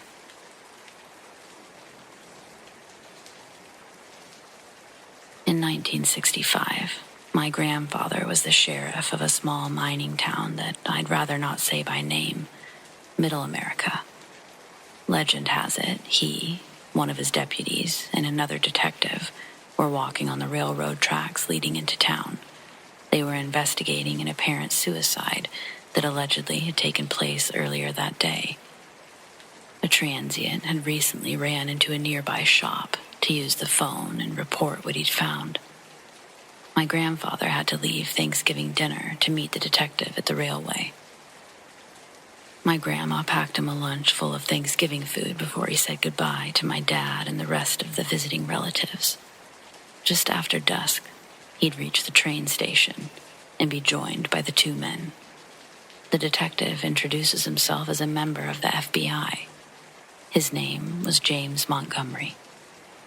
My grandfather asks why they're working a suicide this far out in their county, but his question was quickly dismissed, as James had questions of his own, all of them relating to the body. But neither my grandfather nor his deputy had been to the scene yet, so they all set off onto the tracks, looking for the body. It's not long before they come across their first sign of death, the man's head, presumably the furthest because it's rolled. They all stop to look at it. Back in those days, forensics wasn't what it is today. So they poked it around with a stick to turn it over, revealing the face of the unfortunate victim. But it looked like he'd been mauled. His nose had been torn off, and one of his cheeks partially separated from the jaw, broken in half right up the middle. The top of his head revealed more marks that seemed unusual from a suicide by train. The top of his skull was crushed straight down in a thick line of 3 or 4 individual teeth marks. James writes a couple of notes and directs everyone to keep going. Soon, they'd find an arm torn from the shoulder, a forearm crushed from a binding force. The deputy happens to shine his light by a tree, its base smeared with blood, a red trail up the tree into the branches. Following the trail up, they find what's left of the victim, laid in the branches above. Without warning, the deputy drops his flashlight and runs into the tree line, into the darkness, with a glazed look in his eyes. My grandfather yells his name, but it doesn't stop his pace. James tells my father to shut up, and as soon as he does, my grandfather knew why James had silenced him. Immediately, he can hear a low whistle. Focusing on the sound, its frequencies nauseating, Looking for the source, he points his flashlight even further up the bloody tree. From a higher branch, both James and my grandfather witness a large, dark creature standing above them, looking down. James pulls out some sort of tranquilizer gun and begins to fire rounds into the looming figure above. It lets out a scream and begins to leap through the trees, away from the train tracks. Speechless and in disbelief, my grandfather begins to pursue the monster, but James stops him. Then, James puts 2 rounds of tranquilizers into my grandfather's chest, leaving him to wake up near the tree line early the next morning. The body in the trees was gone, and he never saw James again. A search party would find the deputy, confused and lethargic, huddled and oblivious as to how he got there. The last thing he remembered was finding the arm. For months after, both he and my grandfather were monitored and spied on by unmarked white vans, wiretaps, and the occasional home visit from an FBI agent, always asking if there's been any headway on the suicide. The correct answer being that the case was closed already. No need to investigate it further. The deputy and my grandfather knew what they'd be risking if they'd chosen to press the issue. They played by the FBI's rules, and they never spoke a word outside of their immediate family. My grandfather retired in 1971. He and my grandmother would live out the rest of their lives in that small mining town. He attributes his harmonious later years to the choices he's made through the younger, and he doesn't regret his choice. Don't mess with the FBI, and don't walk the train tracks at night. Simple enough.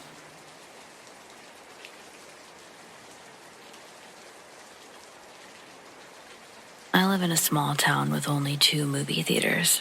One is the regular variety, while the other solely plays classics, which in this case just means anything made before 1980.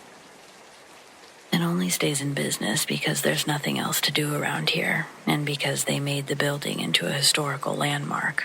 I'm not sure what it was originally, but it became a theater in 1951, and it's looked the exact same ever since. Been owned by the same family, too. Old movies aren't really my thing, so I've only been there a handful of times until recently. But I grew up hearing the ghost stories. I just never thought they were true. In the 1960s, a young woman came to a double feature and sat alone in the back row. That was a pretty uncommon sight, so people noticed her as the night wore on, especially after she continuously dismissed anyone who tried to talk to her.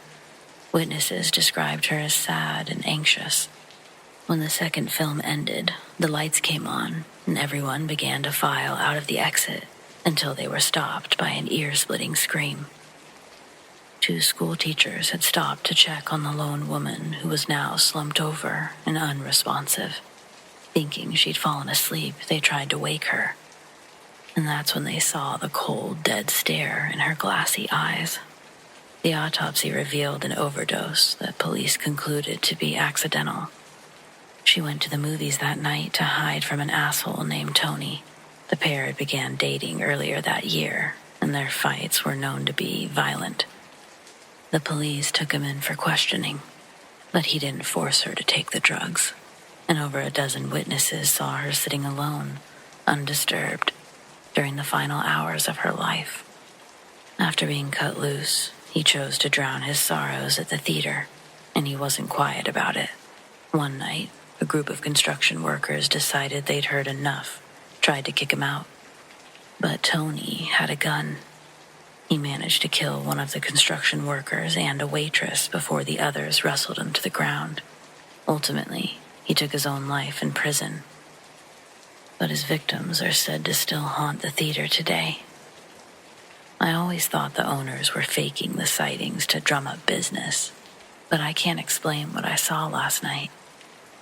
There were only a few other people in the late show, and we were all spread out, but about halfway through the movie, I saw movement in the corner of my eye. I was only a few seats down from the wall, and we were the only people in our row. No one else could have been there without walking past us or climbing over several chairs. But suddenly, there was a woman dressed like a waitress from one of those 50s diners. I stared at her in confusion for only a few moments, wondering where she came from, before she turned to face me. I saw that half of her head was missing. I jumped out of my seat with a muffled yelp, scared my date half to death. But when I tried to point at the waitress, no one was there. The rest of our row was empty once again, and I was left looking like a lunatic. In my panic, I began describing a rabid beast of a rat, but I only made a bigger fool of myself. Regardless, the one thing I do know for sure is that I'm never going back to that theater again. No thanks. So to give some background information, I'm spiritual. If you don't know what that is, spirituality involves the recognition of a feeling or sense or belief that there's something greater than myself, something more to being human than the sensory experience. I believe in souls, spirit guides, reincarnation, etc. My friend is a medium and can connect with the spirit guides and also ghosts and souls. My friend and I were hanging out at her place. We had the house to ourselves and decided to do a session. She was doing a session on me, and I asked normal questions like, what's my future like, so on, until I asked a question about one of my friends. This friend of mine has some trouble. He's been battling depression, anxiety, some other things. I asked if we could try and connect with her spirit guides and ask what was happening with her. We tried that. Bad idea. My friend who was doing this session had her eyes closed, was holding my hand, and her face started to twitch in an uncomfortable way. But I didn't want to disturb her, so I said nothing. Suddenly, the room we were in had this weird vibe, an unwelcoming vibe, just a very unpleasant vibe. She suddenly stood up from the couch that we were sitting on. She went to grab some incense and started saying, "You're not welcome here. Get out of my house." I've never experienced anything like this, as I was new to all of this at the time. Suddenly, this terrible feeling rushes to me. I don't know how to describe it. I think anyone that's met a ghost or soul knows what I'm talking about. The best way I can put it is trapped. I felt trapped.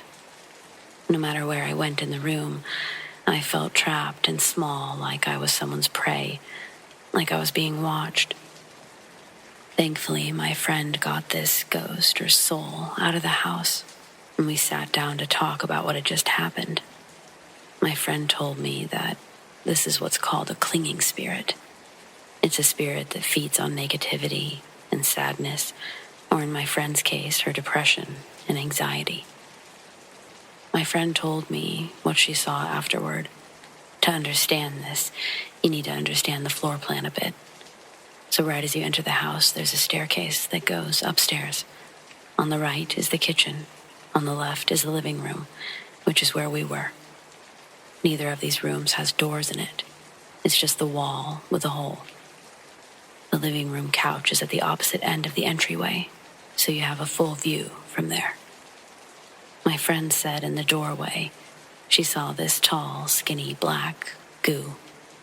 It had no face, but had the shape of a woman's body.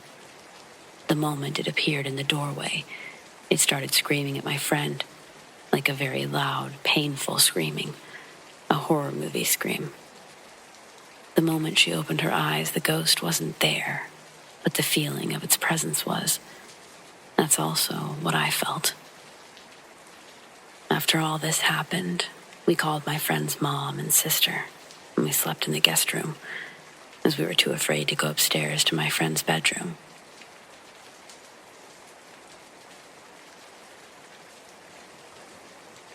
For as long as I can remember, I've never been able to escape the paranormal. whether it be the television turning itself off at night as a child, or imaginary friends my older sister and I could both see for years. I've grown to become almost desensitized to anything out of the ordinary. Out of all the things that have come in and out of my current home, there's one being that's been there for as long as I can remember, and quite the odd one at that. For simplicity's sake, I'll just refer to him as Old Man. He's often heard walking throughout the basement, mostly in the spare living room that connects to another spare room. He's not spoken a word to any of us, but he really seems to dislike my mother's best friend, as when she lived with us for a short while, he'd bang on the laundry room walls when she was alone in there, and she'd swear up and down that he'd told her to get out. Nobody else had ever been told the same. Typically, the most that we would get was a whisper calling our names. And who knows if that was even him in the first place. So this was always perplexing to me. Personally, I think the Old Man is all right. He's been docile with my family, never moves things or bugs any of us. I've only seen him briefly here and there, but the description I have of him, it matches what everyone else in the house has seen of him. And everyone, except my mom's friend, can pretty much agree that he's harmless.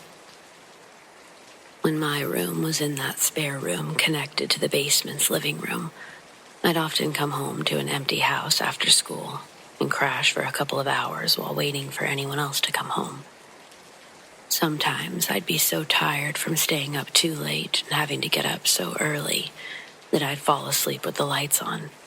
And in those cases, I'd wake up 90% of the time with the lights having been turned off for me. Nobody in my family ever admitted to doing it. And my parents really wouldn't have been the type to turn the lights off for me to sleep, since they found my messed up sleeping cycle and daily naps to be frustrating. With both of my siblings being gone most of the time around then, it was also unlikely that they'd lie about doing that for me. So I can only assume that it was the Old Man who had helped me out with the lights. I've always wondered if perhaps he's some sort of guardian, yet the way he acted towards my mom's friend contradicts that, since she's by no means a bad person or deserving of that. Though I can't even say for certain that it was the Old Man who did any of that, since she never saw him when the walls were being banged on.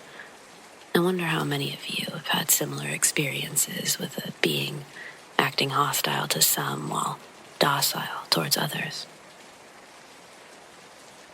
When I was younger, we had this family friend named Joe. We called him Debinock. He was awesome, like one of those uncles who would spoil the shit out of you. He became sick one day and passed away when I was in school. I was in maybe 5th or 6th grade, so I didn't really know what was going on at the time. He was a diabetic, like my dad, but Joe's was worse. One of the last times I'd seen him was at my parents' place. I just got home from school. He was pale and seemed drowsy, silent. My dad told me he was sick and that he had something for me. It was a $5 bill. Before I got home and started to become aware of Joe's condition, my dad told me that he was seeing people that weren't there, like people who have already passed away, loved ones, just standing around in the living room, present. His condition grew dire. He couldn't leave his house or even get up to leave his bed, but his wife, Naomi, was taking good care of him. She had told us a story a few nights before his death. They'd had a horrifying experience. She was getting ready for bed and falls asleep next to her husband. She eventually wakes up to someone screaming her name. The bed is empty. Naomi realizes that the screaming is coming from the front door, and it's Joe's voice. He's shouting the words, "Naomi, get the fuck out here and see this." She jumps out of bed as fast as she could and she races towards the door. As she's halfway, she can hear the glass smash, followed by these loud, heavy footsteps stomping off and down the porch steps. She approaches the door and Joe is shaking, with this shocked expression, pointing off into the darkness. Naomi sees this shadowy figure bolting fast into the field not too far from their house. She was chilled to the bone, but was able to bring her husband back inside. It was peculiar. Joe was incapable of leaving his own bed, but was able to somehow, in the middle of the night, make it to the front porch with a glass of water for fresh air, where he was met by whatever that thing was. He never told anyone what he had seen. The scary thing is, he passed away while standing in the exact same spot.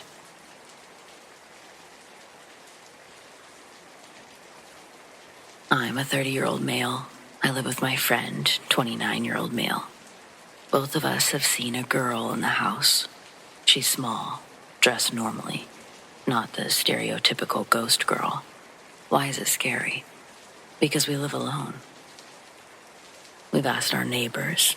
None of them has a daughter or knows anyone who meets the description.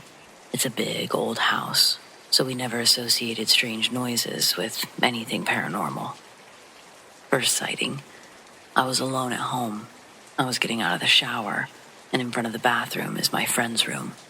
There, I saw her standing, looking at a shelf where my roomie keeps his books. I didn't say anything to my friend. He was away visiting family. I must admit that I spent that night at my parents' house. Second sighting. I was in the kitchen when I heard something break in the living room. I thought it was my friend's cat. When I came around to check, I saw the girl standing, staring at me. Nothing was broken. I ran out of the house. Didn't return till the next day. Again, I didn't tell my friend. Third sighting was my friend's. I was on a trip. My friend called me. He was upset. He told me that he saw a girl in the living room, just sitting on the couch. I asked him to describe her to me. She was the same girl that I'd seen. Since then, we've seen it on many occasions. She does nothing. She doesn't disturb us, but it's there. Sightings are quick. There's no time to interact. The child always wears the same clothes, does not look neglected or unattended. We've set up a few cameras, but we've never caught anything. What do you think? We don't feel like we're being watched at night. Things don't move, and there's no strange noises that can't be related to an old house.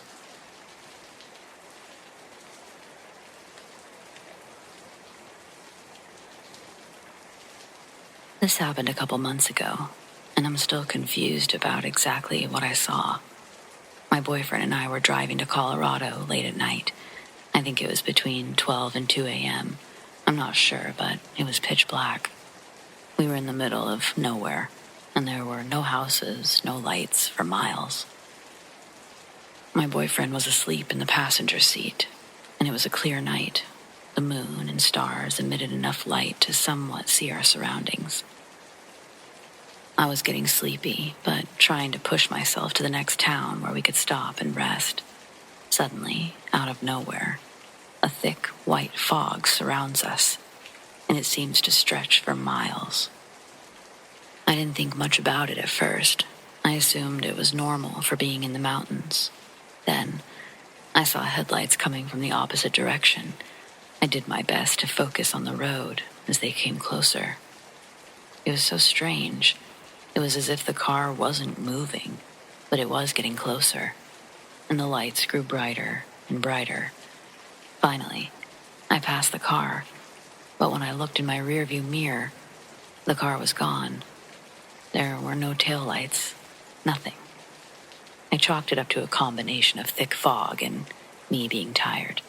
I continued on. The fog continued on for what seemed like forever before suddenly disappearing. The night sky returned, and it was like nothing happened. Seeing lights in the distance, I knew that I'd be able to rest soon.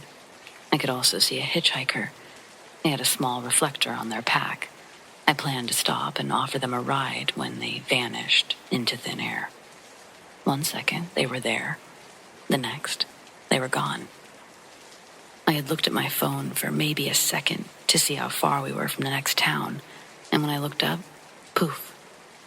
I still don't know if it was my brain playing tricks on me or what, but I've never experienced anything like it since. I've gone on plenty of trips, but this one is definitely the strangest.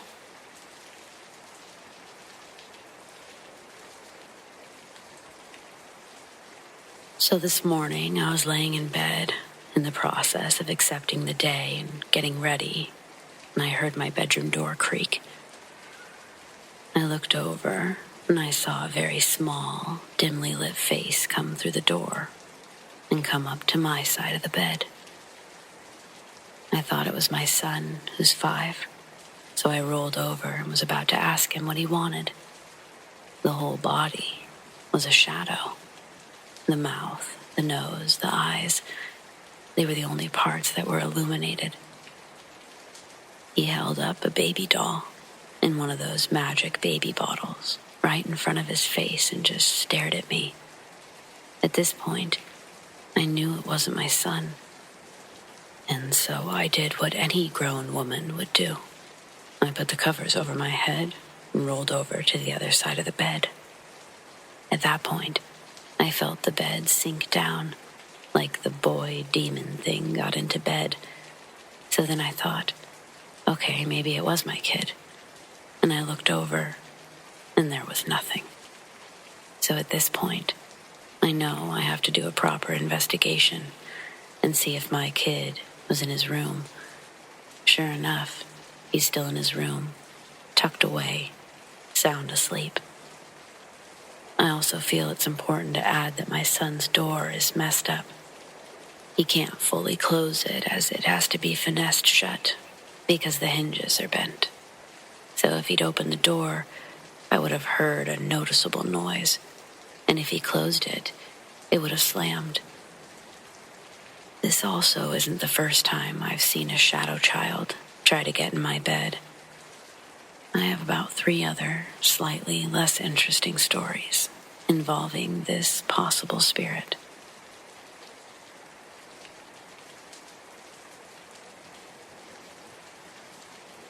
On December 29th, 2022, I was traveling from Santa Barbara to a small town in the middle of Nevada.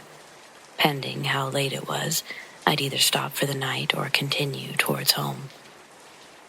There were 4 people in the car, and 3 of us saw a lady with a pale white face and dark, scraggly hair extending past her shoulders.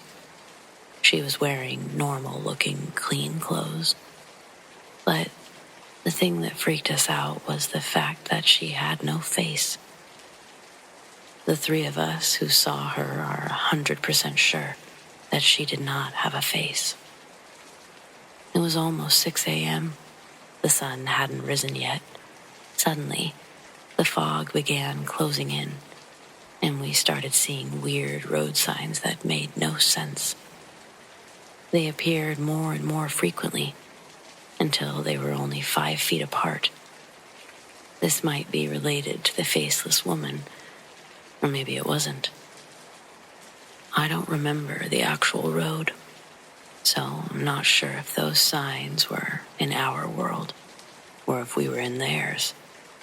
I'm sorry there isn't much detail, but I'm sure I wasn't asleep. I was far too anxious to sleep, and we were only a few minutes away from our Airbnb. This has been happening since I was 7. Most of the time when it's dark, there's a tall silhouette of a man. I don't know why, but their mere presence makes me afraid.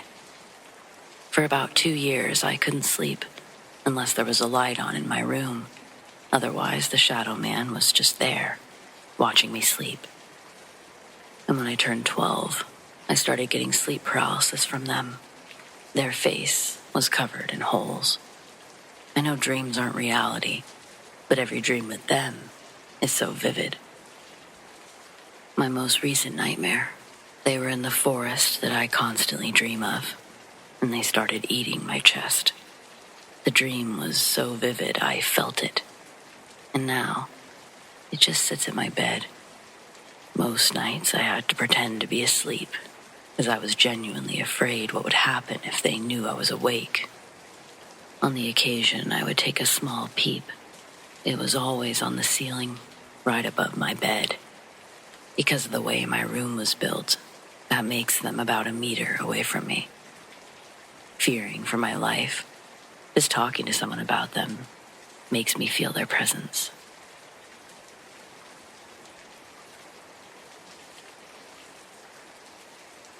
I'm originally from Lethbridge, Canada, but I lived in Vancouver for almost 5 years. 4 years for school and an additional year just to live and work on my own. Most of my time was dedicated to school and work, which was rather uneventful in comparison to the story I'll share here. My first 3 years in Vancouver, I lived near the water in a mother-in-law style apartment. If you don't know what that is, it's basically a fully functioning apartment in the lower half of a home. Bathrooms, kitchen, living space, etc. It was an absolutely beautiful place to call a temporary home, especially for a college kid. An affordable place in a prime location. Owners who were incredibly nice people who mainly kept to themselves but also acted as very attentive landlords. But it came with its own sort of catch. About 3 months into living there, I was feeling pretty comfortable. Maybe I was too comfortable, and that's why everything started happening when it did. Either way, 3 months in, I was having these strange dreams, nightmares, paired with waking up suddenly and feeling like I wasn't alone. They would continue on and off for the better part of a year. Normally, the dreams were me standing by the back door. It was made of glass and had large, thick curtains, which I kept closed at night. But during the day, they let in a gorgeous amount of light and offered a small, peekaboo view of the neighboring Victoria Island. In my dreams, however, these curtains were open at night, and the view was nothing like I saw in my waking hours. There were no homes neighboring this one, no telephone wires crossing the skyline. The view was incredible. You could see the entire island. It was like the dreams took me back in time, one where there was just less in the way of buildings and more in the way of trees and nature. Almost magical. Except it's while enjoying this view, I realize I'm cold and wet. Doesn't seem too strange, not at first. But it changes. Not the view or my coldness, but my entire perspective. I hear the bedroom door being kicked in, but I don't turn around. Suddenly, I'm being grabbed from behind, but I manage to escape whoever's attempting to grab me. I never see their face. I never see my face. I'm frantic, and somehow, I understand that if they touch me again, I'm dead. It's the most fear I've ever felt in a dream. Still, to this day. Eventually, I make my way to a locked door. It's the door that connects the rest of the home to the mother-in-law apartment. I struggle for far too long and feel as if I'm working with two brains. One who knows this door is never unlocked, and one who thinks it should be. Someone's coming. I run from the door and back towards the bedroom where the glass door is. I catch a glimpse of the view one last time, just before I'm thrown onto the bed. Before I can see anything else or do anything else, I'm being smothered. I can feel myself struggling to breathe. I know I'm close to passing out, and then one of those brains tells me to wake up. Usually, that's when I'm thrown awake, gasping for air, and feeling like I'm not alone. Though other times, it would be a dream within a dream. I'd wake up, have the sensation I wasn't alone, but I'd call out, "Hello?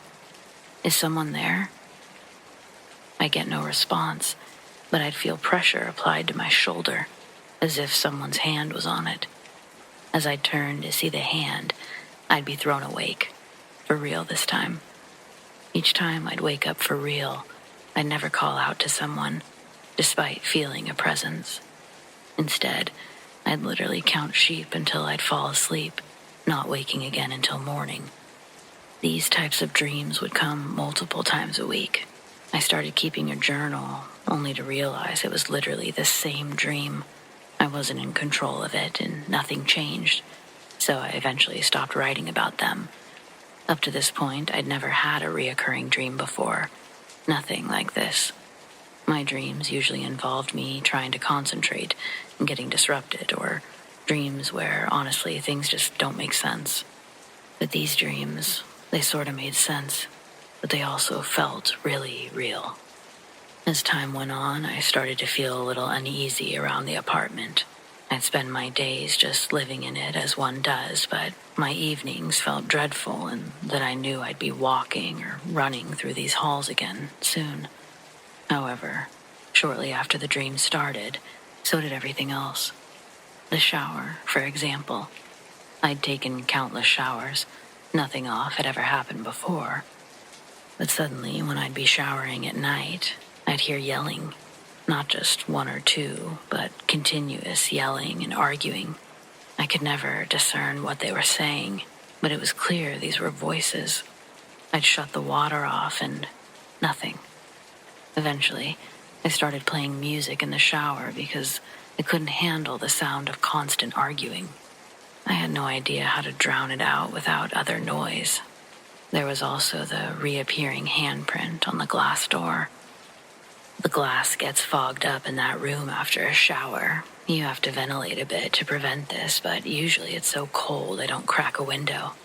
So eventually, after getting dressed and all of that, I'd open up the shades and crack the back door to let out some of the excess steam. And a few times, I'd see this single handprint on the window right as I did. But I don't mean it was just there. I mean it appeared as I opened the curtains. Then, yes, it would disappear with the rest of the condensation, leading me to believe, oh, that's nothing. I probably touched the window real quick without noticing. I told myself that a lot, but did I ever believe it? Not really. Finally, towards the end of my first year in the apartment, I saw a woman. I only saw her once, but I think that it was the same woman that I'd feel in my dreams, possibly the same woman whose presence I'd felt when I'd wake up.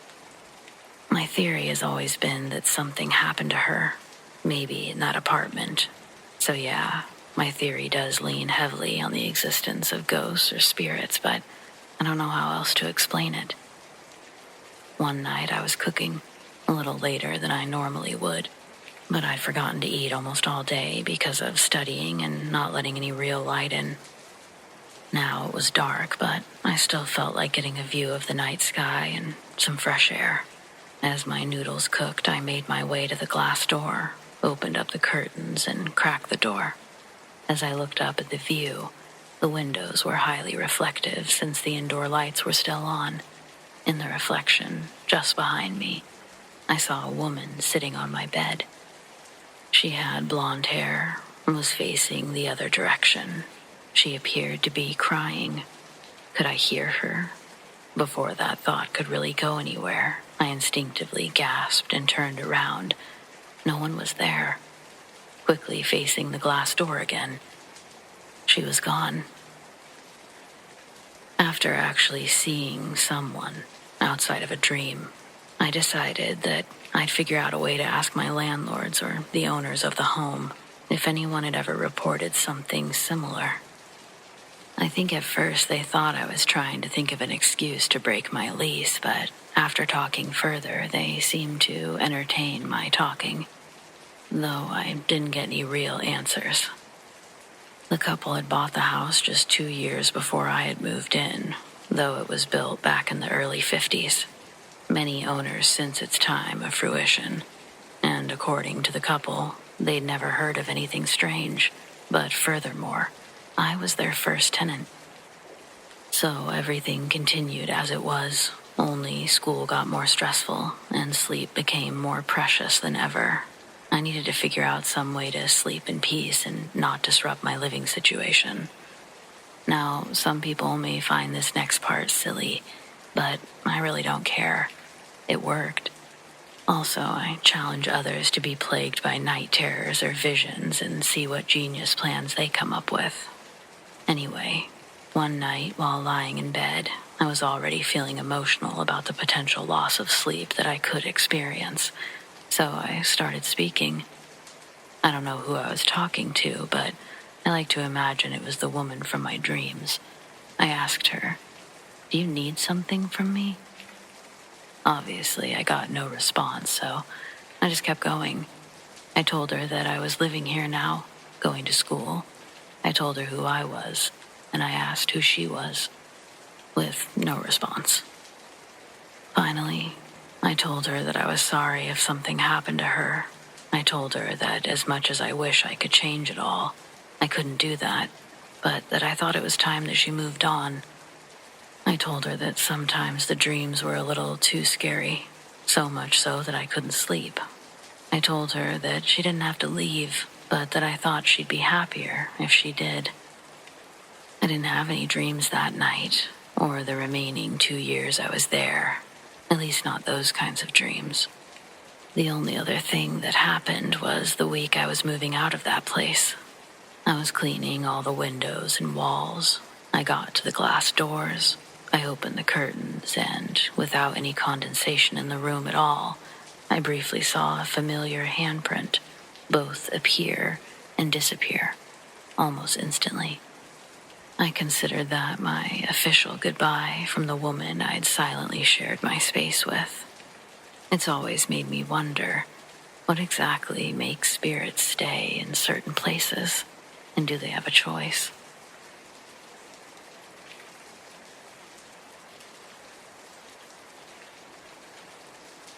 I was posted in a primary health care center with a fellow senior doctor. It was our night shift, and he had started to tell me stories of the time when he was doing autopsies in the same hospital.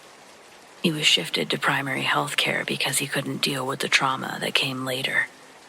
He said that not all autopsies led to hauntings, but it was people who had killed themselves or cases of assault where the death was unnatural.